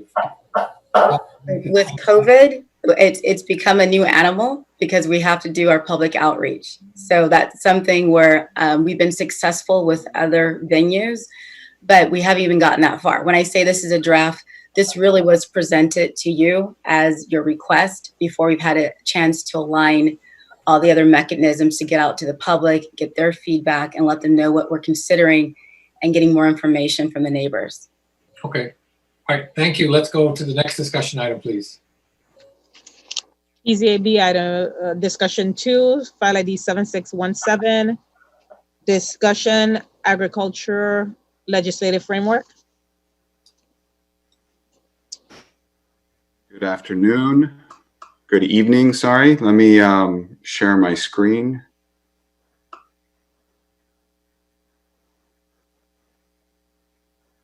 Please let me know when you can see it. We can see it. And if it's being portrayed accurately, you can read everything. Yeah. So I think it was great. This generated significant public comment. I hope I have some information for them and for you there where we can get to a place where we have some direction moving forward. So discussion item regarding urban agriculture. And as I think you've heard, there is nothing currently in either the comprehensive plan nor the city code nor Miami 21 that is specifically about urban agriculture. And there are areas in the city that are recognized as food deserts. So there is certainly a problem. There's certainly data to support some of the issues that were brought to light by public comment. So the benefits from urban agriculture, they're varied and many, and it does depend on the sort of thing we're talking about, but there's improved access to food, there's diversion of waste, there's opportunities for entrepreneurship. Frankly, I think members of the public did a better job of making the case than I could here. I do want to go into a little bit about what is allowed in the code now. So there is a community garden component in Miami 21 already. And I think this is where, so what is allowed? Rooftop gardens, ground level gardens, these would all be currently allowed. There's other language in the code encouraging green roofs. So this is anything that would really be about on-site consumption. And these could even be incorporated into parks. Yeah, so all of those can be considered community gardens by the definition and would be allowed currently. But when we're thinking about urban agriculture a little bit larger scale, there's definitely some concerns and potential adverse impacts on neighbors as well that need to be balanced. There's contamination issues, and this is sort of a twofold issue. On one hand, gardening near highways or on brown fields presents its own issues in terms of the food being produced there could be contaminated. And then there's also the risk of agriculture contaminating the site. So this is something we see, you actually see it with golf courses pretty frequently, where they become, if they've been a golf course for long enough, they become a brownfield because of the amount of arsenic from accumulated fertilizers. That can also happen on agricultural land. I think most of the folks we heard from today, there was a lot of, and from my research and familiarity with a lot of those organizations, I think almost everyone we heard from today, they're practicing organic farming methods and more sustainable practices, but unless that's mandated, that there's some risk there. There's relatively high water requirements potentially. And then I think the most substantial in terms of considering where and at what scale to locate these are real issues with nuisance in terms of noise, dust, and odors. And then if we're talking about anything on public land, that's always got to be balanced with all of the other pressures that are on that land, such as housing, parks, where we have a definite level of service concerns. So I'll just raising the concerns. None of these I think are deal breakers. But I would also like to point out where we're talking about, and where I think this gets interesting is when you move from urban gardening, which is really more about on-site, versus urban agriculture, which could either be hydroponic or outside. Where gardening is usually, small scale. Agriculture is when you're starting to talk about employees, talking about commercial activity associated with it, and heavy equipment, even if it's more relatively compact versions.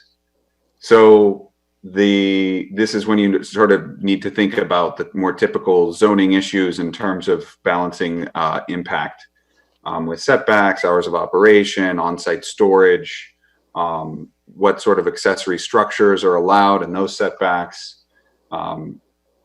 even up to aviculture and potential livestock on site. So what is unclear in the code, because it's not strictly defined anywhere, but I think there is certainly reason to believe, and there's precedent for this urban agriculture falling under industrial uses in terms of manufacturing and processing. So it's a facility primarily engaged in the manufacturing, processing, repair, or assembly of goods.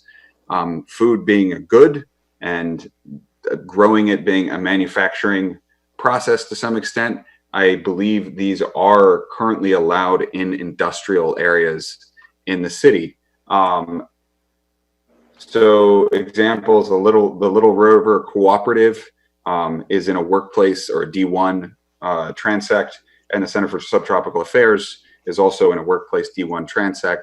I heard from some members of those organizations today via public comment where they've had issues. And so that tells me that there's still clarity that needs to be, that this is we're sort of shoehorning a definition for manufacturing that doesn't really explicitly address the urban agriculture. But I did want to highlight those industrial zones and sort of how they are overlaid with this map. So our industrial zones, those are the purple portions of the map typically, and we have two large areas of those, one associated with the railroad tracks around Little River and the north side of and then the other one along the historic, although no longer active, rail corridor along Allapattah, roughly around just north of 20th Street. So that's actually the locations of the two projects I cited. And it's interesting that there's quite a bit of overlap with where the food deserts are as well in these locations. This data is a little bit old. It's a couple of years old, but it's still it's probably still reasonable because this is from 2015. So regarding next steps, and this is where I think there's probably a two-tier approach we could take. There's probably some relatively low-hanging fruit where we make explicit that urban agriculture is allowed in the industrial sections of the city by defining it and making reference to it through the manufacturing, probably just changing that manufacturing definition to include urban agriculture, and probably adding a definition for urban agriculture. Where I think it starts to get interesting and where it would probably take a little more groundwork in terms of building consensus and educating folks and also gathering information from the stakeholders who've had trouble with these on vacant land, is how do we add this to a program where it's much easier to do it on vacant lots? How do we expand the temporary use program to more clearly and simply allow urban agriculture And then, you know, of course, anytime we're talking about more substantial changes where we could explicitly allow these, because even with the temporary use program, it has to be an allowable use in that transect. So if we're going to start having these in T50, T60 transects where we have typically a lot of residential in the area, we would really need to make sure we have protections in place to offset any of the potential harms. Because again, I think we heard from the groups that we heard from today, I think almost universally, we're talking about small scale, we're talking about people that don't use pesticides, but there certainly could be a risk where people are really doing more typical industrial agriculture. So we would need to take a close look at that. There's also probably other sections of the code that we need to look at in terms of animal control issues. There's Florida building code issues in compatibility with state statutes as well. So for instance, there's certain cross-reference state statutes which say that agricultural buildings in areas of intense what are their terms? Bona fide agricultural purposes. They don't have to follow Florida building code. So that's probably fine when you're in a 100-acre farm. If something dissolves in a hurricane and becomes debris, I don't think that's necessarily appropriate in an urban environment.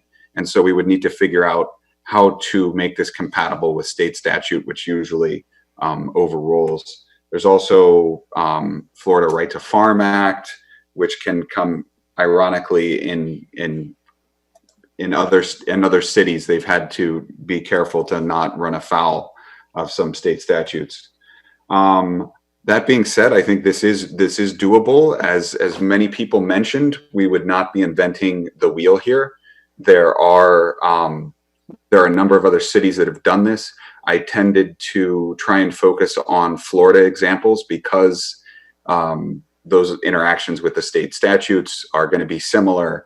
And but there's great everything from national resources from American Planning Association and USDA to very specific Florida information from the great University of Florida IFAS extension program, which provides a lot of great data for landscape architects and farming and all sorts of agricultural interests.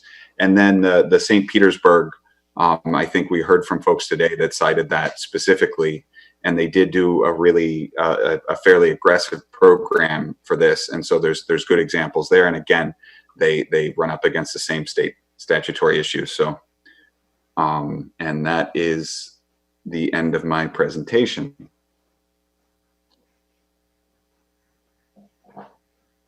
So, What is that Florida Right to Farm Act? Or it's something protecting rural lands primarily, and all I know is from a little basic research that because there's some aspects of it that can come into conflict with when you're trying to do ordinances that are primarily within urban development boundary lines and within cities. Okay. To be honest, I just know that it can be an issue and that needs to be addressed. Mr. Dominguez. Yeah, I've been reading a lot about this and talking to some friends who are interested in doing it, and the pros and the cons. And not one of the things, I think we should tread very carefully doing this in the city of Miami. And I just think that there's certain characteristics of our city that are embedded where I don't think this would work. And the reason I say that, first of all, if you look at the Brownsville sites that you just mentioned, if there's a PDF out there from the Dade County that every year comes out and it shows you exactly where those brownfield sites are located, the majority of them are in the city of Miami. A lot of those vacant lots are contaminated to begin with. The remediation costs would be astronomical on those vacant lots, some of those vacant lots just to fill. And we're not talking about just soil contamination. We're talking about metal, zinc, copper, nickel, mercury, and the most important one, lead, which would be the number one, the number one thing that we'd be looking at. and you factor in the birds, the rodent problem that we have. Those are the two things that have occurred in New York City and all over the world. Those are the two biggest culprits that are preventing urban farms from succeeding. And if you look at the city of Miami, we had the third most roof rats in the country 2 years ago. And in 2018, they did a study, we were number 17 in rat infestation in the whole United States of America. So you factor in that with the high cost of acquisition on those vacant lots, you're going to have a lot of entrepreneurs trying to operate these things. They're going to want to make money. And if you look at the studies that are out there, most of this food does not go to low-income families. This food usually is sold to high-end supermarkets. And there'll be a lot of debate about that, but that's the truth, because at the end of the day, there's some not-for-profit people that are trying to make money. They're not making money giving their crops to the poor people. They're selling it to the high-end markets like farmers market and some of those big chain stores. So there's a lot of inherent risks involved. You've got a large homeless population in the city of Miami. Like I said, you got third-party issues with birds, rodents. You got high water costs, permits. I just don't see this being a priority, considering we have so many other things we could build on those, from pocket parks to more green space to maybe building a little bit of affordable housing. I think in a perfect world, it would be a great idea to do this. But, you just got to get on Google, do your research. For every study that says it's working somewhere, there's 10 studies that say it doesn't. And there's a lot of inherent risks. You got $1 million companies that produce lettuce. And, every day you turn on the TV, there's a recall for lettuce. There's a recall for almost everything. You got chain stores like Chipotle recalling their beef. These are companies that have quality control departments. They spend millions of dollars and they still have issues. So you can imagine in the city of Miami, with really no regulation at all, you could be passing on, bad product to a lot of consumers and infecting them, getting a lot of people sick. And in today's environment, that would be a disaster. So I'm not a big fan of urban farming in the city of Miami. I think it could work in other places around the world, but I just think in our city in particular, because of the way it's structured and the things that exist, I definitely wouldn't think that'd be a great idea. I think there needs to be more debate, more studies to be done. I think we're going to bring in experts, because what works in somewhere else doesn't necessarily work in Miami. And if you look at similar cities like New York City, look, just Google it. You'll see there's a ton of problems. And I just think that we should leave the farming to the pros. And I would love to do urban farming in the city. I think it'd be a great idea. Feed everybody, grow it in your backyard. But I just don't think the environment's right for that. That's just my 2 cents. I think there's a couple points I'd like to answer if it's okay. Good.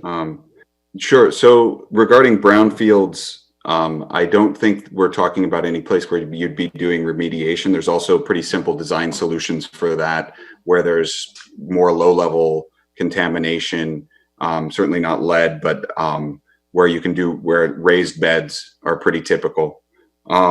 Regarding birds and rodents, like it's a real point, and I think that gets to the nuisance issues that I talked about. I think it's something that can be handled with careful design and having standards for it.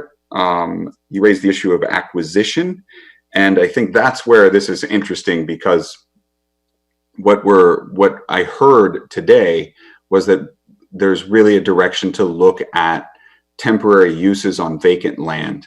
So not necessarily, although the industrial land and where people have been doing this, they have acquired land in industrial districts or in transects. And so you are allowed in those areas. But I think what we were hearing was more looking at temporary uses and activating already vacant parcels, of which the city has plenty of vacant land. And then in terms of where this would be sold, I know that I see, we do have starting to get a more robust sort of farmers market program and in West Grove and Legion Park that can serve some sort of high end. But frankly, we wouldn't really mind if it went to high end markets and restaurants either. But and then also just the point where if we're talking about sort of backyard gardening, and that's already allowed, like community gardens, backyard gardens, growing food in your own home, that's all already allowed. Yeah, but my point was, even now, if you wanted to give a homeless person food, there's laws preventing you from doing that. You could actually go to jail for feeding a homeless person in the city of Miami. And that's the truth. You're not allowed to feed the homeless, and you can look it up.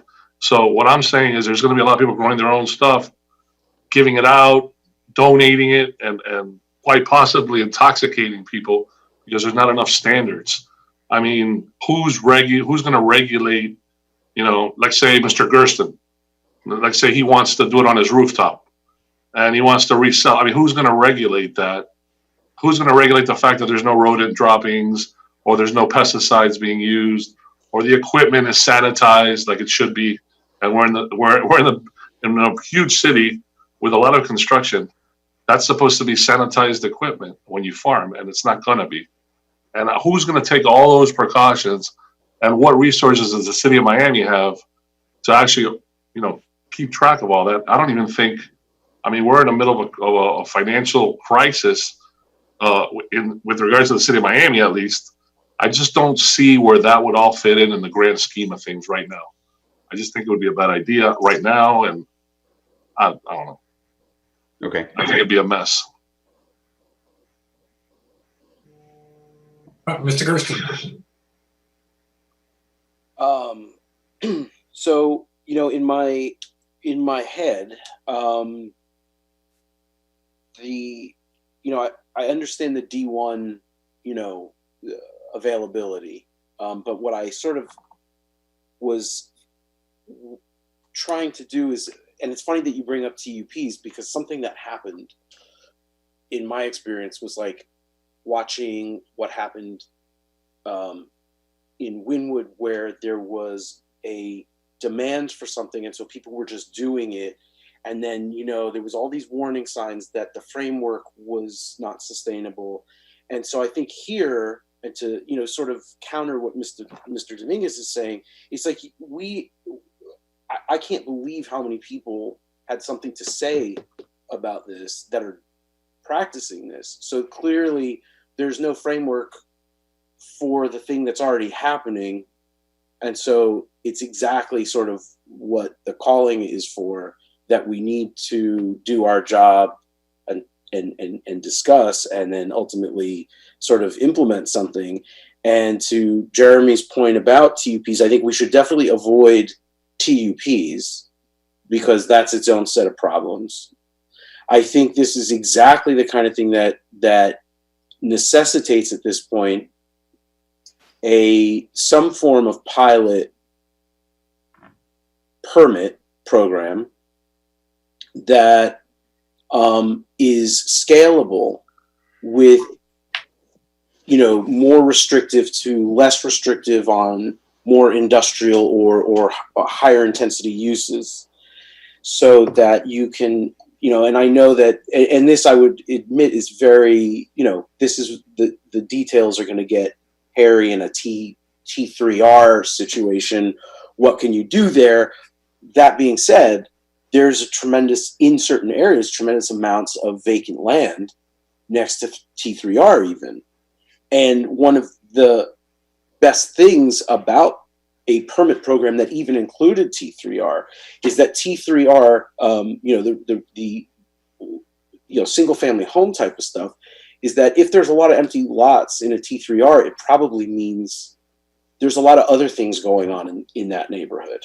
And so it would be exactly the kind of neighborhood that would benefit both, socially, health-wise, all the things that everyone, listed, and all those benefits. And then in addition, the ability to and to Mr. Dominguez's point also, which I think is exactly the reason it should happen, is the more efficient gardens, farms, I don't even know what we're calling these, are able to provide things at a sliding scale or for free to people that need them, because they may be able to sell also to Michael's Genuine, for example, or whatever place is using a particular ingredient or ingredients from a particular grower. I think it is true that we have to be concerned with ground contamination because of the poor treatment of some of the areas in our city, whether they're even listed or not, because that's another thing, is that I think, ground testing is critical for people's health. They may not even realize it and think they're doing something good, and potentially that could be an issue, but that's something that's very easy to do, because I think the other thing about not including this in TUPs is TUPs now have gotten really cumbersome. And we heard that even from some of the comments. So I think we should have this sweet spot type of properties in various transects that have a fast track without a lot of burdensome stuff, but health should be, and safety have to be a consideration. But I also don't think you would have had, again, the surprising amount of people wanting this and coming to the city and saying, give us a framework, if they weren't ready to do that. I think in every single thing that we've ever seen, and, I can only speak to the, entertainment stuff and bar stuff, but, when you create these things, there's always going to be bad actors, but if you think that there's bad actors with a framework, consider what it's like with no framework. Can I just interject one thing? Yeah. Well, and most of the people that want to do it. I just want to clarify, though. Go ahead. I just want to clarify, because you did also mention, and the way you were speaking, and I don't want, because I don't want to mischaracterize, you were definitely sort of describing a sort of a larger scale operation. And I think that there is a nexus between what you're talking about and the use of industrial and D1, where we could see someone trying to do a larger operation. And obviously, though, that would necessitate a whole different set of things. But I think it is also a real slap in the face to all the people that are already selling at farmers markets and have these interactions with our neighbors, and relationships and stuff, to say that, that they're not using best practices or not, and whatever, I understand the concern, but that's just sort of, What I wanted to add was that this idea, which is nice in the perfect world, is usually brought on by people who are much younger, who don't take the time or haven't taken the time to look at some of the consequences, or don't have the experience, having lived in this city long enough to even start to analyze what could go wrong. And I really appreciate the fact that they're coming up with new ideas, and that's fine. But there's just a lot of ideas that some people just don't think through. Yeah, it sounds like a great idea. Everybody, let's open up a small little, and then feed the poor. But that's not what happens. What happens is people get sick.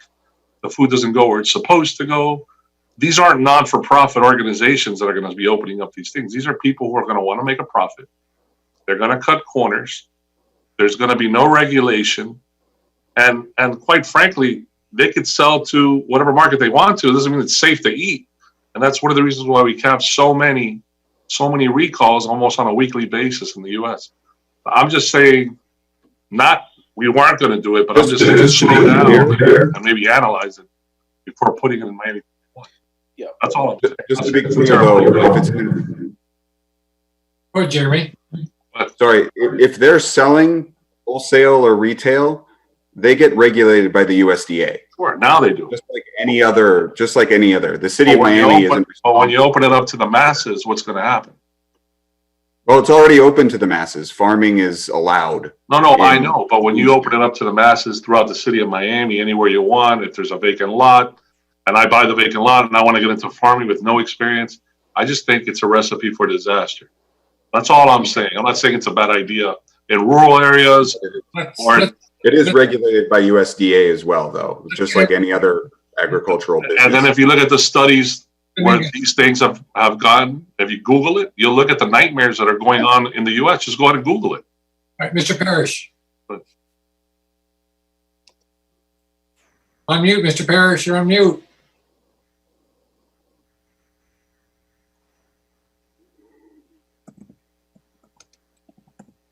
Here we go. Yes. Okay. The good thing is, I hear Mr. Dominguez, and also I agree mostly with Mr. Gerson. It's happening already. That we need a framework. We have lots of cities we can look at. If listening to the testimony we had, we're way behind other cities who are experimenting with this, and we should get the best of what they've tried and see if it will work here. So I'm not so worried about all the horribles. I think a lot of the people, especially these young people, are really into this organic farming. I think there's lots of benefits that they explained could happen from it. And then we just have to, once again, police the bad apples, which just to call everybody a bad apple is not the direction we should be going. So I'd like to see this experiment continue, and I'd like to find Jeremy and the city to explore with other cities what the heck they're doing. I think it's great. Mr. Ziegler. You're muted.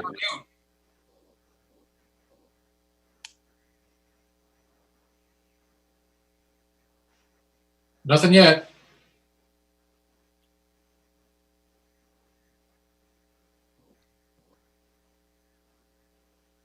Nothing. Vice Chair, did you have a comment? He's there. Mr. Ziegler. Yeah. I think she did that I think Jackie did that Jacqueline did it on purpose. But anyway, all right. I'm joking. But no, it's so funny, Jeremy, that I had a particular, on this farming thing. As a matter of fact, maybe I better not say the address because of what happened. Anyway, we did a set of plans. A church wanted to do a garden up in the Northwest. They want to do this exact same thing. They had a lot across the street from the church. Had it been next to them, it would have been a different story. But nevertheless, they just wanted to put a simple garden. They basically wanted to teach parishioners in the church to garden and just for themselves. It was just a simple thing. Well, it was anything but simple, because I will tell you, first of all, when you're in a situation like that, the county, if you have a vacant lot, they will not bring you water. I mean, unless you have unless you're building something new, or unless you have a structure there. That's number one. So anyway, to make a long story short, through all the little hoops that we finally ran through, I had to sort of make a makeshift structure there. So the building department would approve it, and that the county would, obviously bring the water. The only other alternative, which is what some of these vacant lots are going to have, is they're going to have to build a well, which gets very expensive. And then on top of that, with the electrical, they're going to have to go underground. So it can get a little bit, expensive. So when you're laying these things out, I mean, that would be one thing to consider, that if you're going to make this zoning, if you're going to do this, make sure that the county is going to bring the water. Otherwise, they're going to have to build a road. It's going to get very expensive. But also on Mr. Dominguez's point, basically those issues that you brought, Mr. Dominguez, it's really not the city's problem. That's more like the business once you're operating. I mean, the city, as far as the food, I understand what you're saying in one sense, but that's not necessarily the city's issue. I mean, we're just basically getting a framework whereby they can do this.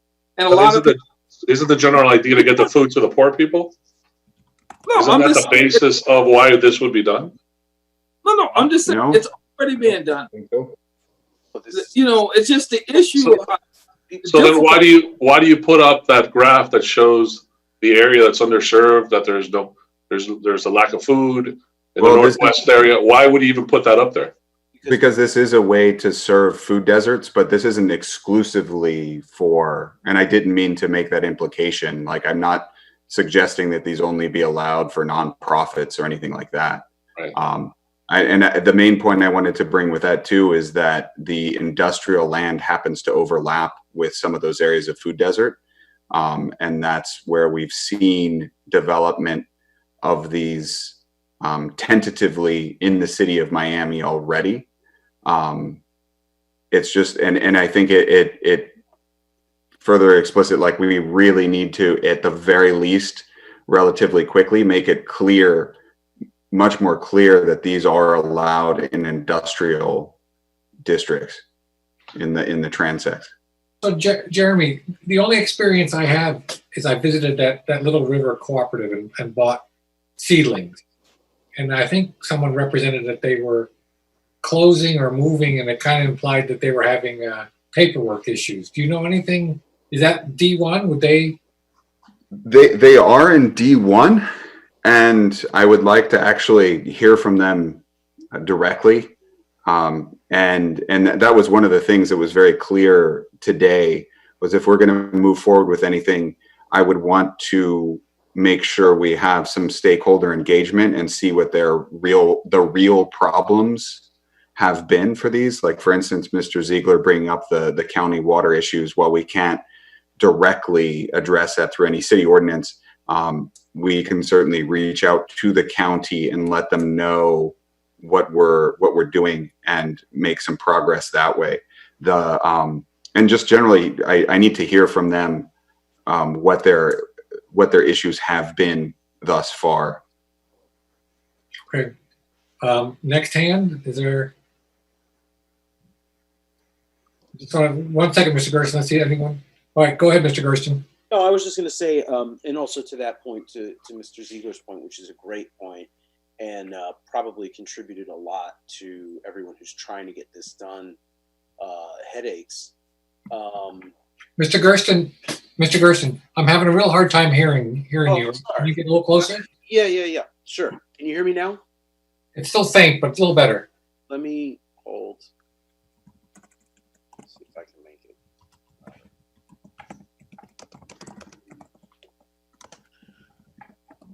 Oh, yeah. Is that better? Yes, sir. All right. Sorry about that.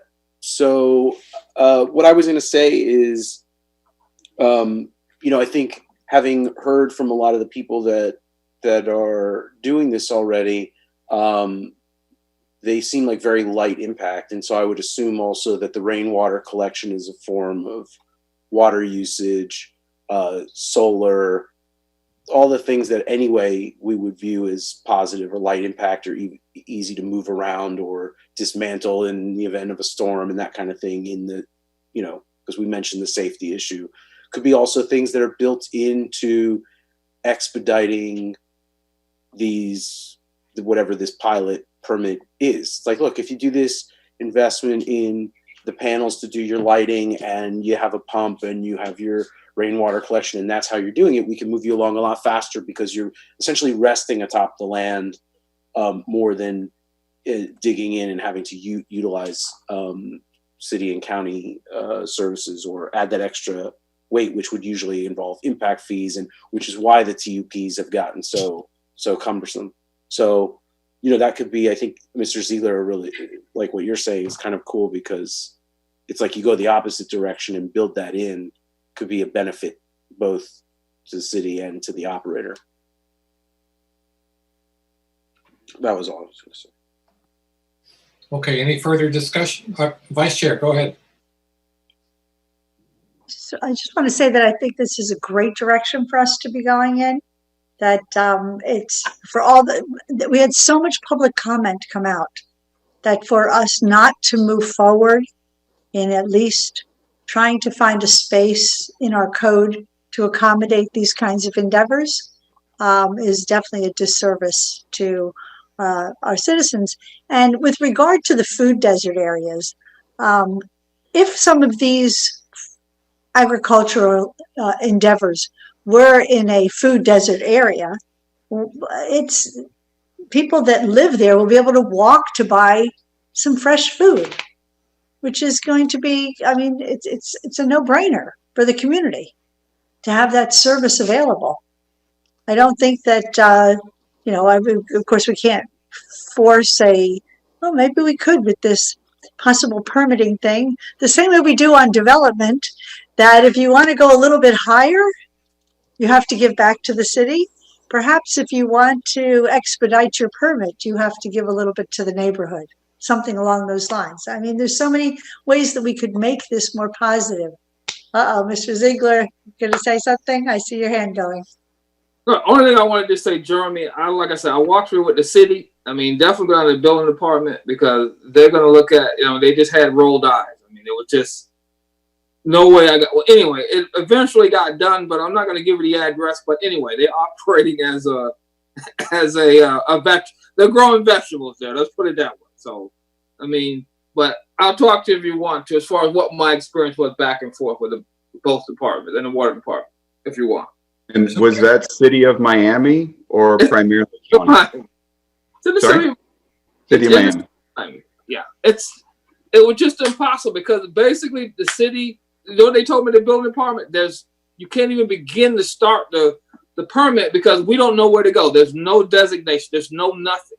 And then the first thing I said to them, well, what about overtime? How are you allowing them to operate? The big vegetable garden there. And then you got also 37th Street down there off Main Highway. How is he operating? So, I mean, things are operating in the city, but it's just done. So basically, but they are allowed. Community gardens are allowed. It's just when it takes that step up to urban agriculture where it's really restricted. But I point taken. I think being allowed and then having in the zoning ordinance versus having a clear path with the building code, with the building and everything else, that's where we're lacking. And that's why I pointed out in my slide that, we really need to look at the other statutes in the city. This isn't strictly a zoning issue. Right. Yeah. Because it's important because at night you're going to need lighting. And then the same thing with the water. Those two issues there, that's going to impact it. It's going to have to be addressed. Otherwise, it's not going to work for a lot of people. You know what I mean? So Jeremy, where are you going to take this from here? So my recommendation would be, and I haven't really, I need to run this through leadership and everything else. But my recommendation would be first that we get something into the code and try and handle the low hanging fruit of just providing a definition to make it explicit that these are actually allowed in industrial transects, that urban agriculture is allowed in industrial transects. Anything else is going to take quite a bit of additional research and is a bigger effort in terms of expanding the ability to do these on vacant land as temporary installations, in terms of doing our diligence on other portions of the city code that and frankly the work of getting the community feedback and seeing what the real problem is.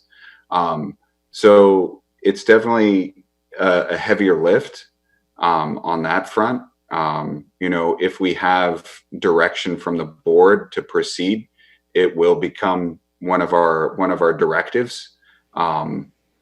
And then we'll need to work with city leadership in terms of priorities. But I think coming relatively quickly with something to get our foot in the door would be a good approach, like sort of a two-prong attack. Jeremy, if I may, I think you're aware as well that right here in our local neighborhood, DPZ, the originators of Miami 21, have already written a book on doing exactly what we're talking about, urban agriculture. So I think Liz would be very interested in hearing from you to discuss how this can be done. Mr. Gersten. So I guess like in terms of direction, or like, I don't know how we proceed from one discussion to the next, but I just want to be very clear that from what I heard and what you're saying, it makes sense that we would go toward, I mean, you're going to get, it sounds like it's going to be an easy lift to clarify the D1 and urban agriculture. That's easy. What you're saying is harder, I think, though, is just as important. And I think what you said about meeting with the stakeholders is important. And I think the sooner the stakeholders meet with you, and then potentially that's passed along to, say, like, city manager, discuss with staff. And I know that pilot program that those two words side by side can move things along sometimes a little faster if it's limited in scope. But I think to relegate everything to D1, as we're like anyway changing zonings on D1, or that land is getting assembled and fences get put around it for larger projects, we've got to look at where this stuff is really probably happening or going to happen, which is, you know, T4, T5, T3, and I'm just saying it again, but how quickly, you know, we could get something pilot put together. And especially, it was brought up a number of times, right now, we don't know what people's food security situations are. We know they're terrible right now. And that is a real ascertainable thing. And the food doesn't even have to be free, but people have reduced budgets. They are food insecure in larger portions of the city than they used to be. We definitely, if that data is old, we don't have data on how bad things are, and they've got to be multiple times worse, multiples. So, so I think this also may get some love and attention quickly at the intersection of COVID emergency, not emergency, but the sort of that conversation intersects here, and so might get some attention and moving along. So that's what I think we need to do, because I'm not worried about the D1, but it's everything else and people's neighborhoods and putting it where it needs to go. Just for the record, it's D1, D2, and even by warrant in D3, which is the river industrial land. Just okay. Right. Okay. But it is all the industrial transects. Yeah. Right. It's the industrial transects, exactly, and we'll get it closer to the neighborhoods. Right. Do we want? I mean, there's really not a vote that we can take tonight. I think you've heard a lot of different opinions. I think there's a encouraging word that we'd like you to pursue this and keep us up to date in a reasonable fashion as a future discussion item to find out where we're at. Mr. Gershon, I think this was kind of your discussion item. I don't want to speak for you, but did I overstate or understate the direction for now? No. I think just time. I know all of us don't have that much, and everybody's got a lot going on, even though there's, but I think based on the last thing I just said about the need, and that these places can act as training sites, or, educational opportunities, or even places for people to gather outdoors with their kids and learn stuff. Is there a way you could give us a time frame to step two? I mean, but yeah. So one thing I recommend potentially is if you want to give us formal direction to proceed with a broader program, that we probably come back and put something to a vote. Mm-hmm. I think that's always, then it becomes officially a directive from our planning agency. I think the smaller issue of the definitions, I'm going to circulate that internally now. Okay. With our zoning administrator, with our assistant city manager, Dr. Yakwaba, who oversees our departments, and just see if we can get some traction on that internally, because that feels almost like an administrative change, right, rather than a big policy change. Right. It's more of a code cleanup issue. So, but if we want to, if we're talking about changing policy about how we approach vacant land, about, introducing these areas where we might have residential uses, then that's something that, getting to sort of a directive is more helpful and gives it some more weight. So does that mean vote now to get us a draft of something that starts to get those ideas towards the pilot program? I mean, would defer to the city attorney, but I think we would need to notice that as an agenda item, that if it's something that's going to be voted on. Is that correct? Right. So they can give general direction to staff, such as, please come back with an ordinance that you described in your presentation or something along those lines. But actual action on it should be, come back as a resolution or an ordinance, something along those lines. But they can give general direction. Yeah. I think I've heard general direction, and Hi, Linda. so what I would commit to is working on the definition. I was finishing up with a PZAB meeting, which is great, but I didn't want to call you. Hello.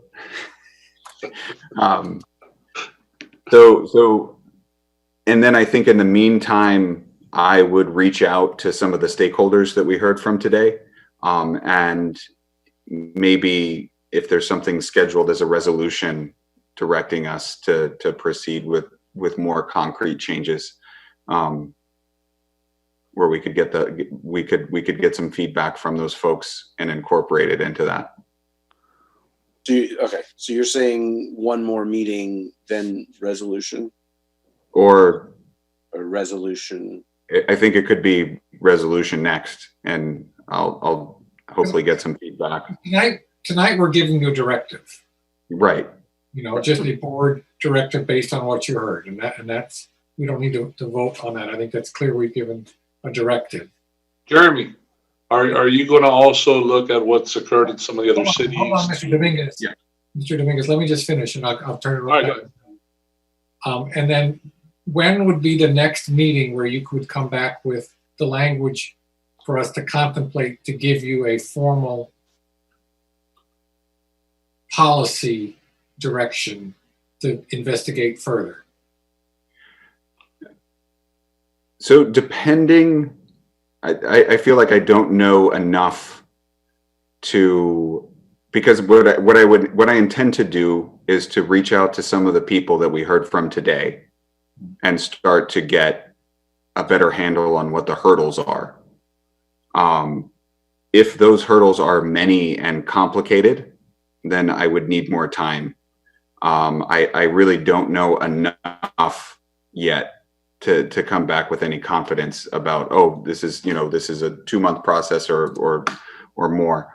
So can we have you just come back at minimum for the second meeting in September? Yes. With an item, and we'll work with the clerk whether you're going to come back with a, hey, I want to discuss more with the board discussion item, or I have some language that would like to put in the agenda to have us look at. Mr. Dominguez, go ahead. No, I was just saying that in order for it to be fair and balanced, we heard a lot of positives and a lot of good stuff, but when I was doing my research, I went in with an open mind. And from what I read, there was more cons than pros. And I think people, before they vote, should hear both sides of the coin. So I would ask my fellow members on their own, or if Jeremy wants to present the facts from what's happening in other states like Portland, New York, Atlanta, Chicago. There's a lot of stuff that we don't talk about that goes extremely wrong. And there's also good stuff. But I think in order to make an educated decision, you can't just hear from 20 people in our city who want to do it. You'd have to look at the overall picture of where it's been done before and then make a decision based on fact. And I just think, just to be fair and balanced, I think we should hear both sides of the coin and not just one side. That's all I'm saying. I'm not against urban farming. I just think we should hear the pros and the cons, because once it's done, you open the floodgates, you can't take that back. That's all I'm saying. And it's a very dangerous issue. It's not just all utopia, we're all going to eat great food. There's a lot of things that come into play, and there's been a lot of problems throughout the world, not only here in the United States, with urban farming. So, all right. Well, this is a discussion item. It's a discussion item about food, which is making me hungry. So I'm trying to move on to the next discussion item, if possible. Okay, so the directive is for a discussion item on September 16th.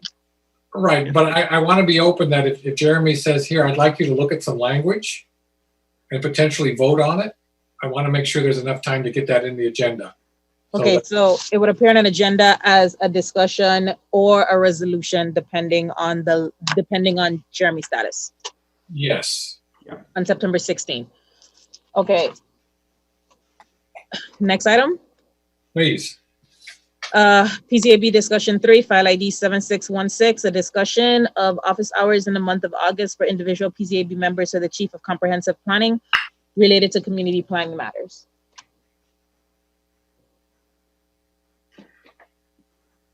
Hello. Sutron? Yep, I'm here. I'm unable to start the video. Don't know if that matters. This is more of an announcement than anything else, though. If you wish to engage in, here we go, I can start my video. Any conversation on it, you can. This is an issue that I've brought forward tonight to let you know that I'm going to offer up office hours in the month of August, which is to say I will be sending out the invitation later this week for the second half of August. And the intention here is sort of to respond to certain cues that I've gotten in a number of hearings about certain misunderstandings perhaps, or a need for a little extra work to go through certain concepts about the comprehensive plan. Since I've been with the city, there have been a few members who've joined the PZAB. So for them, including member Porsoff, welcome. I want to just also start with a sort of a quick orientation to the comprehensive plan. We don't really spend a lot of time talking about comprehensive planning, so that's certainly something I want to spend a little time going through. I also feel going through this, it will help me get a little in time with you one-on-one outside of the public eye, where I might be able to pulse and get some feedback from you that might help me as I prepare to fulfill an obligation that I have for 2021 to prepare training modules on community planning.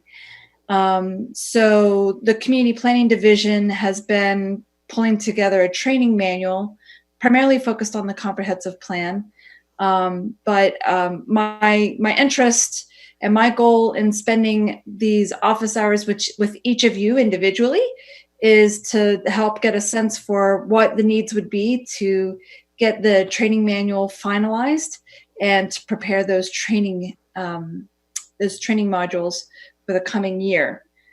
It's pretty straightforward there. And let me just pause and see if anybody wants to ask any questions, and that'll do it for me. That's it. We look forward to your invites, and we can move on to the last discussion item.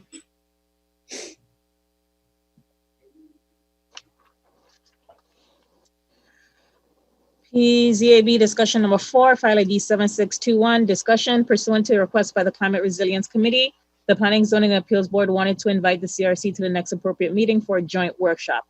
A date certain was not decided, but was to be discussed at the March 18th to plan for a joint workshop between CRC and PZAB on April 1st. The March 18th, 2020 to the June 3rd, 2020 meetings were canceled due to COVID-19 emergency planning. The item is being placed on the agenda for status and any further planning. So actually, Erica has read through a lot of the background on this item. And Member Gersten, this was an item that you wanted brought forward at your request. The joint workshop was something that I know I had initially brought forward. What had initially started the motivation behind this is sort of a foregone issue. That was the SAPs. But what I would like to offer to you is that the matter of resilience remains to be an important issue. The issue of resilience continues to be something that's going to be important as we go forward. I will tell you that the Climate Resilience Committee is currently working very closely with what's becoming a restructured system in the city to finalize the stormwater master plan. There'll be some new levels of service, which with any luck will perhaps influence changes to the Miami Comprehensive Neighborhood Plan, the comp plan, which is going to be important for us to understand. We review things such as the adaptation action areas, freeboard, etc., a number of adaptation, resilience, and sustainability issues. I think it's really important, and I hope you will give some favorable consideration to working with the Climate Resilience Committee in a workshop format. I met with them on Monday. They had their monthly meeting, and I know they're quite interested in spending some time with you. And I'm quite interested in getting your feedback. And my team is ready to facilitate working out a new date for this. Just before we had the discussion, I know there were some public comments that seemed to talk about the climate resiliency leader and funding around there. Is anything you can add to that? Yes, so that was some feedback from members of the public about the proposed budget for the coming fiscal year. The Chief Resilience Officer, Jane Gilbert, she actually vacated her position on the last day of July. And as the city's been preparing its new budget, they proposed restructuring the Office of Resilience by essentially moving it into, well, how they're describing it is very interesting, by moving it with the Public Works. So the current proposal right now is that the gentleman, his name is Alan Dodd, who has been the Director of Public Works, would become the new Chief Resilience Officer and continue running the Office of Public Works, but he would also assume the duties of the Office of Resilience and Sustainability. Okay. Mr. Altave. Yes, about this. Personally, I'm very interested in meeting with whoever is working on resilience. Since they eliminated the position of Chief Resilient Officer and they put it under Public Works, I was in a meeting with the mayor today about resilience, and he made the commitment to create an advisory committee. I don't know if we're talking about the same committee, but what he committed is to create a committee. So I don't know if he's going to take the existing one and put it in the new position.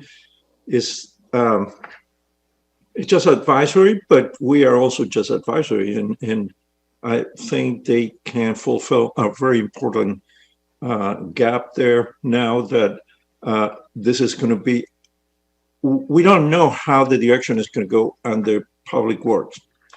Public Works is going to report to the city manager and the city manager to the mayor with a committee advisory that is going to be advising to probably Public Works, or I think is directly to the mayor.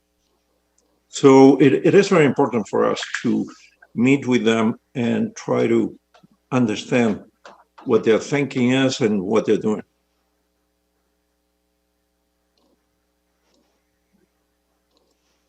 Okay, looking for raised hands.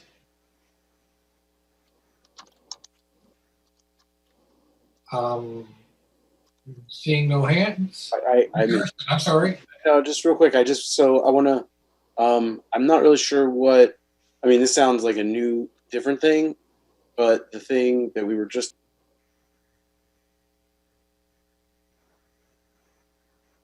I think you're on mute. You muted yourself? Yes, Mr. Burston. Can anyone hear me? Yes. Sorry. So the Climate Resilience Committee that exists now, what's the format that you're sort of, how does it move forward? So they're going to come one time soon to us, or what's the format, or are you asking what we want to do? Yeah, what's going on? I'll need an opportunity to work at the staff level with the staff of the Office of Resilience and discuss the way to move forward on that. So it won't happen in August because, I mean, we're sort of socialized to not have public meetings in August. So I think we're going to slow with the public functions at this point. I would say we might shoot for some point perhaps in September. And in terms of how that will get facilitated, if you could bear with me on that, let me take a moment to work with my colleagues in the Office of Resilience, and we can reach out to you guys by email and coordinate that way, just like we did last time.